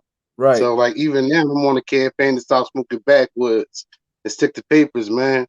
You know, because they spray any tobacco product is going to get mold on there. So they have to spray something on there to stop the mold. So we basically inhaling that and hot plant matter. So if anybody can smoke concentrate, smoke some concentrate. Or like the boy from Australia say, smoking a cone, smoke your raw cone. Like clean and smoke. You know. Carell said Rosewood. He was saying a lot of words twice. Did you notice that with Alfredo whatsoever, or was it not bothering you? Did he use his words accordingly? Well, yeah, I looked at it as he was using double entendres. He came with a couple double entendres. So I don't think if he said he think he's saying his word twice, it's a double entendre. So that's where I was feeling him at. I said, okay, he's bringing them in there. He's switching the language up. And then it's like he giving us a different flow. Even if he pieced together 2 raps and put together, it was clever. He made it look like it was smoothly done.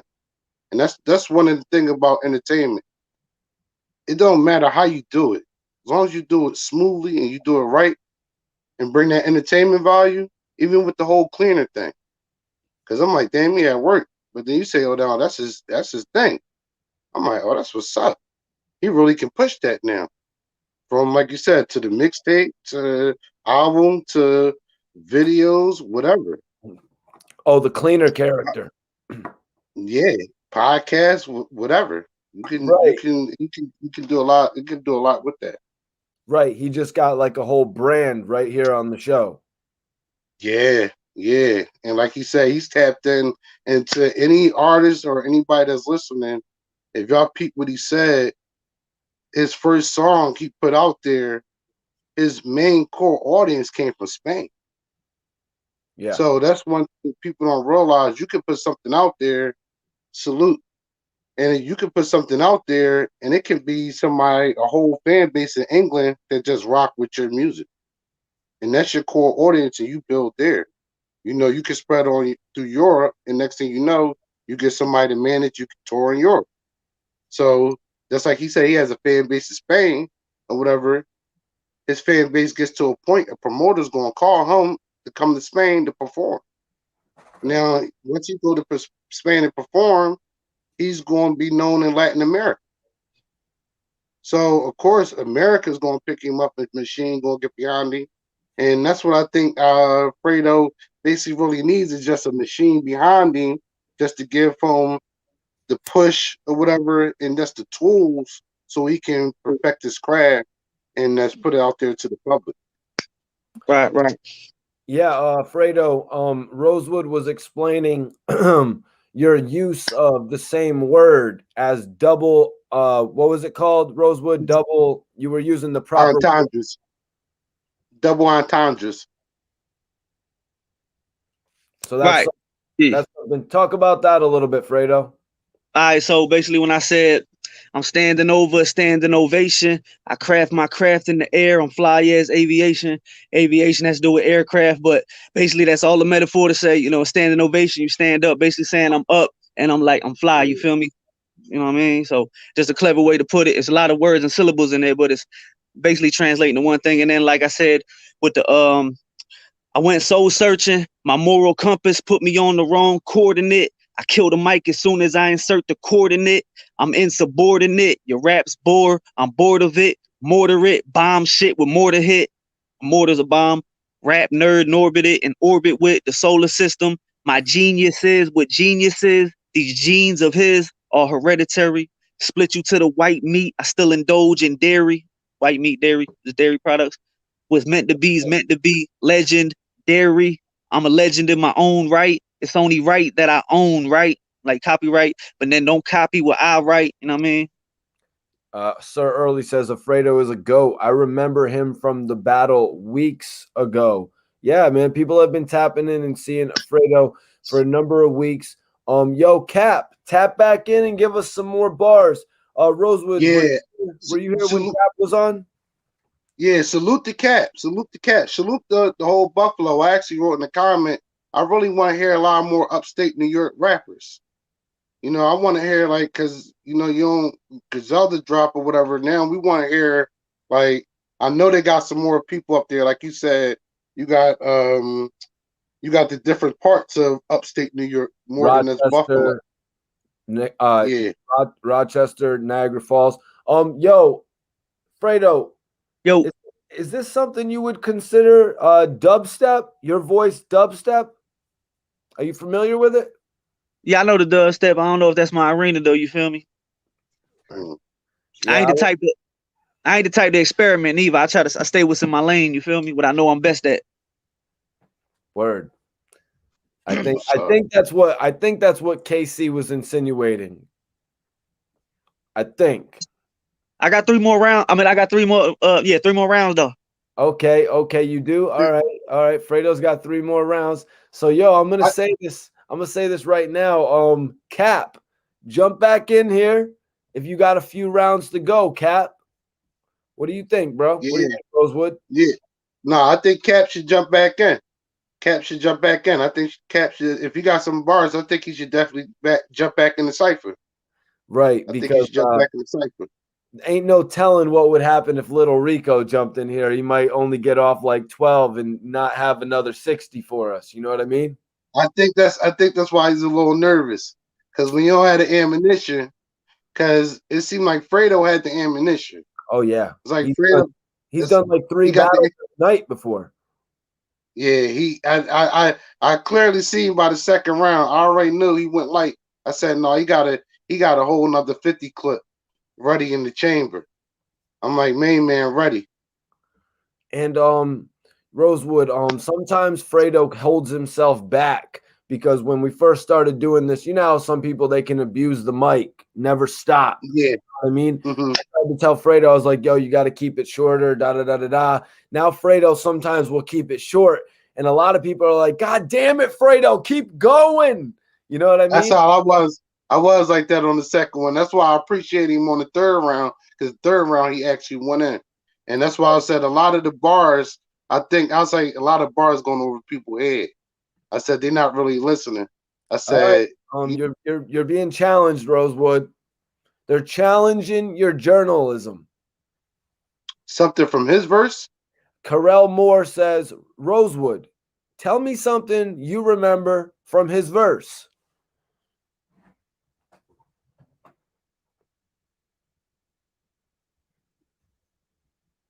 The last round, second round, or the first round? Change Vivo. Hit the link. Hit the link pinned. Hit the link pinned. Well, he's asking you to remember something from his verse. You remember the double entendres. I'm saying now the one that he just said, the ones that he just said that he just broke down for you. You see my expression? I'm like, there the fuck you go right there. Like, I'm like, and he was even honorable to break it down for y'all what he's saying and how he's putting it together. Like most rappers not even gonna do that for you. You know, that's a rap lesson like 102 right there. So I'll say that. He gave you my answer. Yo, who is KC Zimroli talking about here? I guess Fredo. Yep. Okay. Yep. Fredo was the last one to spit. Mm-hmm. Iceberg says in response to Carell, The Debo line. The Debo line right there, that's a double entendre right there. Hit you with. The Debo line fucked him up. Yo, Change Vivo, tap in, man. Bring some of that Jamaican influence.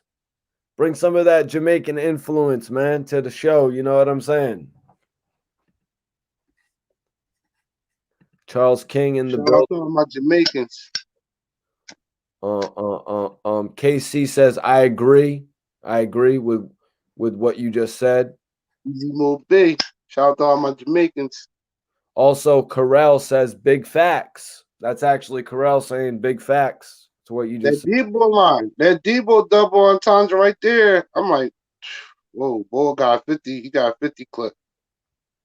But I think Carell, though, I think he should take it serious, though. Like, I mean, I understand you get everybody getting their money, bro. But I think he really should take his craft serious. Because I really think he has the talent to do it. And I think if he take his image. I think if he takes I think if he takes it serious, he really can make a push. You know, you can keep that I don't care image, but you kind of gotta care, you know what I mean? Or else you find other people, like one of the dudes, like you said, one of the dudes in the chat said, as soon as he said he didn't give a damn, I was voting for the other guy. Yeah. Like, you lost a vote. That could have been basically he probably could have 3 or 4 votes because the votes started going up for him. So that could have been the 3 votes that could have had you win 11-10. Right. I just think if he do his craft, he can be right. Yeah, you know, Iceberg says, Carell, you should have never admitted you don't battle rap, even if you don't be. Yeah, because it's not really supposed to be a battle. It wasn't a battle rap.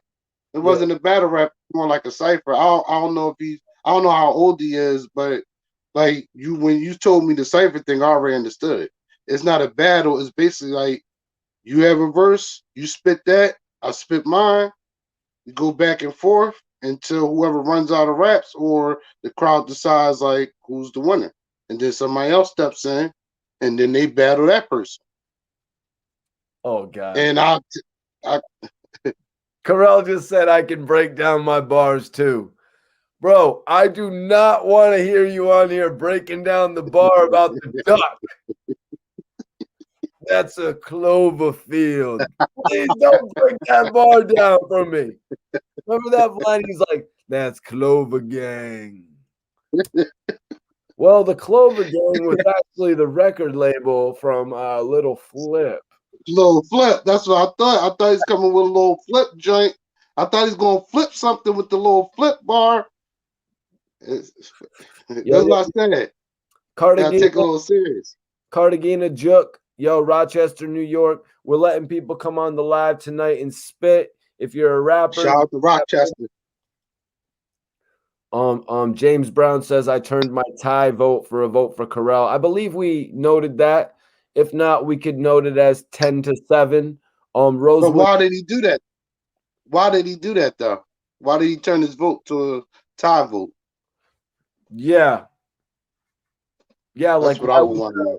Why was it a tie in the first place? You know what I mean? Because I think the last round he took it. It was tied and it was 2-2. It's not a battle rap though. That's the thing. It's not a battle rap. You're supposed to come on here and spit the best verses you can do. You know what I mean? When Jay-Z rapped or when Eminem rapped in front of Jay-Z, he wasn't trying to diss Jay-Z. You know what I mean? He was trying to spit something so hard that Jay-Z wanted to get to know him. Right. Or when Freeway battled Cassidy. It wasn't no like a battle academy or a smack. It was basically they're bringing Cassidy up to spit his bars, and he brought Freeway to spit his bars. That's why if you notice, Freeway really spit written raps.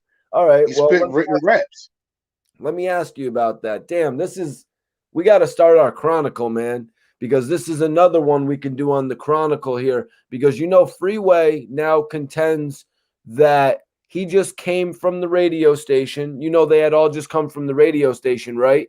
Jay-Z was actually doing a verse with Swiss Beats, and Cassidy was in the studio with him. Cassidy told me this in an interview. So Freeway and Jay-Z said, well, State Property is on their way right now. State Property is on their way right now. Damn it, I was just about to bring the Jamaican boy in. Come on, man, bring that Jamaican flavor. But so Freeway says he Freeway says that he was just at the radio station spitting and he didn't want to come in there and spit the same shit. What do you make of that? He says that's why he lost. Now, what they told you is pretty much accurate.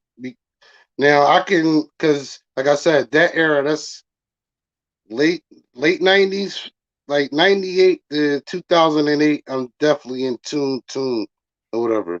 So when that came out or whatever, you know, it was word on the streets, no YouTube, nothing. You had to call on the phone, house phone, and hear it on the radio, all that. Now Freeway and them, they were already up there. He's right. They're up there. They went to the radio station, but they were also battling that whole day. Right. Freeway battled several people that day. Okay. Before he even got to Cassidy. Cassidy might be now, if it's 1:30 at night, it might be 1:30 then. Freeway been battling all day. Go Hot 97, do that. And now Jay-Z's talking to Swiss Beats and they get the, oh yeah, I got my artist. I'm gonna bring my artist. What you betting? Bet this. That's why if you listen to the video, Cassidy say we got the 10 racks. But yo, Rosewood, even if salute Cap, Cap, if you want to tap back in and have a couple rounds, Fredo said he has some rounds still left in him. But bro, even if, Cassidy told me he actually heard all of them on the radio while he was in a car going to get some McDonald's. So he had to be. He had to be. He had to be. He had to be listening to it. So everybody was. Even if Cassidy heard the verses that Freeway spit on the radio, why couldn't Freeway just respit those verses in front of everybody at the studio? Who would have cared? What would it have mattered? For some reason back then, you just always had to have fresh bars, a fresh 16.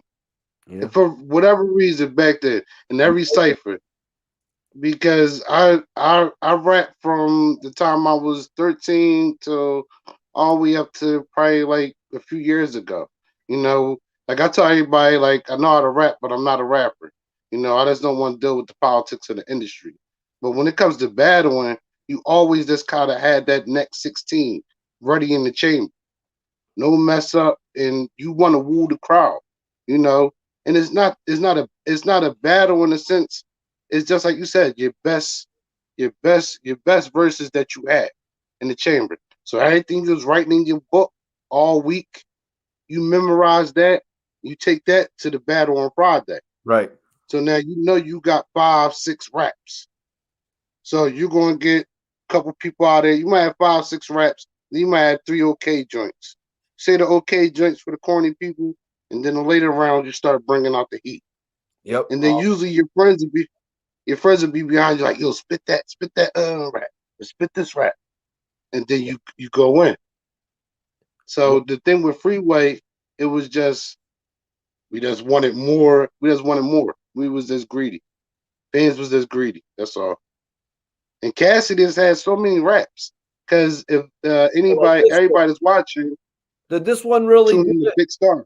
Rosewood, did this one really do it? Iceberg says, when Cass said, "'Cause I cook cats like a Chinese store," I said, "Damn, Freeway's done." Then he asked for Swizz to play a beat. Is that how it went down? That's what he said. Cut a beat on. He said when he said cut a beat on, we like, oh no. And then another thing was, since Freeway's rap was really for a beat, it was really the rap. It was for a beat. So when Cassie was rapping, it sounded more raw and gritty because it was just coming off the, that's off the hip. Freeway actually was working and perfecting his studio. Like we didn't know that then, so we really didn't appreciate that. That was really that went really over our heads. So let me ask. Now we appreciate it looking back. Let me ask you, should Freeway have known that day when Freeway was going up against Cassidy? At this point in Cassidy's life, should Freeway have looked at Cassidy like someone he had to spit his absolute bars against, or no? Yes, yes, because you had to know about Cassidy. Like I said, Cassidy went to Central High School, and that's right down the street from Broad County. And now that's when he was called the Bull B. And that's before he rapped. He was rapping with Larceny Family. He was called the Bull B. He would come up there. You had Oskino, Dutch and Speed. You had journalists. Man, you had so many rappers back then. Where was Gilly? Like guys like Gilly. Gilly was actually like industry. He was actually working on like the deal and all that, going to New York, radio stations. Same way he's working now, he was working then. Right. So you might to see Gilly up there, that would be like a excitement. That would be like a superstar coming up that day. So if Gilly was up there, he's really the spectator, and it'd be Dutch and Spade really battling. Like I seen Spade and Oskino battle. I seen Spade and Oskino, Spade and the Dutch battle. Oh, yo, we're gonna have to talk about Spade and Oskino because that's classic Major Figures versus State Property. But yo, and this was before state property or Major Figures. That didn't exist. So yo, they were just rappers. I want you to tap in on James Brown from Buffalo's question. He said to me, DMX is the best battle rapper ever. I see why he say that, because DMX is so legendary on the battle, and like the when I think it was T-Rex or not T-Rex, one of the battle rappers that was on Drink Champs, and he said he seen the DMX battle, and he said he had a battle where he say something like "my dog could get you," and then his dog would start growling or something like that. Like he got so many urban legends of battling, but there's no footage of it. So I see why he says that, but we really can't tell because there's no footage. Like the him and Jay-Z battle, they cut the camera off, so we would never know what transpired there. They cut the camera off. Iceberg says, in all fairness, Freeway is the type of artist that sounds better over beats. You want to talk about that? I want you to comment on some of these Philly topics. No, I definitely agree. I definitely agree, because that's what I said back then.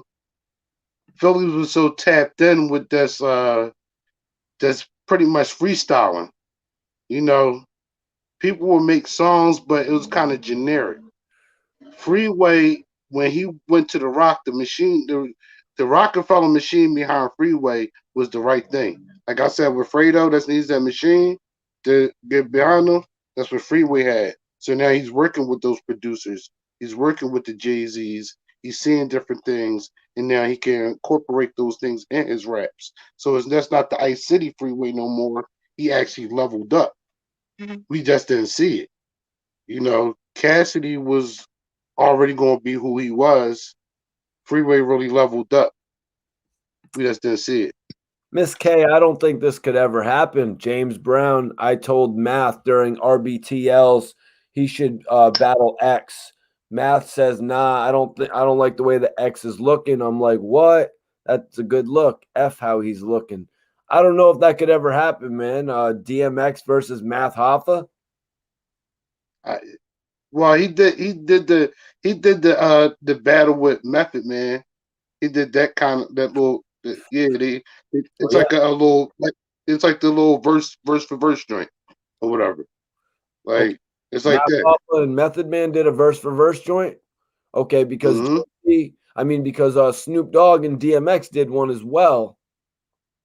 Yeah, it was like a battle. They standing in the middle of a street, and they basically. I would like to see DMX and Math Hoffa in an acapella. I would like to see. Well, that's what him and Method Man was. It was an acapella.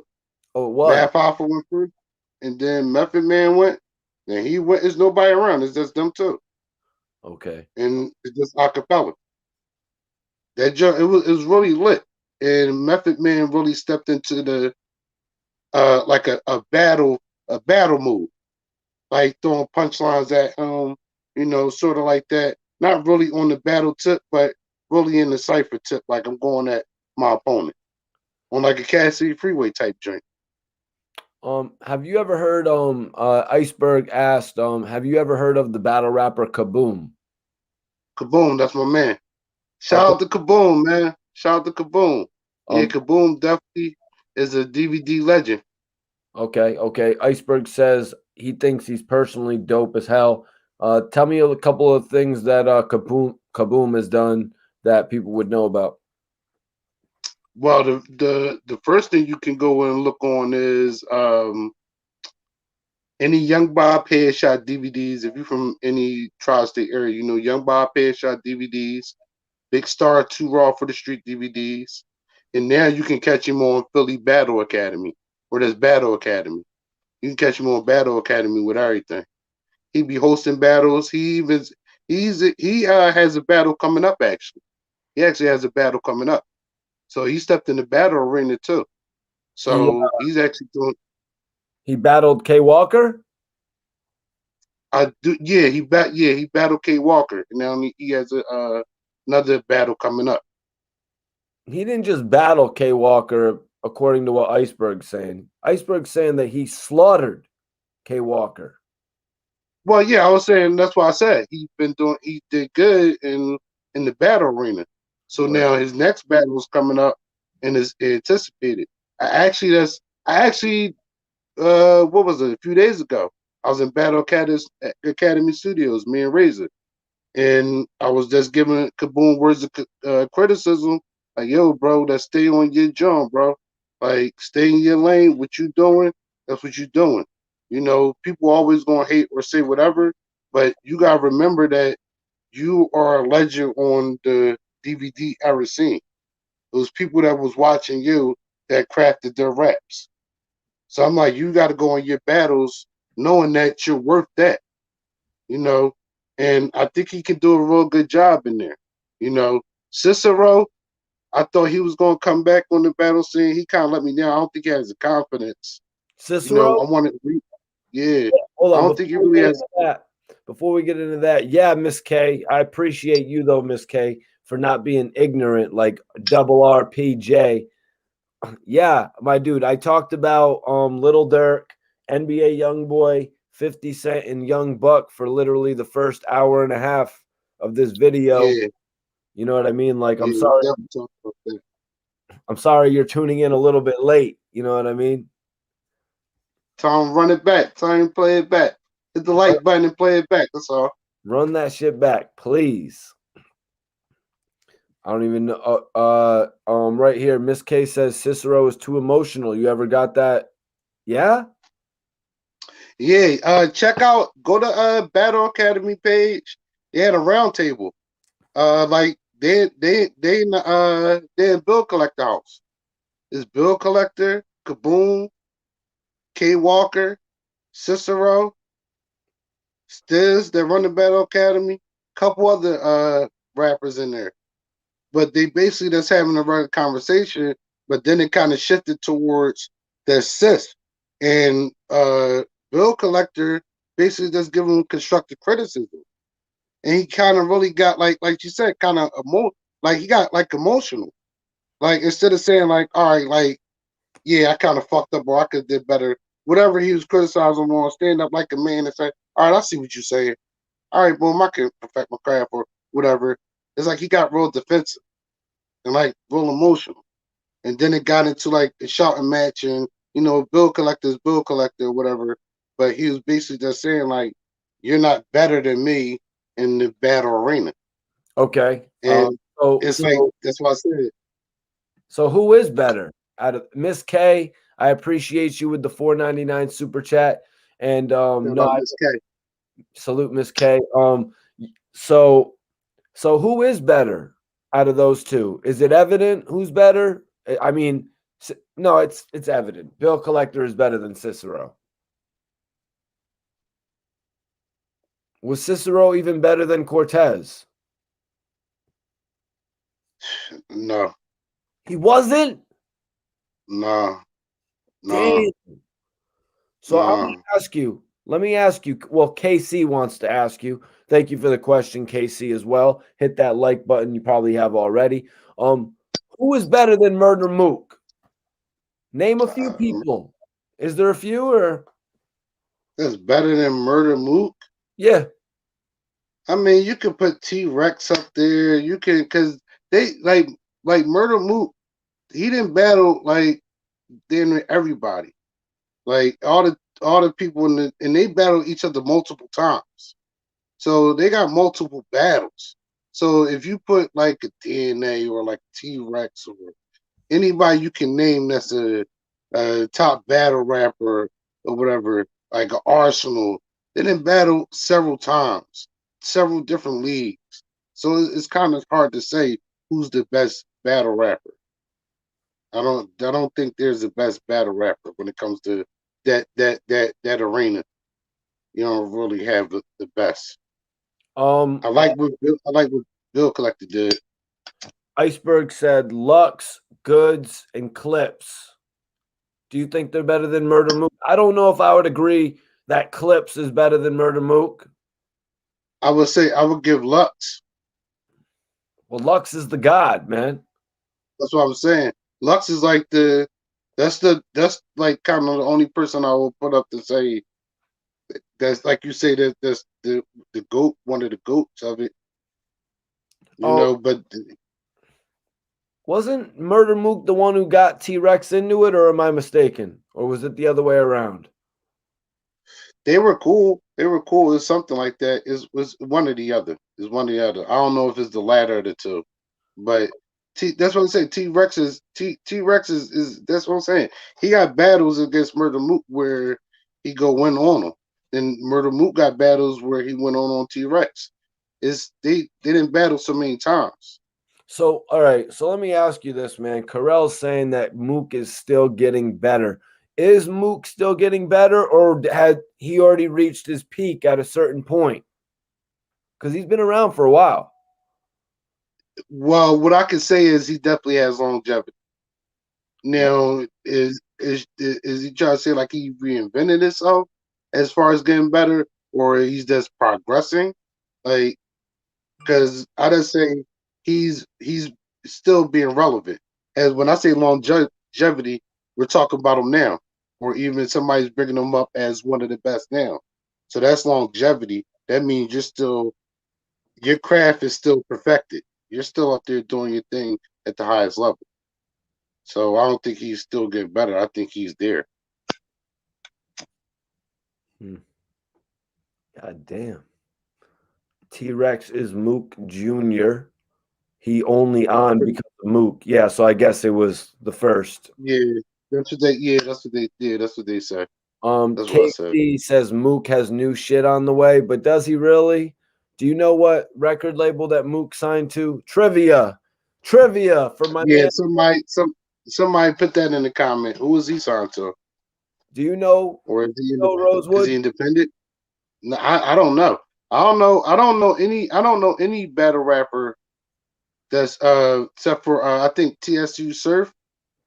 He's signed to somebody. That's the only battle rapper I know that's signed.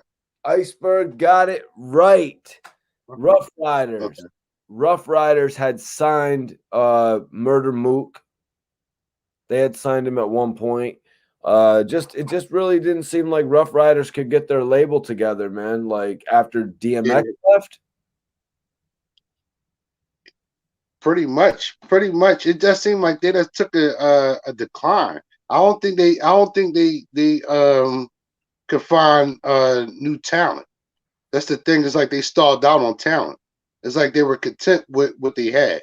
Like, God, we got X, we got E, we got the lots, we got this roster right here, and basically, I think their format was like, we're gonna be here forever.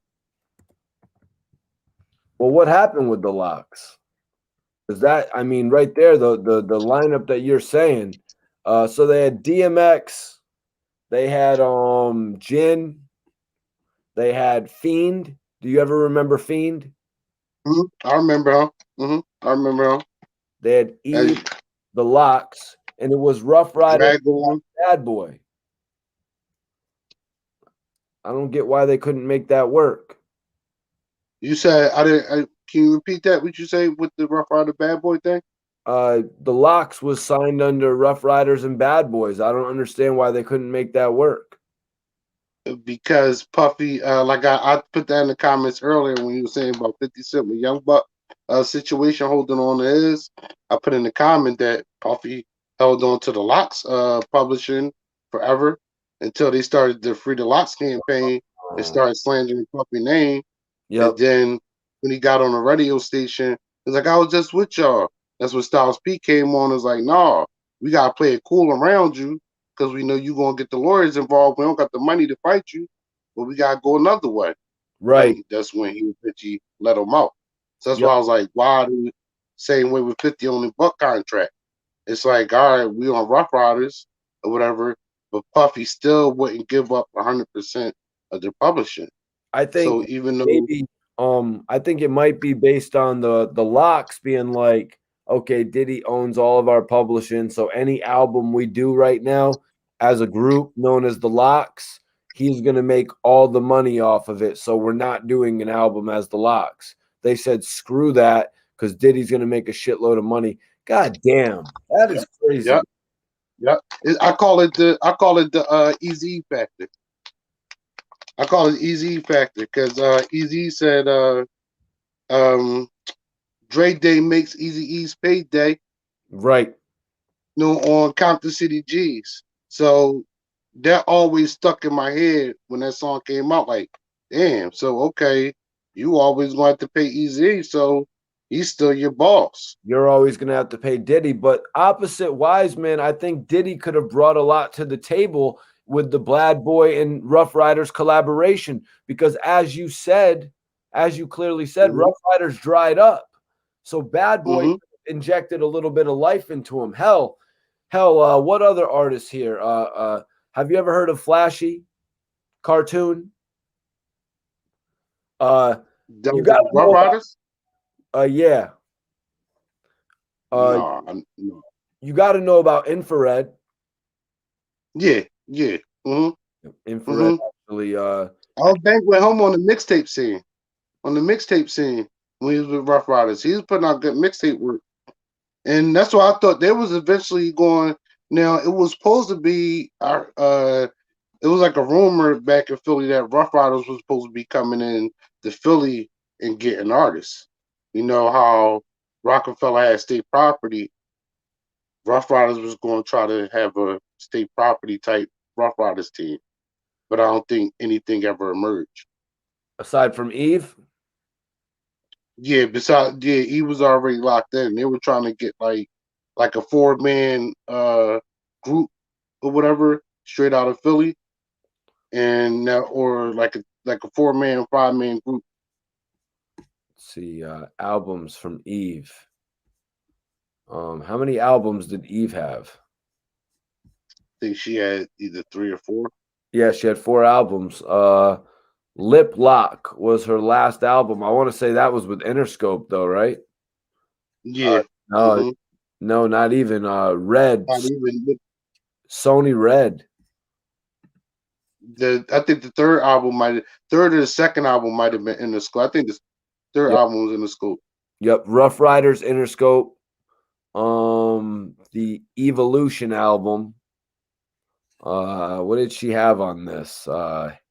Hey Y'all with Snoop and Nate. Jesus Christ. I don't know about that album, man. But yeah, I thought she had signed directly to Dr. Dre, Aftermath, at one point. I guess that album never surfaced because she had. Well, it never surfaced. Yeah. Like I think one live you had, we were talking about Aftermath, and I was like, that's like a graveyard for your career. You go to Aftermath, it's a graveyard. Oh yeah, true. That's true. Like Dipset Philly was supposed to happen. Was there ever any representation from Philly with Dipset, to your knowledge? As far as rat wise, yeah. I think what was his name? Jay Bezel. not Jay Bezel or not Jay Bezel. If you check Dipset, Dipset has a Philly artist. I'm trying to think of his name. Is it Jay Bezel? Because that name seems to be. I think it might be Jay Bezel. Heavyset guy, but he was from Philly. Wonder if I'm spelling it right. Okay, Jay Bezel. And what label did he sign to? He was signed a Dipset. Oh yeah. Okay. You were saying Dipset.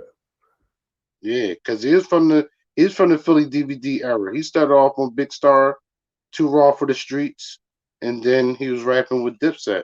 Right. Yeah, it says on his Wikipedia he released a few mixtapes while he was with the Diplomats.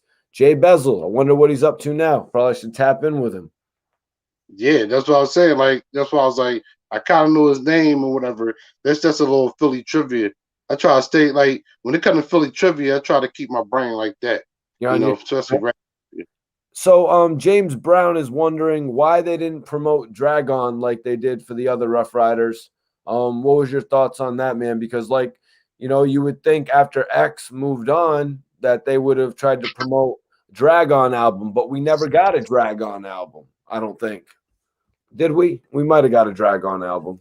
No, Dragon got an album, and Dragon been spitting. He had like a freestyle Friday or something. Like every Friday he was dropping freestyles. Like 2015 and like 2018, he's coming with every week with like a freestyle, like killing them Jones. It's on YouTube. You can look it up. No, I think with Dragon. That was more recent though, right? Yeah, that was more recent. I was just throwing that in there. But the thing with Dragon, they said drag was too much in the streets. They said it was like times where it was like video shoots and all that, and he won't be there. They would have to go send DMX, because DMX is the only one that's going to know the streets on where he at, the hustling spots. So they got to go send X to get him off the hustling spot, take him to the video shoot. So it might be a show, a tour or something. Got to get on the plane, drag and get on the plane. He trapping. So he's like, Dragon's first album was in 2000. It was with Rough Riders and Interscope. It was called Opposite of H2O. Yep. So what does that mean? Opposite of H2O? Fire or something? He's trying to say it's fire. Yeah, he's trying to say it's fire because like the album cover is like fire, and then the first single we had off there, that video is like fire all in the background and all that. Like, so the album peaked at number 5 on the Billboard Top 200 and number 2 on the top R&B hip hop albums. Do they say what the single was? What the single was? Let me see if they say that here. I was more so going to ask you if you remember a single from that album. I don't know the name of it. Here we go. Here we go with Eve. Drag Shit with Styles P. Ready for War with the Locks. Both of those was bangers. Opposite of H2O. They had videos for them. So a note about his second album. So his second album was called Hell and Back, right? He signed to Virgin. So due to disappointing album sales, Dragon was quickly dropped from Virgin Records. So just to note though, rappers who signed to Virgin Records. Let's see some of the artists that are rappers. There should be a few that you'll be surprised that signed to Virgin Records. Right? You would think. All right. I mean, this is a label that has signed Janet Jackson, Lenny Kravitz. You know what I mean? This is actually like a big label. The Smashing Pumpkins. I don't really get why they would have Dragon, how Dragon would have ended up over there. You know? Exactly. Ali says Dragon saluted me once 2 years ago. He's still dropping gems. Yeah, no, like Rosewood was saying, Dragon was a few years ago. Even after his last album in 2007, his independent album, Dragon, more recently had been dropping freestyle videos that would be all over World Star. I was actually in contact with him to do an interview. The rumor was that he was actually in Connecticut, but I don't know if that's true. That'll be a dope interview if you could get him on there. Because if you can get him to do an interview, that he can shed a lot of insight on that Rough Riders thing. Like I said, he was really in the streets. Right. He was really a street dude. Ride for Me featuring DMX was the single. Mm-hmm. That's the joint they dropped there. The video for it is it's like fire all in the background and all that. Did they put a big push behind? I mean, why did he go from Rough Riders to Virgin? You know what I mean? I asked why did they put a big push behind him? It's like he left the label. Oh, let me see. Hold on. Let me get the date here. I think it was like a 4-year time span, to be honest with you. Yeah, his first album came out in 2000, and it went gold, and then they didn't drop his next album for 4 years.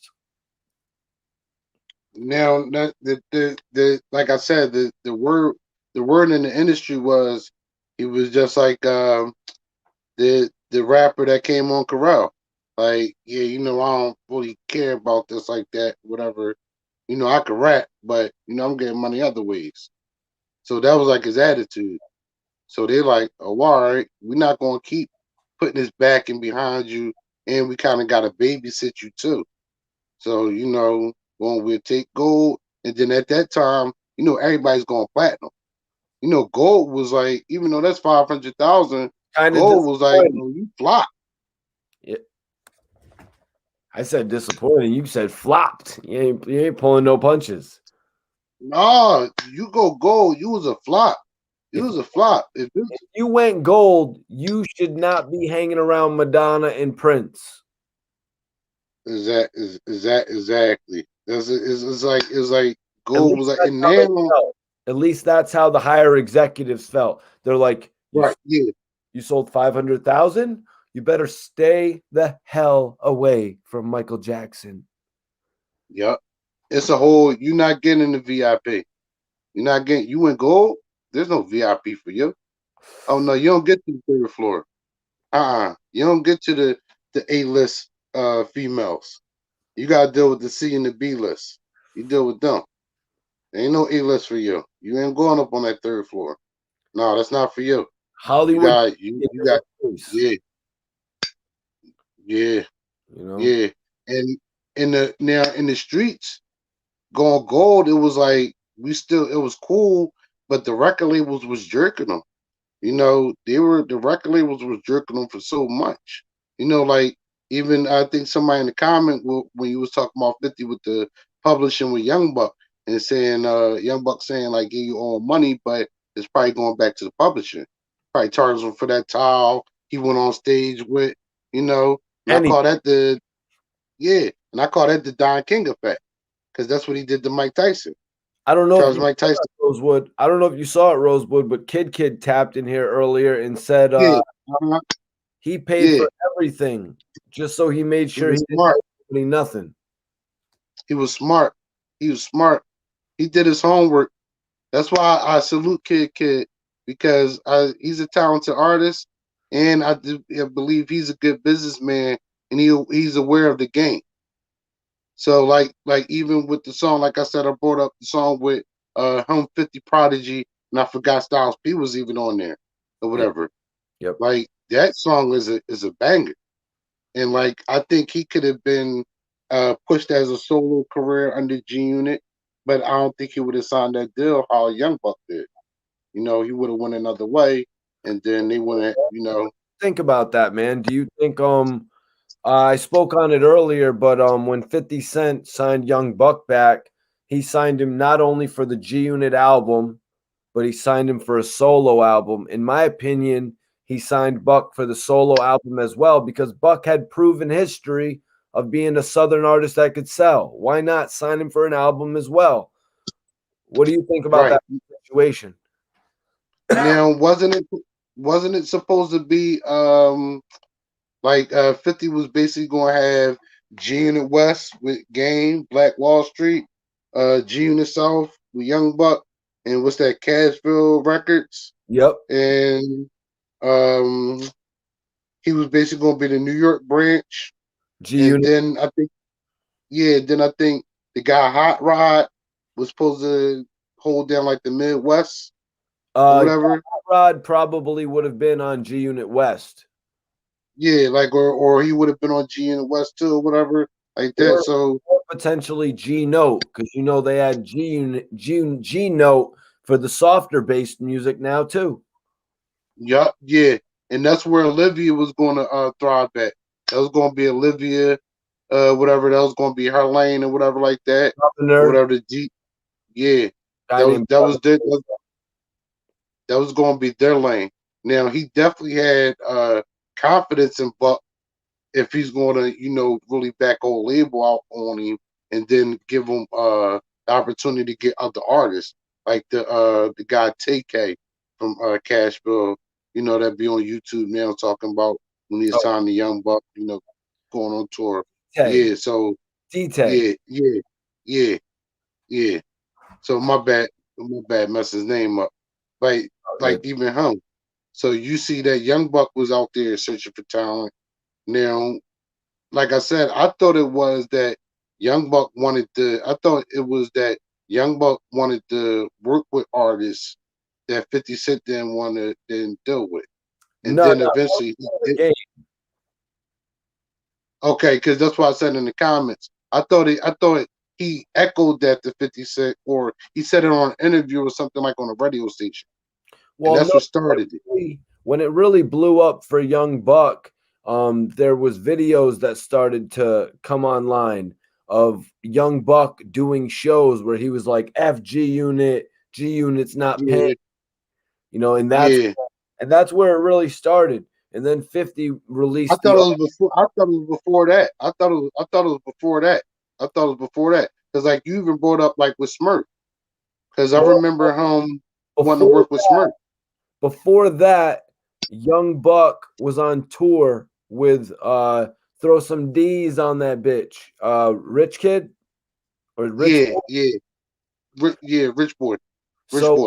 He was on tour with him in the South. Young Buck was doing a tour with him in the South. And 50 was going to Asia to finish the G Unit album, Terminate on Sight, and to do an Asian tour. And Young Buck decided to stay in the South and do that tour with the Throw Some D's on them rapper.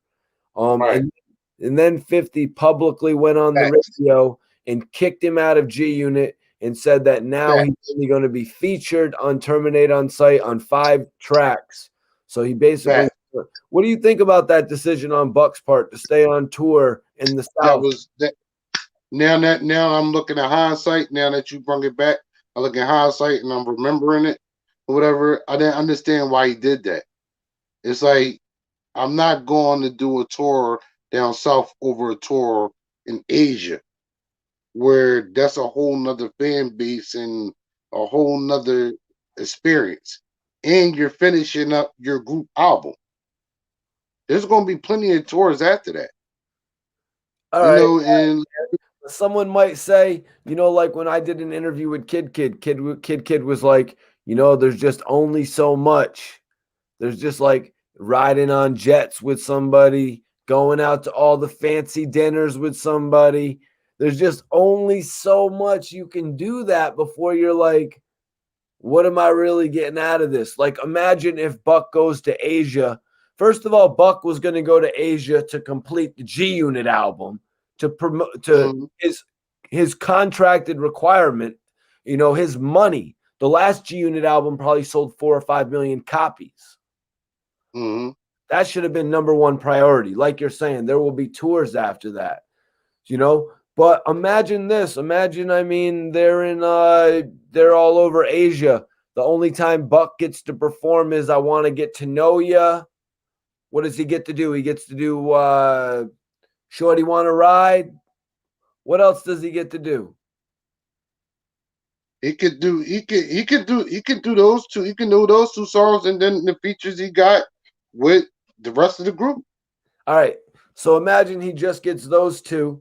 So then he goes on a tour, co-headline tour with Throw Some D's on Him rapper. You know what I'm saying?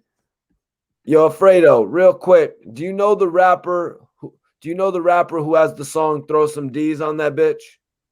And that Rich and boy, it's not Soldier Boy, but yeah, throw some D's on that bit. Yeah.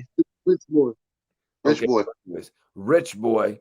So, anyways, imagine on this tour with Rich Boy, he gets 20 concert dates probably, but he gets to perform for 35 minutes, 40 minutes, all of his songs. You know what I mean? Isn't that something that a guy has to take into consideration as an artist?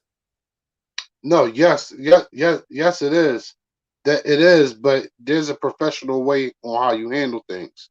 Now, when you make an obligation to something, you have to stick to your obligation, and this obligation was to fulfill the album. His So, album. okay, yes, you're going to get a more heavy bag on that end, but you already have this obligation. So you have to stick to your obligation. And then if Rich Boy is still hot, then you're going to come back with another tour. But you see, Rich Boy only had one song Yeah, that was the only time for Young Buck to go get that money, Rosewood. with Rich Boy. Right. Now there could have been other artists that's coming up after that he can hop on the tour with. That's from the South. Yeah, no, you're right, man. You're right. He could have missed out on that money with Rich Kid, man. Like he really could have because he screwed up his long-term money. Like That's why I was saying this long term money. he screwed up his long-term money because he got cut out of the album that probably sold 5 million copies. Like, how does It would have I don't care. basically launched his next album. He could have launched his next album off that. And now in Asia, you have people wanting your album in Asia heavily off your performance. Yep. No, he kind of messed that up. Like even if he was contracted to do those dates with Rich Boy, he would have made more off of the Asia trip. And there's something in business, Rosewood, where if an actor, like say an actor signs on to do something for 30 or 40,000, 100,000, but then he gets a contract for 5 million, he's walking out on that $100,000 contract. If it conflicts, you know what I mean? He's like, yo, I'm sorry. I got this other contract here. It's for $5 million. I gotta go do it.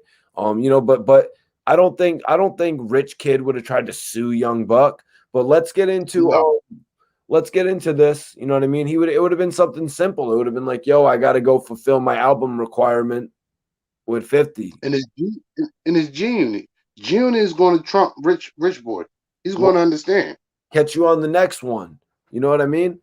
So Iceberg says, do you guys feel like Uncle Murda joined G Unit too late? Like, why is he not making more noise? Is he too comfortable? Uncle Murda, my man. I'm a big Uncle Murda fan going all the way back to when he was signed to Rockefeller. All right, so do you think that he signed to G Unit too late?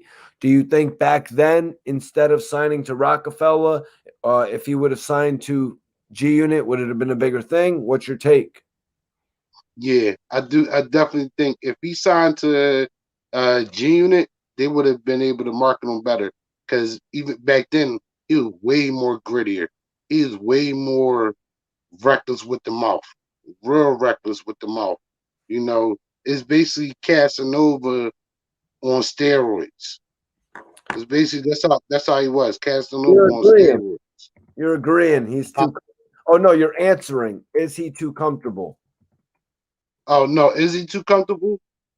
Well, I won't say he's too comfortable or whatever, because I don't think he lost love for the game. It's just he didn't got money in other ways. Okay, so let me put it in this spectrum. The wrap up, this year's wrap up, how did it compare to the last few years? Was it just as good? Was it better? Was it worse? It's kind of getting a little dull. It was kind of dull. It was, like the last year, it was sharp. I think because him and Skills was going back and forth to who was supposed to say the wrap up and all that. So it gained a little momentum. But now it's just like kind of dry. Yeah, you know. people are forcing it. Yeah, because when Skills did it, it was like we wanted to hear it because he had the wittiness and he had the cleverness, to where we were at. You're gonna do that, bro. Like, you're gonna go there. Yeah, I'm gonna go there. Because I'm into that gangster wrap up, man. I'm into that. No, it was cool. Wrap up. The switch up was cool. I want to hear about the bitch. I want to hear about the chick who got that shit put up in her titties. You know what I mean? I want to hear about that who got that shot in her ass. You know what I mean? That's Uncle Murda. Now, he reckless with the mouth. What does Skills got in comparison to that? Riddle it off for me, bro. Well, Skills just had clever bars, and it's gonna make you laugh. He didn't. It was almost like he didn't go the gritty route. Yo, man, Rosewood, I'm sorry, bro. I don't want to laugh. I want to talk about tits and ass. Yeah, no. The transition, I do believe that there had to be the passing of the torch. I think Skills' time was done with it. Skills' time was done with it. Sorry, bro. I just had to go in on you real quick. But Rosewood is dead right. Iceberg said Casanova always gets compared to Uncle Murda. Really, you think do you think that Uncle Murda had a better vocabulary or has a better vocabulary than Iceberg? I mean than Uncle Murda? You said this does Uncle other way around? Yeah, does Uncle Murda have a better vocabulary than Casanova? Yeah. Uncle Murda got bars.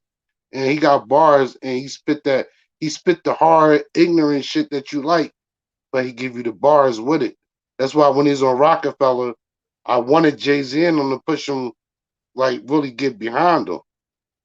I don't know why they didn't or know how to market them or whatever like that. Ended. I think Rockefeller ended right around that time, didn't it? I think he came at the tail end right before they split up, and then I think when his project was supposed to come out, it split up or whatever. Because he was there when they were together. Okay. Wow. Okay, let me see. When? Because I don't think he was signed to Def Jam. I think he was signed to Rockefeller. Okay. Yeah.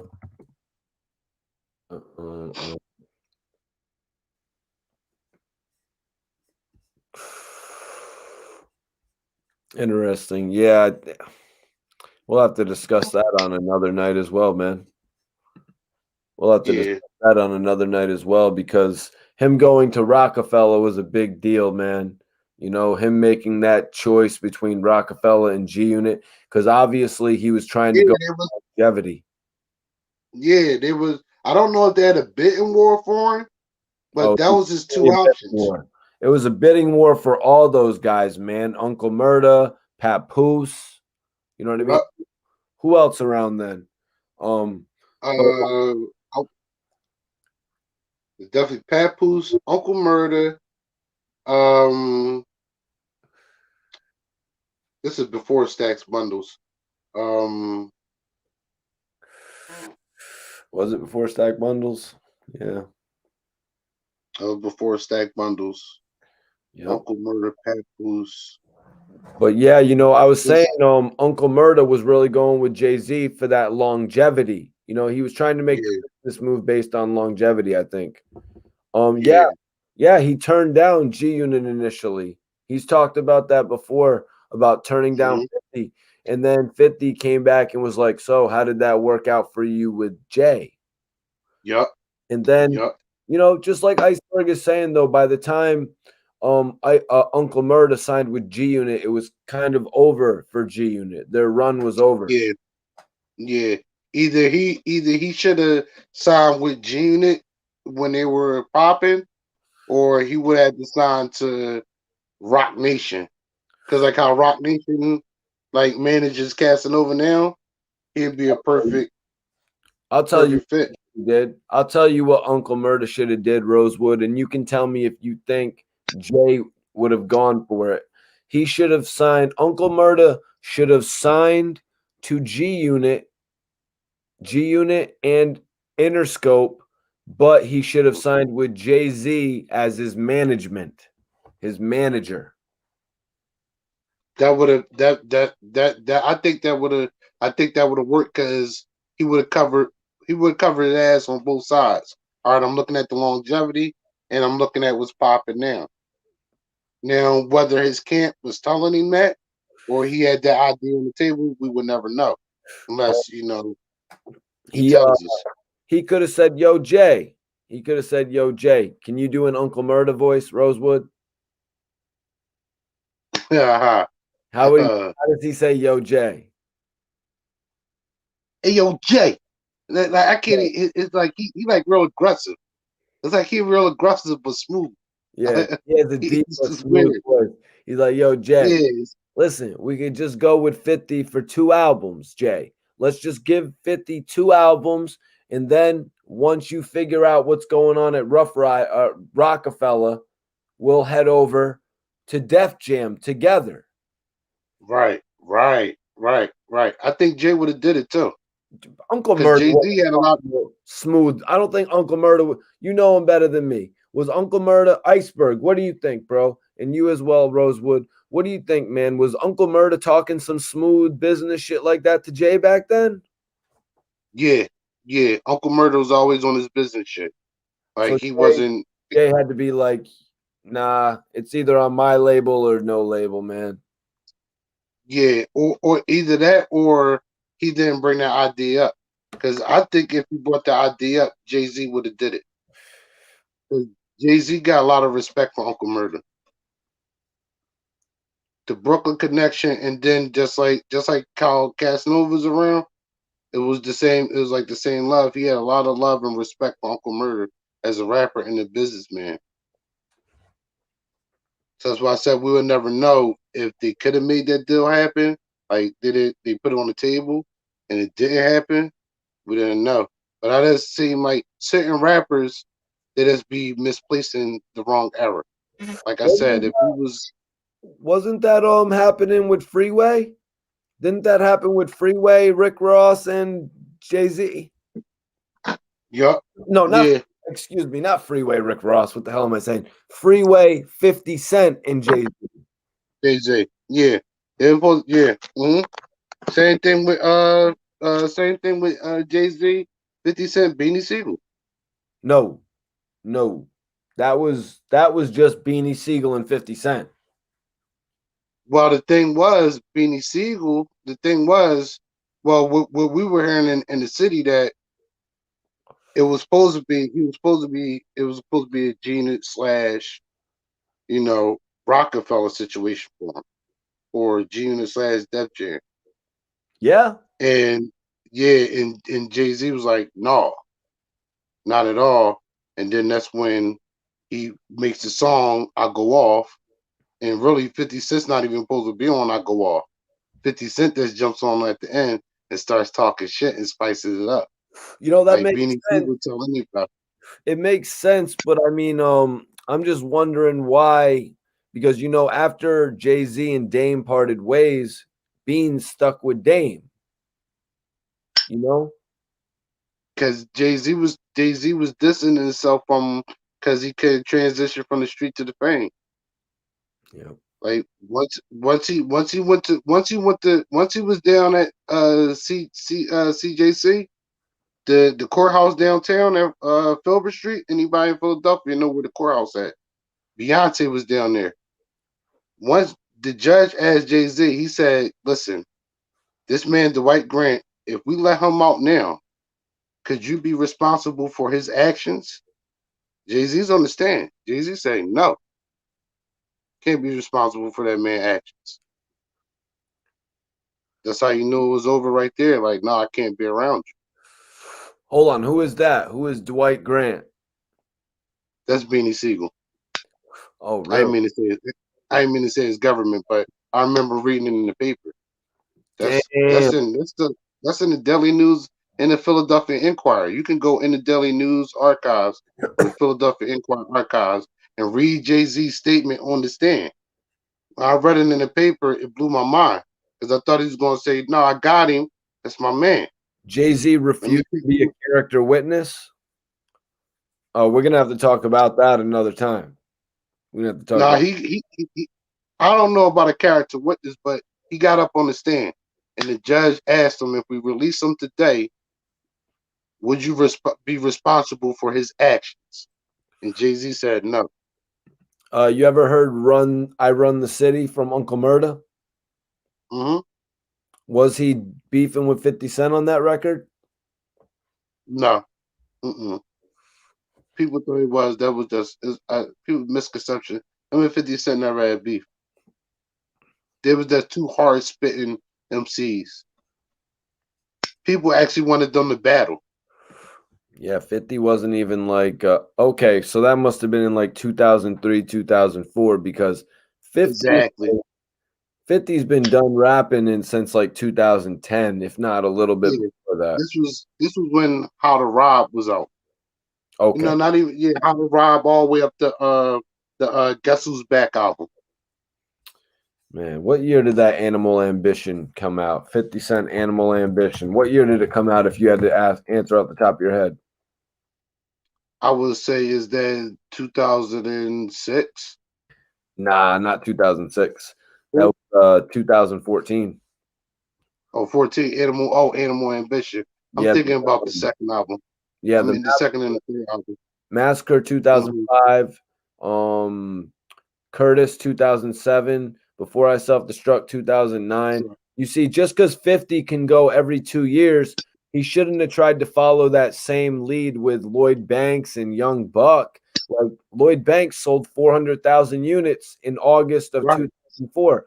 Get another album out in 2005. Yeah.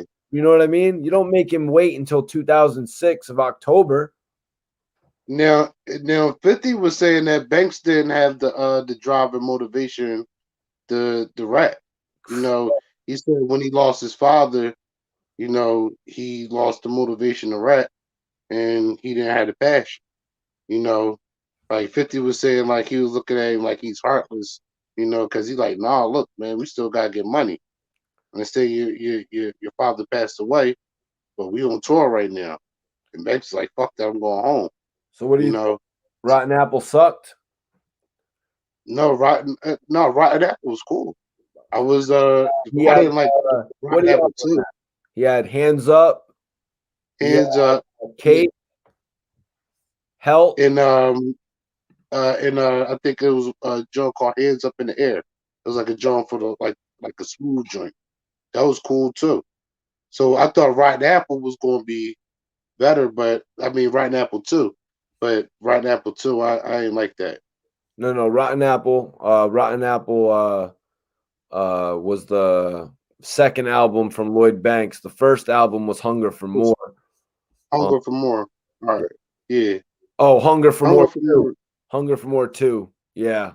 Well, that one had I Don't Deserve You on it, though, I think. Yeah, but I wasn't really feeling that, John.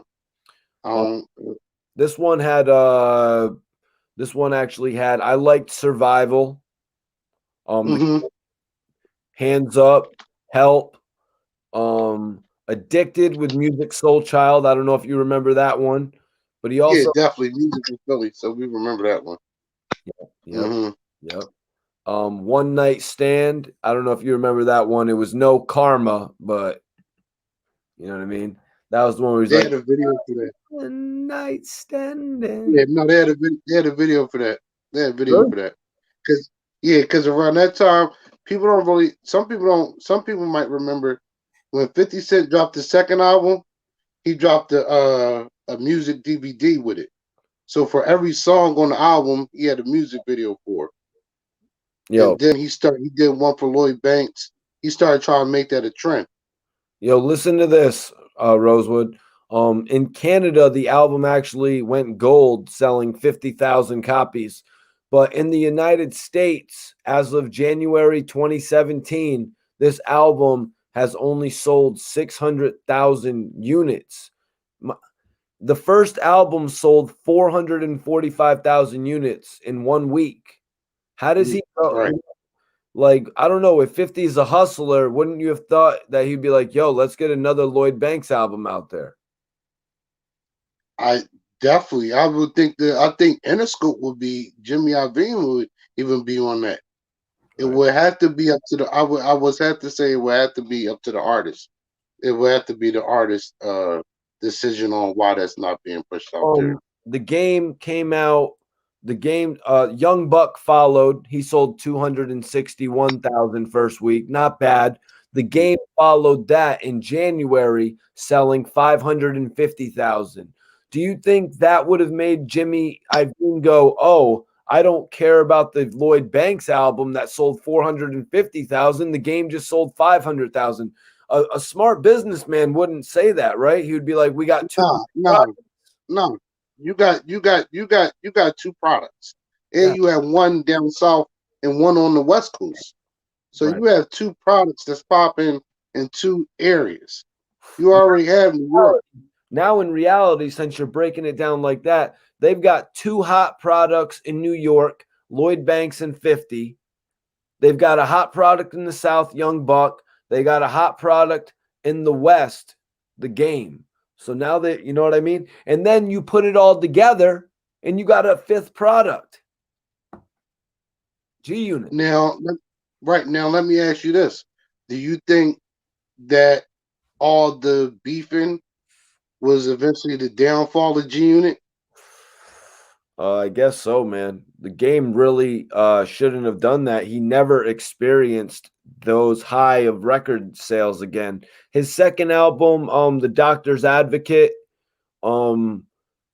did sell about 350,000 first week, I believe, but the first one had sold 500,000 first week. You know, he didn't reach that high again. Do you think he thought he was going to sell more records by going at 50? Yeah, because the second album, that's why he was able to even sell that many albums. Because it was going off the momentum of the G-Unit campaign. Wow. So you're saying if he would have just stayed G-Unit, that he would have did what Young Buck and Lloyd Banks did for their second albums. Because Lloyd Banks and Young Buck on their second album sold about 150,000 units. Nobody gave a damn. He would, but see, he had the West Coast, and he would have put together a better project. I think he would have put together a better project. That's crazy, man. That's a good point. And at the time, 50 Cent, that's what 50 Cent was having the kind of the California flow and all that. He was really working with the Dre beats or the California beats like that. So you're gonna get more 50 Cent joints with him. You might get more Young Buck or Lloyd Banks features with him. It was definitely gonna be some bangers out of that second project if he was on G-Unit. Now, like you guys are saying, like Iceberg is saying, like you're saying, sad but true, the G-Unit campaign made him pop. Because, like, let's be honest, the man's from California. It's a bigger state, but that doesn't mean he's going to sell that many more units from there. He sold 350,000 units. I got a feeling if he would have stuck with G-Unit, like you're saying, Rosewood, that he might have sold around 150,000, 175,000 maybe. But Caleb Gray says this: The Doctor's Advocate is his best album to me, hands down. His first album sounded like The Massacre. He's saying his first album sounded like The Massacre. It had a what do you think about that, man? Did you think the Doctor's Advocate was better than the documentary? No, but I can understand why they're saying that. Because 50 Cent, was on hooks, and it's just that's just the creativity. If they didn't start beefing, we wouldn't know none of that or whatever. If he was still on G-Unit, we'd just think is all games ideas or whatever like and that. let me say this: it seems to me that the Doctor's Advocate is a game album, you know, without the sound of the massacre, you know, that 50 gave Right. it. You know what I mean? Right. The Doctor's Advocate is a game album without the 50 hooks. Right. Because basically, that first album was the first collab of that West Coast and East Coast sound since the Firm. Like that was you had the Firm that went over people's heads. It wasn't ready for that. You know, put West Coast beats with East Coast rhymes. So now you're putting West Coast beats with East Coast rhymes and East Coast beats with West Coast rhymes, and you're putting everything together. You're basically making a whole new mix. Like how they had G Funk era, you're almost making a new gumbo right there. So if he stays with G Unit, you're just making it you're just stirring that pot and making it even more better. Ollie 1017. Before we get out of here for the night, Ollie 1017 says, "What about the kid from G Unit from New Orleans?" I'm gonna let you talk about that, Rosewood. The kid from G Unit from New Orleans, is in that kid? Yeah, he's obviously talking about Kid. I want you to talk about that, man. What did you think about when Kid joined G Unit? That was a great move. That was a great move. And then he got a lot more exposure, especially to people in New York and people like up north or whatever that might not know who he was or not really been in tune or whatever. It really gave him a lot of exposure.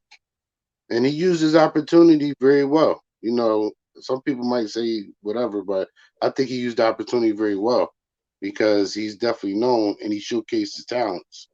And like even to this day, if he puts out a project or whatever and it comes across my radar, I'm gonna listen to it. That's what's as up. far as like mixtape wise, I'm definitely gonna listen to it. Well, Kid has a new project coming out called Real is Rare. Rosewood, I want you to let everybody know where they can follow you. Somebody had asked you to break out in a freestyle a little bit earlier. I didn't want to put you on the spot, but through our conversation tonight, I had heard that you had rapped at one point. But let everybody in here know where to follow you on social media and shit, so they can stay tapped in with you, man. Listen, you can definitely hit me up if you want to do any because definitely it's Spill Entertainment, and we do over here at Spill, we got Spill Entertainment, Spill Music Group. Over at Spill Entertainment, we basically doing management, promotion, artist development over here, like that, giving artists the push that they need and outlets to get you out there and push your music and get your material out there and link you with who you need to link with. If you want to contact me, it's Rosewood215 at Gmail. You already know, Spill Entertainment. And hit me up, holler at me. Once again, shout out to Start Water. I'm definitely going to get it to Mikey T. I'm going to get you a case ASAP. Okay. Like I said, I'm going to send. All right, we'll promote that on the show then. All right. Yeah, I'm Razor probably hit you up or whatever. I'll probably get your information from him, hit you up, and I'll send you over a case. All right, cool, yo. So, Rosewood, until next time, bro. You already know. All right, enjoy your night. Definitely appreciate you tapping in. Man, Rosewood is that guy. I'm looking forward to having him back on the show. I'm glad everyone took to him so well. This is actually the second time he joined me. Now I want everyone to head over to Instagram before you get out of here. Rosewood, if you haven't followed him yet, I want you to follow Click Jam. Everyone in here, all 53 of us in here, I want you all to go over to Instagram if you have an Instagram right now and follow Click Jam on the gram. Major salutes to my guys over there. Major salutes to my guys over at Click Jam. I want to tell you all a little bit about the brand. This is a little bit of information all of you artists listening need to hear. More than the artists, though, producers, directors, everybody out there that is invested in the music industry needs to tap in with Click Jam. It's an easy website. It's an easy website to sign up on. www.clickjam.com. It's easy to sign up because you can just do it right through your Facebook.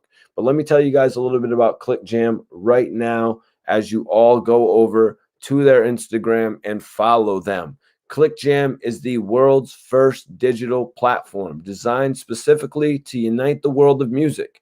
Here's some of the amazing things you can do with ClickJam right now. You can post your news updates, concert dates, videos, or music files directly on the ClickJam timeline, and you can keep your fans in the loop. Link your SoundCloud, YouTube, and other media content to your post to reach a huge audience of musicians and music lovers. When we jam with ClickJam, you guys. If you're on the gram, go follow ClickJam right now. Send them some support. You know what I mean? If you have a friend that's an artist, let them know about ClickJam. If you have a friend that's always hitting you up and letting you know things about their career and wondering how they can get extra exposure, and you know what I mean, let them know that they can post information about themselves on ClickJam and it can be seen by other musicians. You know what I mean? And they can actually start to build their own network. So tap in with ClickJam, everyone. Let me know. Let me know when you've all followed them and shit. Hit me with that thumbs up. We got 128 likes in here. I want to get 2 more likes in here. Let's get that shit up to 130, you guys. If you haven't hit the like button, hit that shit right now. I'm about to call it a night. I am about to call it a night, you guys. We had a great show. If anybody wants to support the channel, if anybody wants to show love to the channel, I want you to Cash App Mikey T Movie. If you want to show love to the channel, if you want to support the channel tonight, you know what I mean? If you want to go a step further than liking the video, hit that Cash App Mikey T Movie. I appreciate everybody who supports the channel. I appreciate everyone who's tuned in tonight. James Brown said, peace to Rosewood. Ali said, Rosewood, you're a legend, mate.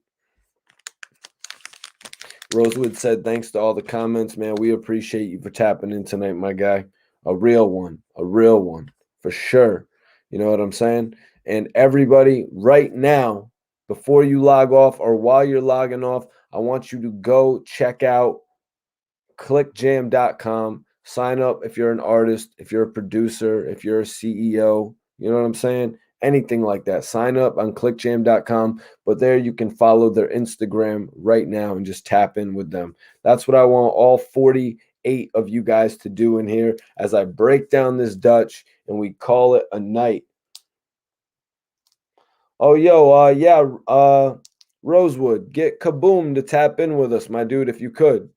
You know what I mean? Let him know we'd like to do an interview and shit.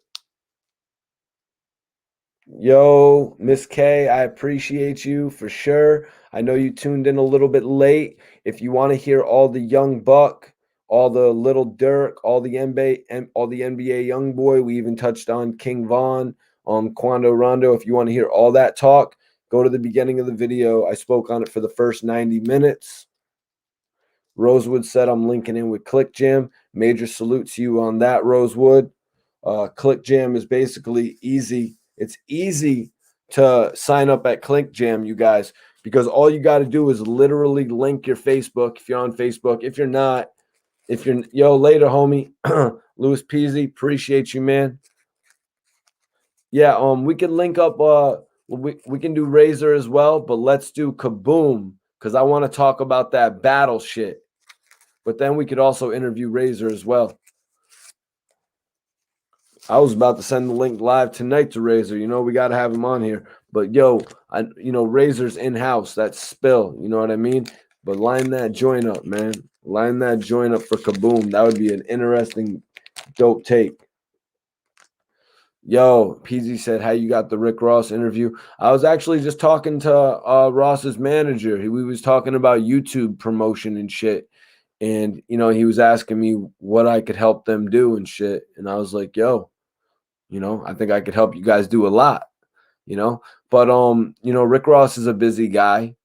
But I think I really impressed Rick Ross with my interview, to be 100% honest with you guys. I think I really impressed Rick Ross with my interview to the point where we could get another one where I get more descriptive with him. In this interview, we touched on a lot, though. We got about a 30-minute long interview. I'm looking forward to releasing that to everyone. Salute to you, Rosewood.